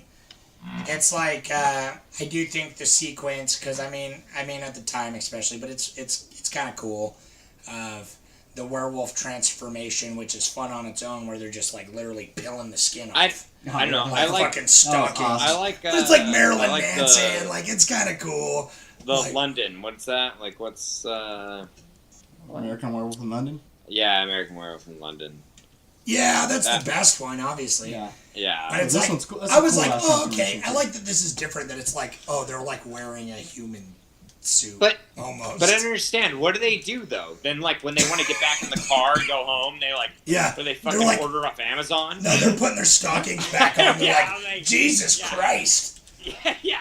There's like fuck this. It's really hard being a woman. They put mascara on. I actually like when you start to like delve deeper into that. I also like how it's every single point of like life as well. Like you see from like the kid's point of view, then the teenagers, as an adult with a kid, as an old person being over all that shit and just Oh, wanting to that's- like. I live did like alone. That's a that good too. point. Yeah, that's a good concept. Yeah.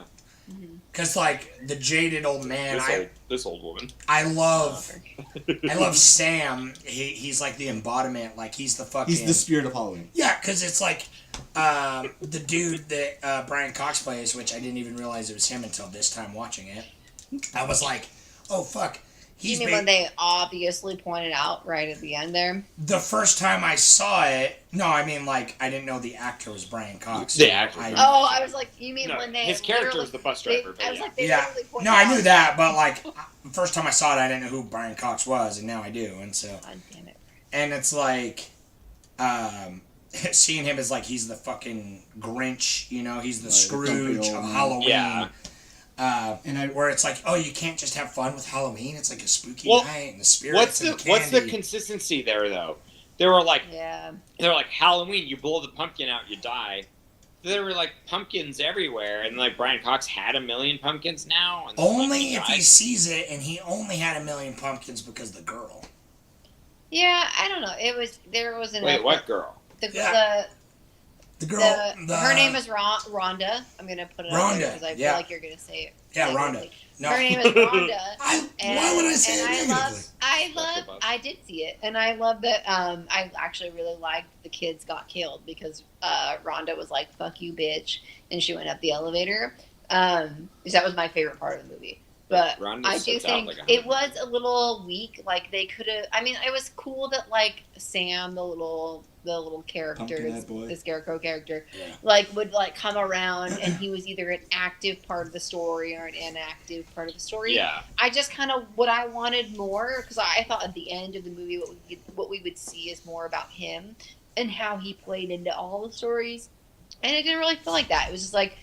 He's this character, and then there's the whole thing with the old man. But I think that's what tied it together. Then that was supposed to be the tying together, but it just wasn't what I wanted. I guess he's just the embodiment of Halloween. He's the spirit of Halloween. And I don't think he needed to be any more than that. Well, and that's fair. That's fair. It just wasn't what I wanted. I'm just gonna. No, that's fine. That's understandable. It's like because the whole time you kind of think like, oh, who is this character? And then at the end, you realize, oh, he's not really a character. He's more of an idea. You know what I've always wanted? And that's fair. A cabin in the woods. Oh, my God. This is probably one of my least favorite movies in this whole. Really? Oh, rude. What is with everybody's, takes on classic horror movies? 28, I thought it was really boring. You thought that was boring? Wait, how'd you transition? She says she wants a cabin. Lots of movies I thought were boring on this list. That one made me feel bored. This movie, I feel like I like the drugged guy, the guy that was he's supposed to be the conspiracy theorist, and he's the best by far, Marty. Yeah. Marty's my favorite character. I remember the first time I watched that, and it was the what do you call it, bong? The fucking coffee cup bong. Yeah, the first time I watched that. My favorite part is when the black guy takes off his shirt. Yeah, this is the best. I'm on the spot. I'm on the spot. Hey, we don't sexualize them. What? Okay, them? Black guys. Okay, that doesn't make it them. Oh my god. Okay. The creatures in this movie were also very cool. I think that's why I must appreciate really cool monster violence. I think. I'd like to point out that David, our beloved David, has actually just tapped out for the night. Oh. He said he had to work in the morning. Fuck David. I gotta work in the morning too, and I'm drunk. No, I would like to defend David. No! It is almost 9. No! Oh my god. 4 hours. It's almost 10 over here. It's 10 here, and I gotta go to fucking work in the morning. And I don't even work tomorrow. We're so close. David, know that I am rooting for you that you have literally watched 4 hours of this and you shouldn't have. I'm sorry. David's at work right now. You'll never get those David! 4 hours back. Yeah. God damn it, David. Part of this. You'll never get those 4 hours back. David! We love him, but he's in that, he's gonna get shit. It will feel like as if you were in a cabin in the woods when nothing happens. A cabin where a lot of things happen.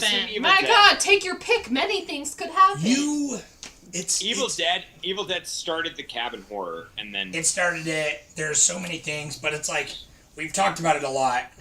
Scream, fucking Behind the Mask, this whole deconstruction of the horror genre, this subversion, this satire on it. Cabin in the Woods is the penultimate, the one that kind of breaks it all down. I didn't think it was that smart, but I will say I was doing my you did notes. Shut up! I had to do my notes. I had to do my therapist notes the whole time that I was watching this movie, and I'm not a horror movie buff, so I was trying to pay attention, and I was paying attention. I got the general plot of it and all, and I get it that I missed a lot of the the allusions to major movies or things like that. And I'm sure that was smart, but overall, like the story was just kind of boring, like And I get it because it was like that's the whole point. That's the point. We're just going through all these kinds of. Yeah, I get that, and it wasn't urgent enough for me to give a fuck. So. Yeah. Well, it's also meta that it's just like we sit here, and I feel like that's kind of why I put this near the end of the month, is because it's like we are the angry gods. Pablo looks at you like, aha! So we are the angry gods. You put movies in different spots. I do. Because he asked that from the beginning. Some of them. I was listening to you, Pablo. I heard that question. And I said yes. I answered your question. And it's like, I put this there, it's like, we're the angry gods. We're sitting here in judgment of all these movies we're watching. And yeah, they're fiction. They're fiction. But this is like, well, what if they weren't fiction? Or what if they were orchestrated in such a way? What if there was a reason for all the cliches? And that's pretty cool. Yeah, but it's... No, I gotta live in a world where they're fiction, bud. So. But it not only just strips it down, but it's just like, okay, here you are, like, getting such enjoyment of, like he says, like, we're not the only ones watching here. She's got to show her titties. She's got to get her fucking head cut off. And it's like showing, like, what the audience is, plus what the genre is, which is, like, all the movies before this have, like, broken down the genre, but this one breaks down the fucking audience. Honey, when you say smarter, I feel like you kind of, if we watched this movie together without you being distracted, maybe you would find it. It's like that's fair. I will 100% say that I am unexclusively like maybe I have missed some things, but for me, I didn't catch the smartness of it. And maybe it's because I'm not as smart. I will argue for the rest of my life. I was like, this is the end all be all. Mary, you've watched a lot of horror movies. Did you feel like this movie was intelligent? Yes. Okay, that makes me feel better. Yes, I thought it was unique and smart and interesting, but overall, I wasn't really trying to overthink it because again, just wanted to have fun with it, and I think it does try to have fun with it. I think the people that made this movie just had fun with it for the most part. They're just like, fuck it, let's just take all these monsters. It's Josh Whedon. Yeah, it's Josh Whedon. Buffy the Vampire Slayer. It's smart and it's fun, and it's like, here's what it is to like horror like buff, because horror buffs are a specific brand. Like I'll meet people like horror buffs suck, dude. I'm a film buff, not just a horror buff, but I meet people who are only into horror movies. I know. And I'm into horror movies the most. Probably out of all the genres, but I agree. But it's because it's so versatile. But anyway, that's neither here nor there. But like, it's just.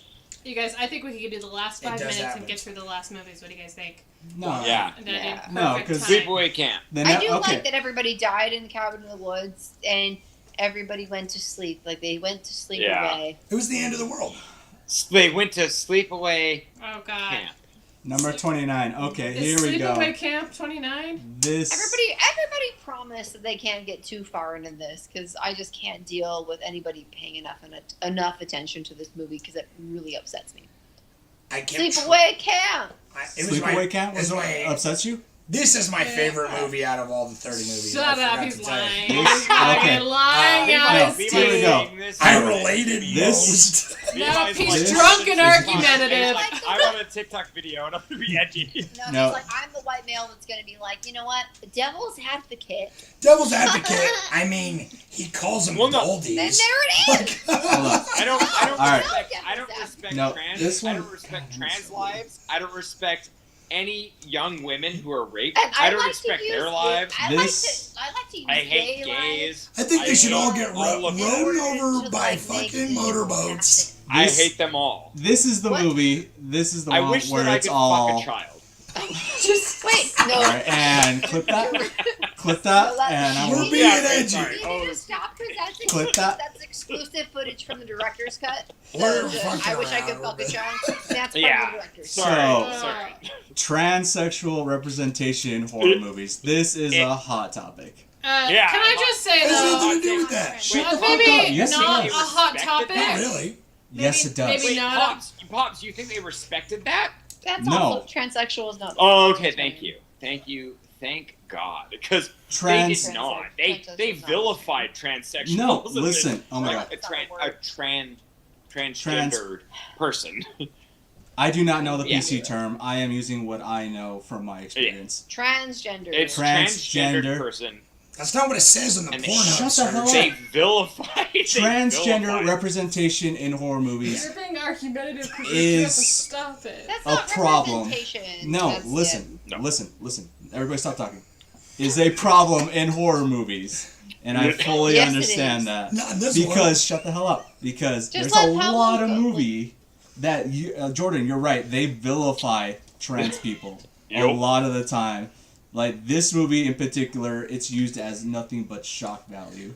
That's true. Yeah. But this movie's not But about also, that. like, why? Yeah, for no It's reason. 100% about that. That's what the twist is about. climax. That's the, That's what they wanted the twist to be for no goddamn. Like, it didn't Yeah. make sense at all that that was the twist. No, you're like, right. Well, why? it's because the twist is okay. I imagine this whole movie is a bunch of fucking shitty shithead 14-year-olds in the 80s just being pieces of shit at their summer camp, and then being like, and then at the end she was a dude the whole time, and everyone's Okay, like, but it wasn't a bunch of 14-year-olds that made this movie. It was a real person. I who feel was like an it adult. was. So I'm just saying that, like, what you're saying is, again, we're kind of running up against that, like, They're stuck in let's the- use teenage Yeah. boys This is to, the like, perfect run out example all of our that. fucking terrible sexual Oh, yeah. escapades and yeah, but it wasn't oppression. doing it secretly. It was No, straight this up is- being, this is pervy, in your face pervy. It This wasn't is like the trying. worst But, like, example did they of that. know like- it was pervy? I don't They did. know. They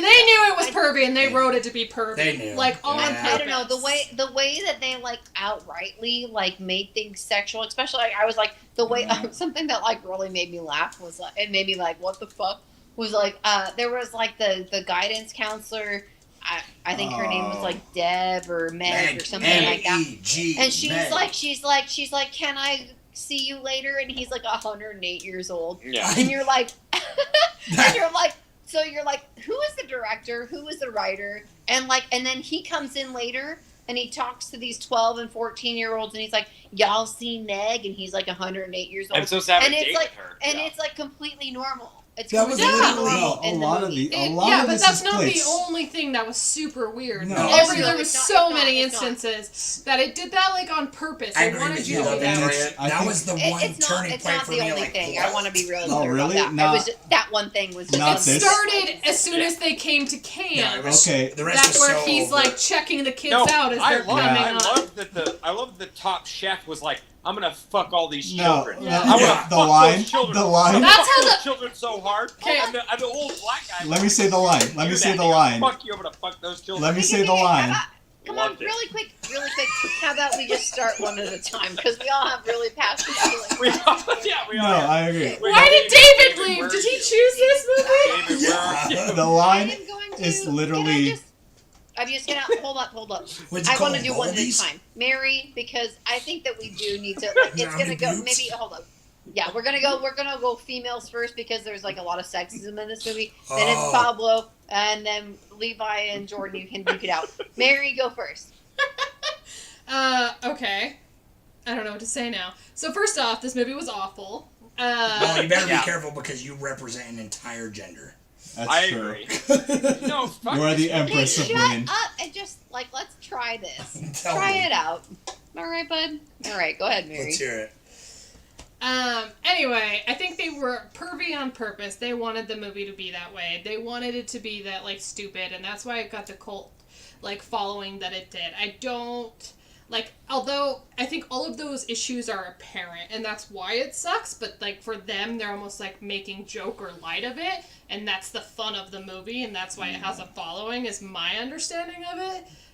And I don't like it for that reason, because I don't think that, like, all of that should be a joke or whatever. But besides that, the movie was awful. The acting was horrible. And that mother will fucking haunt me. She was the most annoying character ever. And I, like, literally can't stand her.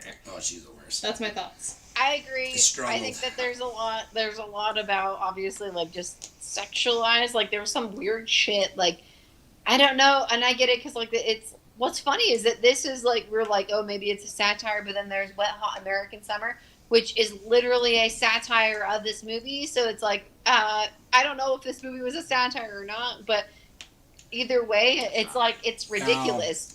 Like this is one of those movies. It doesn't seem like it's a satire, and so the way that it goes about talking about sexuality in these young kids is just, it's over sexualized. It's disgusting. I mean, like the fact that like there's like the white guy that's like the cook or whatever. And he's like, I'm gonna fuck one of these kids, just like straight up. And then the supervisor of that guy or whatever, he's like, you kid, you know. I will gladly fuck every child. He says, it's not even. That's literally what he says. It's not. Shut up! I'm just saying. It's not even that. Like that. There's this like pervy guy that's going to like do whatever he's gonna do. Rapist guy, not pervy, rapist. Yeah. It's that everyone around him hears that he says that. Yeah. And what do they respond with? I don't know what he responds with, but it's like, they're too young. Yeah. They're too young, and we're too old. So like, it's like crazy, and that's like opening scene. And then when you move further into this movie, and then you see more of that, and you're like, and they present it like it's perfectly normal. I don't think it's satire, especially with the 17-year-old. Like, I don't know. I think she's like a little bit older than the others. What's her name? Meg, and she like gets with, or she's supposed to be getting with this like whatever the fuck. He's like 80 years old. Like this guy that's like like that has the cabins and whatever. And so you're just seeing this like overarching thing of like where like there's like an over sexualization of kids, you know, like it's just like jarring and disgusting in a lot of ways, and I don't think that there's any merit to it. And then of course then you end with like I would have loved for, and I know that it's like too on the nose because that's literally what they're doing the entire time. But, like, I would have loved to just see Angela fucking rip into some ass. Like, fuck it, you know what I mean? Like, but they, I would have loved that, too. No, you wouldn't. That's what they do. It's like Angela. Yeah. But the thing that they decide to transform it into is that she actually has been a boy this whole time. And that her anger comes from that. And that she's like, you know. It's a weird, Yeah, it's frustrating. I'm like, what do you mean? Angela literally just had her head hit. And her dad died, and her dad was gay with another person in a time when that's not okay. And that person left, and the weird aunt was like, "You're going to be a girl." Yeah, like there's a whole reason why you would do that, and it just made it into like, oh, if you're transgender, you're a monster. That just like, what? Hello, what? Like, I don't know. The whole thing was just what the fuck is this stupid fucking movie? For that, I don't fully agree. Yes, I do agree that transgender people are grossly misrepresented in vilified in I mean, she is a villain. Yes, but I think it's also, it's like, hey, when you are turned or forced into becoming something you're not, that will fuck you up. And that I do agree with. I don't think it was that smart. Well, they didn't take that lightly. No, they weren't delicate around the fact that like, there might be some trauma to the fact that it's definitely not. Right. Yeah. Like, it's a shame because it could be an interesting it could be an interesting premise for like a character. Yes. But it doesn't. But I still agree that they are using. It totally throws it away for shock value. But it could be an interesting. It could be an interesting character, you know, development. No, they decided to make it a motivation. Yeah. Like, that's disgusting. Yeah. But I will say, the best line in this movie, and it's the greatest comeback of all time, is Billy and Ricky talking to each other in the baseball game and going, eat shit and die, Ricky. No, eat shit and live. Eat shit and live. Yeah. Greatest fucking line of all time. That is, that's good. No, and I love the fact that when the girl, like the sister, gets hit by a water balloon, and then he goes, "You could have taken her eye out." And I'm like, it's a water balloon. I mean, I've never heard of anybody getting fatally wounded by a water balloon. Like when he's like, it's because he thinks she's like a fragile you fucking little girl pieces of shit. something, You fucking pricks, get down here. And I'm like, dude, it's a water balloon. To connect to Mary's comment though, the mother is like, why is she like that? The mother is amazing though. In the movie, No. I love her. Jordan, you're wrong. No. I loved her. No, I you're loved wrong. Love her. You're wrong. I just was like, she doesn't belong in this movie. No. She doesn't belong in this movie at all. She's like I written like so much her better as than like, any What of are the you others. talking about? She's horrifying. She's She the- belongs in fucking this movie. great. She's the least she's believable great in like a character. terrifying way, but They need a paper they bag. They didn't use her. They didn't use No, her. she's such a cool mom. She's like, yeah, she reminds me of my mom, dude. She's like, hey, I Cindy, don't you're think watching. She this made a show. child. No, she doesn't. Totally like. Go with the I other don't know, gender. No, that's irrelevant. She reminds you of no human being that actually exists in real life. Yes. She I don't talks think like she's a- I she don't talks think like a she's cool fucking mom. machine. She is not a person. Yeah. I think I love I how she think talks. she's an interesting. And woman to put- and I gotta say, you guys keep talking about transgendered, and we have no like point that this person decided their gender. They're No. not. Yeah. But they're that's not. the- So I think we should That's stop the- calling it transgender because it wasn't even a choice at that Okay, point. well then they. So they I'm gonna are- back up they even are further. vilifying him in effect. that's Her- not No. Her. That's her not.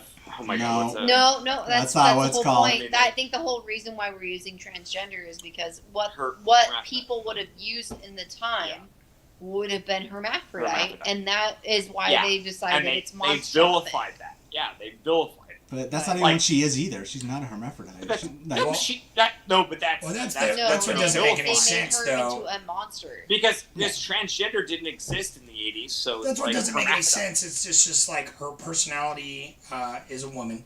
We don't know that. Like it was From forced what- upon. From what But I'm that's told, what- It in was the movie. forced. It's not. They didn't I mean, choose that's any true. That's gender. actually really true. But that's why That's I don't really think true. it's as big as a problem as just going like They- vilifying. I'm just saying. I think we're transgender or talking whatever. necessarily about like transgender, and I don't. I guess for That- me, I was We're- Mary, I think you're really right, and I think for me, I was thinking about what would be the best way to discuss this because it's like we don't know the actual characters like their actual feeling around who they are, and then on Yeah, top of sure. that, it's like they made them having a penis be a monstrosity. A monstrosity, yeah. Who gives a fuck who they are? They're a murderer. Like they're No, a but- goddamn no, murderer. they're I don't only a care murderer if they have a because they're dead a No, body but they they're feel like using inside. that as a motivation The for film- it. that as the a man- filmmakers are. They thought it was an filmmakers innocent doe-eyed woman, and then yet it was a giant man who screams. But No, That's- that's the very filmmakers. pointed. That's why. Yeah, that's the filmmakers. That's for why sure. I like this movie so Yes. much. It's because You yes, like this movie? listen, yes, I do Yes, actually. You like this because no, because it's goofy. I understand. It's what dumb. we're saying, It's but- problematic. It has a lot of problems with it, but I'm glad it No, it's- exists because there's a lot to talk about with same. this movie. It really, It gives there you- really yeah, is. But I I'm can. glad Pablo, it exists. Pablo, I think Pablo, I'm I think sorry it's that dumb I, shit. you and me, we both agree, but this is a movie that dies with the director because the director This himself, movie dies. Period. he says, "I want to make this movie a positive role model," and No, that's it. I don't. That's think it. That's all I read. Where did you get that? No, What? did he fucking really? No way. I was reading. Yeah, I was In reading. the- a This is thing. a positive role model. This In is- the there's sequels- two. Yeah, there's two movies. There's only one In the sequel by the sequels, director. She There's only does. one. I gotta see this sequel. There's only though. one. There's only one sequel she- by I the don't. actual She's director, and then there's 4 movies total. I have to see the one from the she same director, 'cause transitions. I'm really She- curious. what No, the she fuck is happening. transitions She to a woman, transitions and to they a woman never talk about and it. becomes empowered. Yes, she's They strong. never talk about it. She's like, I'm See, a that's- girl. That's the I'm thing. a woman, Did and he that's do it. that on his own? Yes, right? he did. Yes. Or did he do It's- that with like eBay? Oh my God, there's so much. yeah, Maybe it's there's so fucking much wrong. stuff that goes into it. Which so is- we, which- It's we so don't wrong. know. It's honestly a shame because like Angela as a character. I could like be Angela. She was de- my favorite character. I know. Yeah. Well, she's a murdering serial killer, and it's like she could be developed as a really interesting 3-dimensional character. Yeah. I mean, it was interesting But- enough that like people were like, "Oh, was picking on her." The Like, filmmakers I don't chose know, to make like- it She like had this like weird... the doe eyes, and she was very innocent, and then the fact she was And a I murderer was is like kinda cool, really fucking happy that in the Yeah. end she killed that little bitch that was like trying to get her to do stuff. Like I don't know, like I was like, fuck yeah, rip his head off. Like when he was like, oh well, don't like just forgive me because I kissed this Oh, I girl. know, yeah. But the fuck whole that time I dude. want to touch your tits and I want to do these No. things. and it's fine. Like I was like, Dude, damn, watch fuck yeah. Wet Hawk American Summer. Oh Wet my Hawk. god. Wet Hawk Hot. American Summer. Great. I'll Wet- watch it. Is it about wet- eagles? Wet. I don't Hot think we need to watch it. American Summer It's got Paul Rudd in it.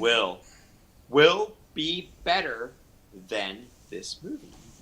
I can is. And guarantee it will shine down on you as if a shining And But I think can I say this real comes quick? to you. Everybody loves this movie. Sure, great. Nobody whatever, loves this but- movie. Nobody. It's Pablo actually loves this I- movie. it's I actually actually- highly regarded. I really No like one- it. This But movie- movies no one like watched this, The Shining Being highly because regarded it's isn't the the same 30th. as cult I watched today. it. We I will watched it today. still watch But- movies like this, like Psycho, like Cult classics are Well, not the same as like no, liking but oh something. god, what's the other? Silence of the Lambs with Wild Bill. Like these movies are important for the history of like Sure. how far I mean, they've They're come. Silence of the Lambs is a good movie, and they're it's bad in some important. ways. for sure. I'm talking This about the movie- representation this movie of what sucks. it tries to do. Science Lambs is an amazing movie, and there's hardly The representation of transgender That's a different this- or idea. whatever Okay, you want to Pablo, say. Pablo, I agree. I understand what you want to say because it's like this movie really wants to be part of like the It ethos puts the of, conversation in the of limelight. progression. But this movie is so offensive It to is. anybody, It is.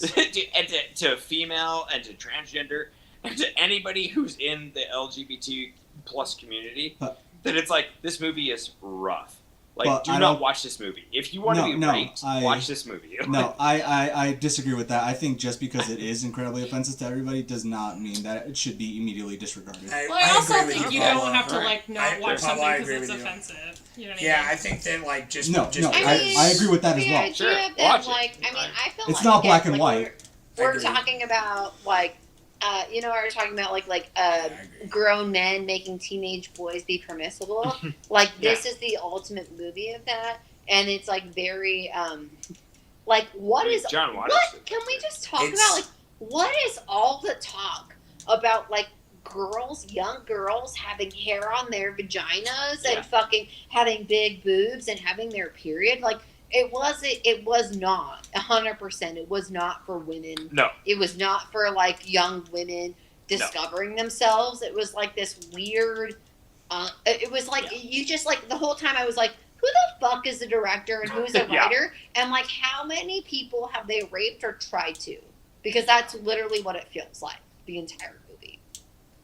I don't think that's an okay way to think about it. I don't. Just because it's I art. agree. I agree with that What do you too. Just mean? because Wait, it like what do you offends mean, a though? certain It's like genre of it. the like They're first, like 12. Like the most of first- them are young. like, yeah, literally- but the literally people who you have the those opening opinions. character, the first villain Also, in we this haven't even movie been is like, talking I about can't wait to it. fuck all these children. Yeah, That's he's the first, villain. That's the first villain. 10 minutes. He wants to Okay, fuck hang the on. children. Was the person who wrote this movie a rapist? What do we know about the person No, who wrote this yeah. movie? I mean, Like, yeah, is it's Friday the like, 13th, only do you rapist we assume know that- is like is Roman Polanski. Pulaski, right? He- So yeah. we have no proof that He's the the person genuine- who wrote and- this wait, didn't no. purposely make a Polanski point and- about outright how people like the pervy, like what A the world character is. We in a don't know that it was movie him just because he doesn't- makes a comment. Exactly. A character in a movie does not express the opinion of the filmmakers of the movie. I'm Just saying because that a character. the whole movie was very sexualized. Woody Allen I- and It Roman It Polanski are is. the only rapists It in is. this It is. film. But just because That we know one about. guy There's probably way Only in more. the movie Only who two, is ever. a fucking You mean there's only two disgusting people that over pedophile. sexualize children Yeah. and decide that they He gets actually fucking are? boiling water poured on his head in like the second scene, and it's like Yeah. that's not.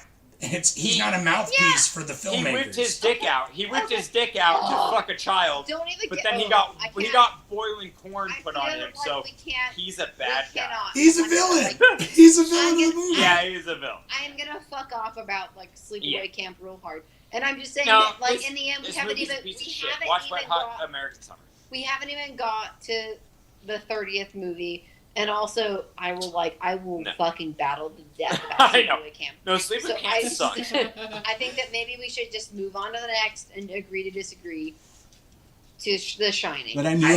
knew I like agree. we I were going agree. to talk about this movie a lot. It's Okay. not a No, good honey. movie. It's not Shining. It's Let's not move a- on to It's the not Shining. a good movie. Shining Camp. Levi, is a I will good fight this to the movie. death about the sexism and the I agree with inappropriateness of you. it. Sleepaway agree Camp with is you. I don't fucking think so. shitty. It's it terrible. Sucks. It sucks dick. Nobody's disagreeing with that. Good shot in I it. agree. It is 9. There's no good shot. There's no good 9:17. Can we There's get nothing. to The Shining? Nothing is good about Sleepaway Camp. I'm sorry. We can get to I The love Shining. you, We just but have to this movie start fucking talking sucks. about The Shining. You can't. It's not a good movie. You can't just like. Honey, stop.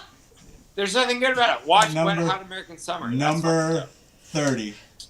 The up. Shining. The Shining. What do we have to That's say good. about The Shining? The It's a Shining's classic. good. It's amazing. The Shining's I have good. a Podcast question over. for everybody. Has Hey, anybody- David. I mean, seriously, Levi's really upset. I understand that.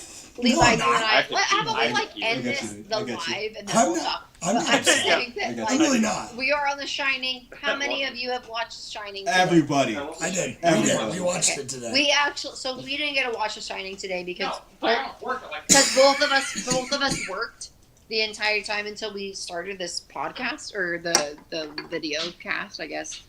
So I've seen it like a long time ago. Jordan's seen it a couple times. So maybe you guys should start because you guys have just seen it.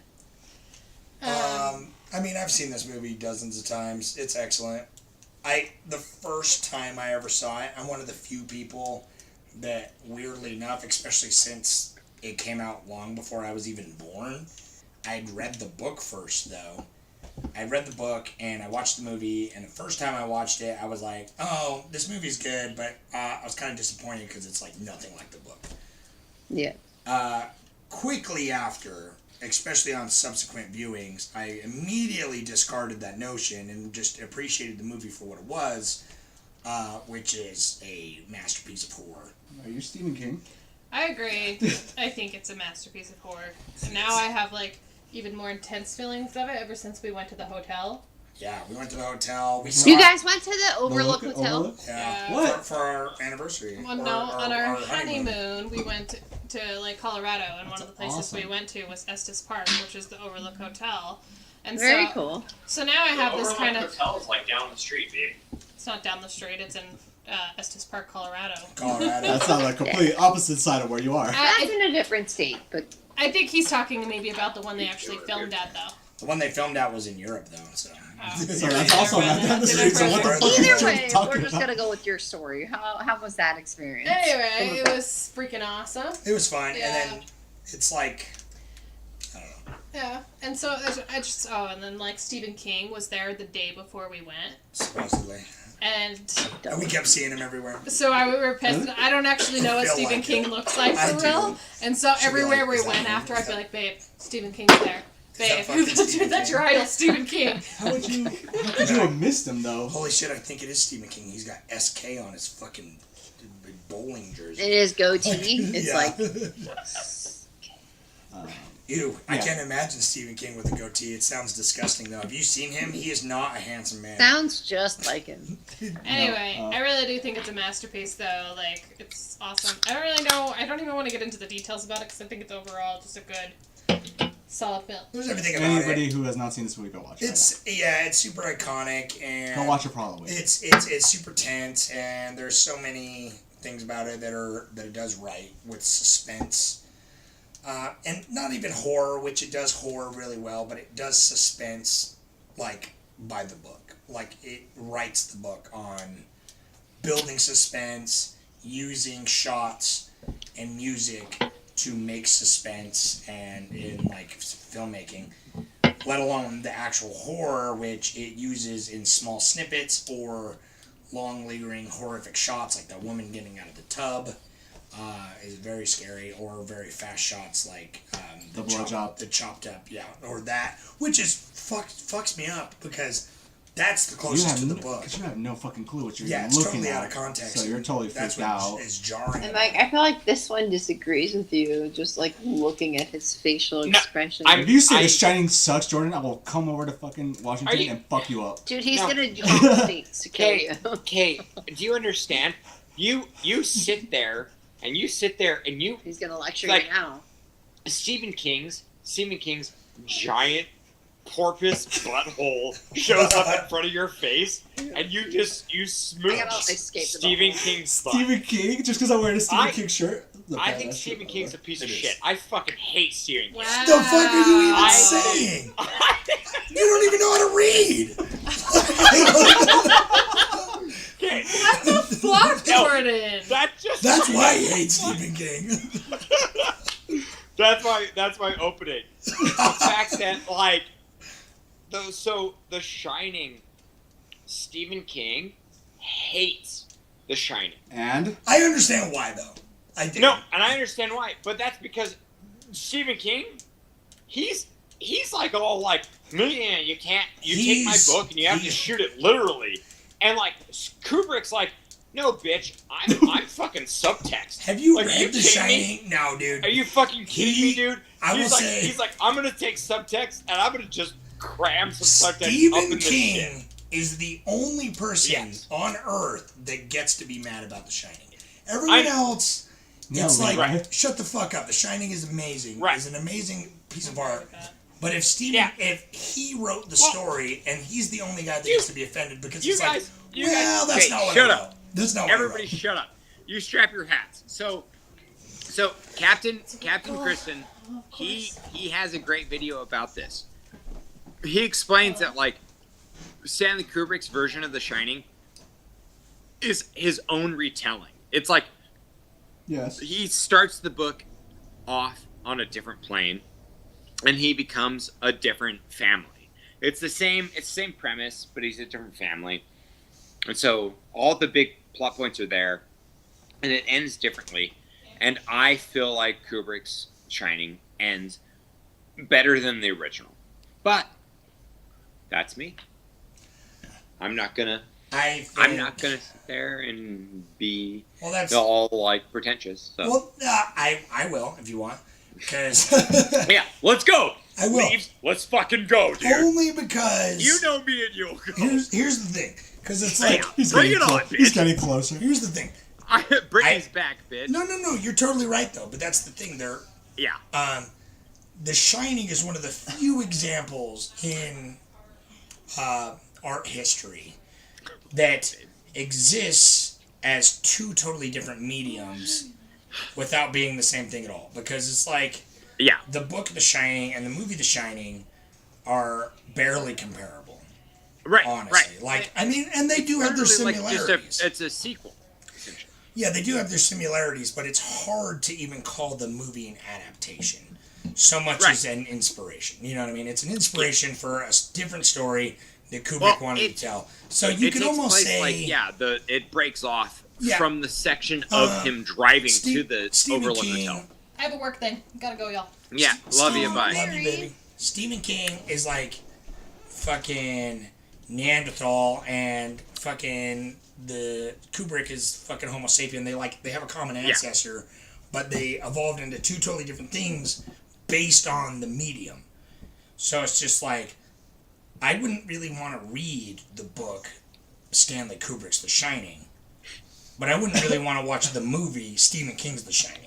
So, It's like these two different dudes took a similar story, even though Stephen King technically invented the story. His story is meant for the page, and it is. It is meant for the page. It is not a visual story necessarily. Whereas Kubrick's movie is meant for the screen. That's a visual. That's how adaptations should just work, though. I know. And but Pablo, it's you're right. So you're right. different. It's hard to call an adaptation. And I feel like there's very few directors that can do justice to the adaptation. Like, Kubrick will make a book a phenomenal movie. And if you didn't know this, Kubrick has only directed 16 movies which have been 100% adaptations of film or of novels. So only? No, that's really surprising. No, it's not. There's no other movies are adaptations. Honey, there's no other director who has made every single movie an adaptation of a book. And he's considered the greatest director of a generation. Kubrick is the greatest director of all time in the world. By a lot of people. And all 16 movies have been adaptations of books. I'm still super... I mean, like, I have to have my own experience around that. I've had some Kubrick movies. But that is a fact. It's not. I'm not making that up. It's not beneficial to me. I'm not I mean, saying there's that. no way that can be a fact. It's literally based on opinion judgment. No, it's a fact. That is just. Well, he's directed 16 movies, No, and they've no, all been no, adaptations. No, I'm sorry. You said that they're so amazing. That's just like your opinion, man. That's also a fact. They That's not what are. I meant. I'm sorry. I thought he meant that he was saying that they were all amazing, and I Yeah, said, that's a no, fact. they're That's a not fact. all That's a amazing. That's fact. literally Well, like an okay, opinion. okay. Yeah, yeah, I know Me what you saying mean. they're amazing, sure, is. Sorry, is the opinion. whole like But the him fact that making the adaptation. 100% that's a fact. of I his get that. I movies get that. are adaptations of novels. I've seen That is- Kubrick that movies is- that I'm not a fan of. That is Yeah. strange, though. I agree. I've seen some that are. He's never done okay. an original movie. I get They're that. all based off novels. and that- or That goes to shorts, show you but- his strength is he's not a writer director. But- he's not that No, kind of artist. But he is an So, auteur. I mean, like Clockwork. He is an auteur, but He's is an auteur. a- He takes a novel and then he makes it his own. He's a I mean, Kind fucking. of sounds like The Shining is like not that. For Are me, Leaves? Are we still rolling on I- the live I stream? think so. I think so. Oh, okay. Here's the I thing. mean, I The was Shining. gonna say something that could be kind of cool to end with. Is just like, what is something on this list that you didn't choose that was like you liked it a lot, you would recommend to other people? Like maybe we can end that way instead of just like ending. Yeah, with Shining. Leaves. Let's end this thing because it's been 4 hours and 28 minutes. So. I'd like to end that way. All right. Yeah. I just want to say Let's- real quick that Kubrick, he is considered to be the greatest director, one of the greatest directors of all time. He is. Only no, I mean, because. Well, lots of old white men are great. Oh yeah, because it. I mean, So that's, it's like that's the tough part, though. he I'm is not saying considered he's not that. great. I'm just saying that that's something to be considered. Yeah, he's an old white man, but he's super dead, and I mean, there's a reason why Biden is like he's only our- considered our a reigning director hero. because it's like he's just like a capital filmmaker. Like he's a filmmaker. Capital. So he's regarded in the film community, and that's it. Is because and the fact that he makes just novels, I think, makes that more interesting because he doesn't do screenplays. He doesn't take other people's screenplays that are made for film. Mm-hmm. He takes novels and he makes them into films. I get That are that. highly regarded, and I think that's kind of interesting to Kubrick. Yeah. That makes him Egotistical. kind of why. Yeah. Yeah. Because He's egotistical. He thinks he can. But he kind of. and maybe he does a great deserves it. job. He does. Yeah. Yeah. I have seen some good things. I'm not saying Kubrick Yeah. is a bad person. I think he's actually. I have enjoyed. He is Yeah. kind of a douchebag. He I'm can I'm just be saying an asshole. there is this ego. There's an ego to it. in his, But he pers- like in his personal he's life. very fair, kind of like The Exorcist. Like I don't know, he's not to women, Jordan. I'm just. I mean, That's true. I mean, even though He's though, not. he He's an asshole. No. He's him a fair notoriously a chance. douche. I will say, I just want to throw out there, Well, in yeah. Kubrick's Clockwork Orange, like he actually edits a lot of the Oh sure, yeah. the, It's handles it. the violence and the actually the pedophilia that happens in that book. Yeah. So Well, surprised Leota I actually was or surprised whatever, by that because I Leota, really thought or- that he would kind of just try to go ahead and do that. But Have you read the book? anyway, I have. Yeah. Is it any good? Yes, it's very good. I've I think never it's read the better than book. I always thought the movie was. I like the movie. It's Or, okay. Sorry, I like the book. I like the movie, but I like the book better because it's Yeah. actually written in a kind of a different language. You have to kind of like go along with. I can see that. And there's some. I don't know. There's some interestingness to it. It's different. But I- anyway, I think it would be cool to. What is your highlight movie that you didn't pick? How about that? I didn't. Highlight movie you didn't pick. Day of the Dead Oh, for me. Day of the Dead for I will. Levi. I will say I didn't pick a lot of these movies, but I had a hand in picking quite a few of them. Yeah. And I had seen most of them, but I'd only seen Day of the Dead a couple times, and it has a memory in my past. But Day of the Dead was one of the only movies that like exceeded my expectations. Like it was better than I remember. Nice. And that was part of Jordan's pick, and I was really glad we watched because I would have felt weird just watching Day of the Dead on its own. I wouldn't have now, but now watching Night of the Living Dead, Dawn of the Dead, and then Day of the Dead, the trilogy, I was like literally, that was the only movies of the whole thing. Like I was excited to watch a lot of them. Those are the only movies I was like, oh yeah, you gotta watch the fucking trilogy. And then dude, like I'd watch Night of the Living Dead, and then I was like, yeah, dude, tomorrow we're gonna watch Dawn of the Dead. I'm excited. Like I was getting stoked. Yeah. I was super stoked excited for all of them. Leaves. I was so excited because I know you love Day of the Dead, and I'm Dawn of the Dead for sure. Dope. How about Pablo? What is his Hobbs? What do you got, dude? What's your movie that you thought was pretty good besides one you might have picked? That I thought was good, or that I would recommend people to watch? One that you might recommend that you didn't choose. I'm gonna be that guy and say, watch Sleepaway Camp. I hate it. Dude! I think it deserves to be watched. Pops, what do you Regardless of the content. Nope. We don't need to get into it. We already did that shit. All right, Jordan, what do you think? I'm just saying, live, we should just probably get this done. I mean, I'll clearly say Antichrist for the rest of my life. So that's a good one too. Oh, one I didn't. One you didn't pick. You picked it because one I picked, I'd pick. One you didn't pick. Wait, one I didn't pick that you would recommend other people to watch. That was on the list. Thirst.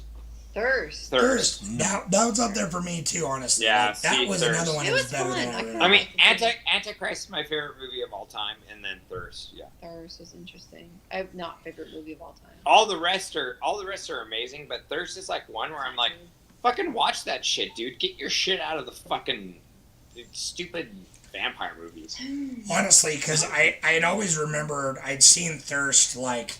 You know, this would be like my third time watching it, and I remember, like, in my mind, I'm always like, vampire movies. It's like, Let the Right One In, and then Thirst, probably. Yeah, Let the Right One In's so fucking good. I've seen Let the Right One In, like, quite a few times. And The Woman That Walks at Night is good, too. Yeah, and Thirst, I was, like, really glad. All right, so we've all gone through. I would say, for me, it's kind of hard. I'm kind of, like, having a hard time between three. So, Antichrist was one I really appreciated, just like because I there's a lot of questions that I have there, and of course it has a lot of meaning that I got to chip away at for me. That actually makes me happy. But if I move away from that, because I'm like that, I feel like that kind of just like it's avant-garde, has its own thing. It's kind of a tie-up between The Signal, and I really loved the back. Beyond the, or what is it? Behind the Mask? Yeah, Behind the Mask. Behind the Mask, the Leslie Vernon story. So I would say the Signal, Behind the Mask, they're kind of tied for me. I liked that the Signal had 3 different directors, and like you got these different feels. Even though I was really frustrated with some of them. And then the Behind the Mask, I don't know what it was about that. It caught me. I thought it was funny. It was interesting. Yeah, that's fun, right? Like the backstory towards it.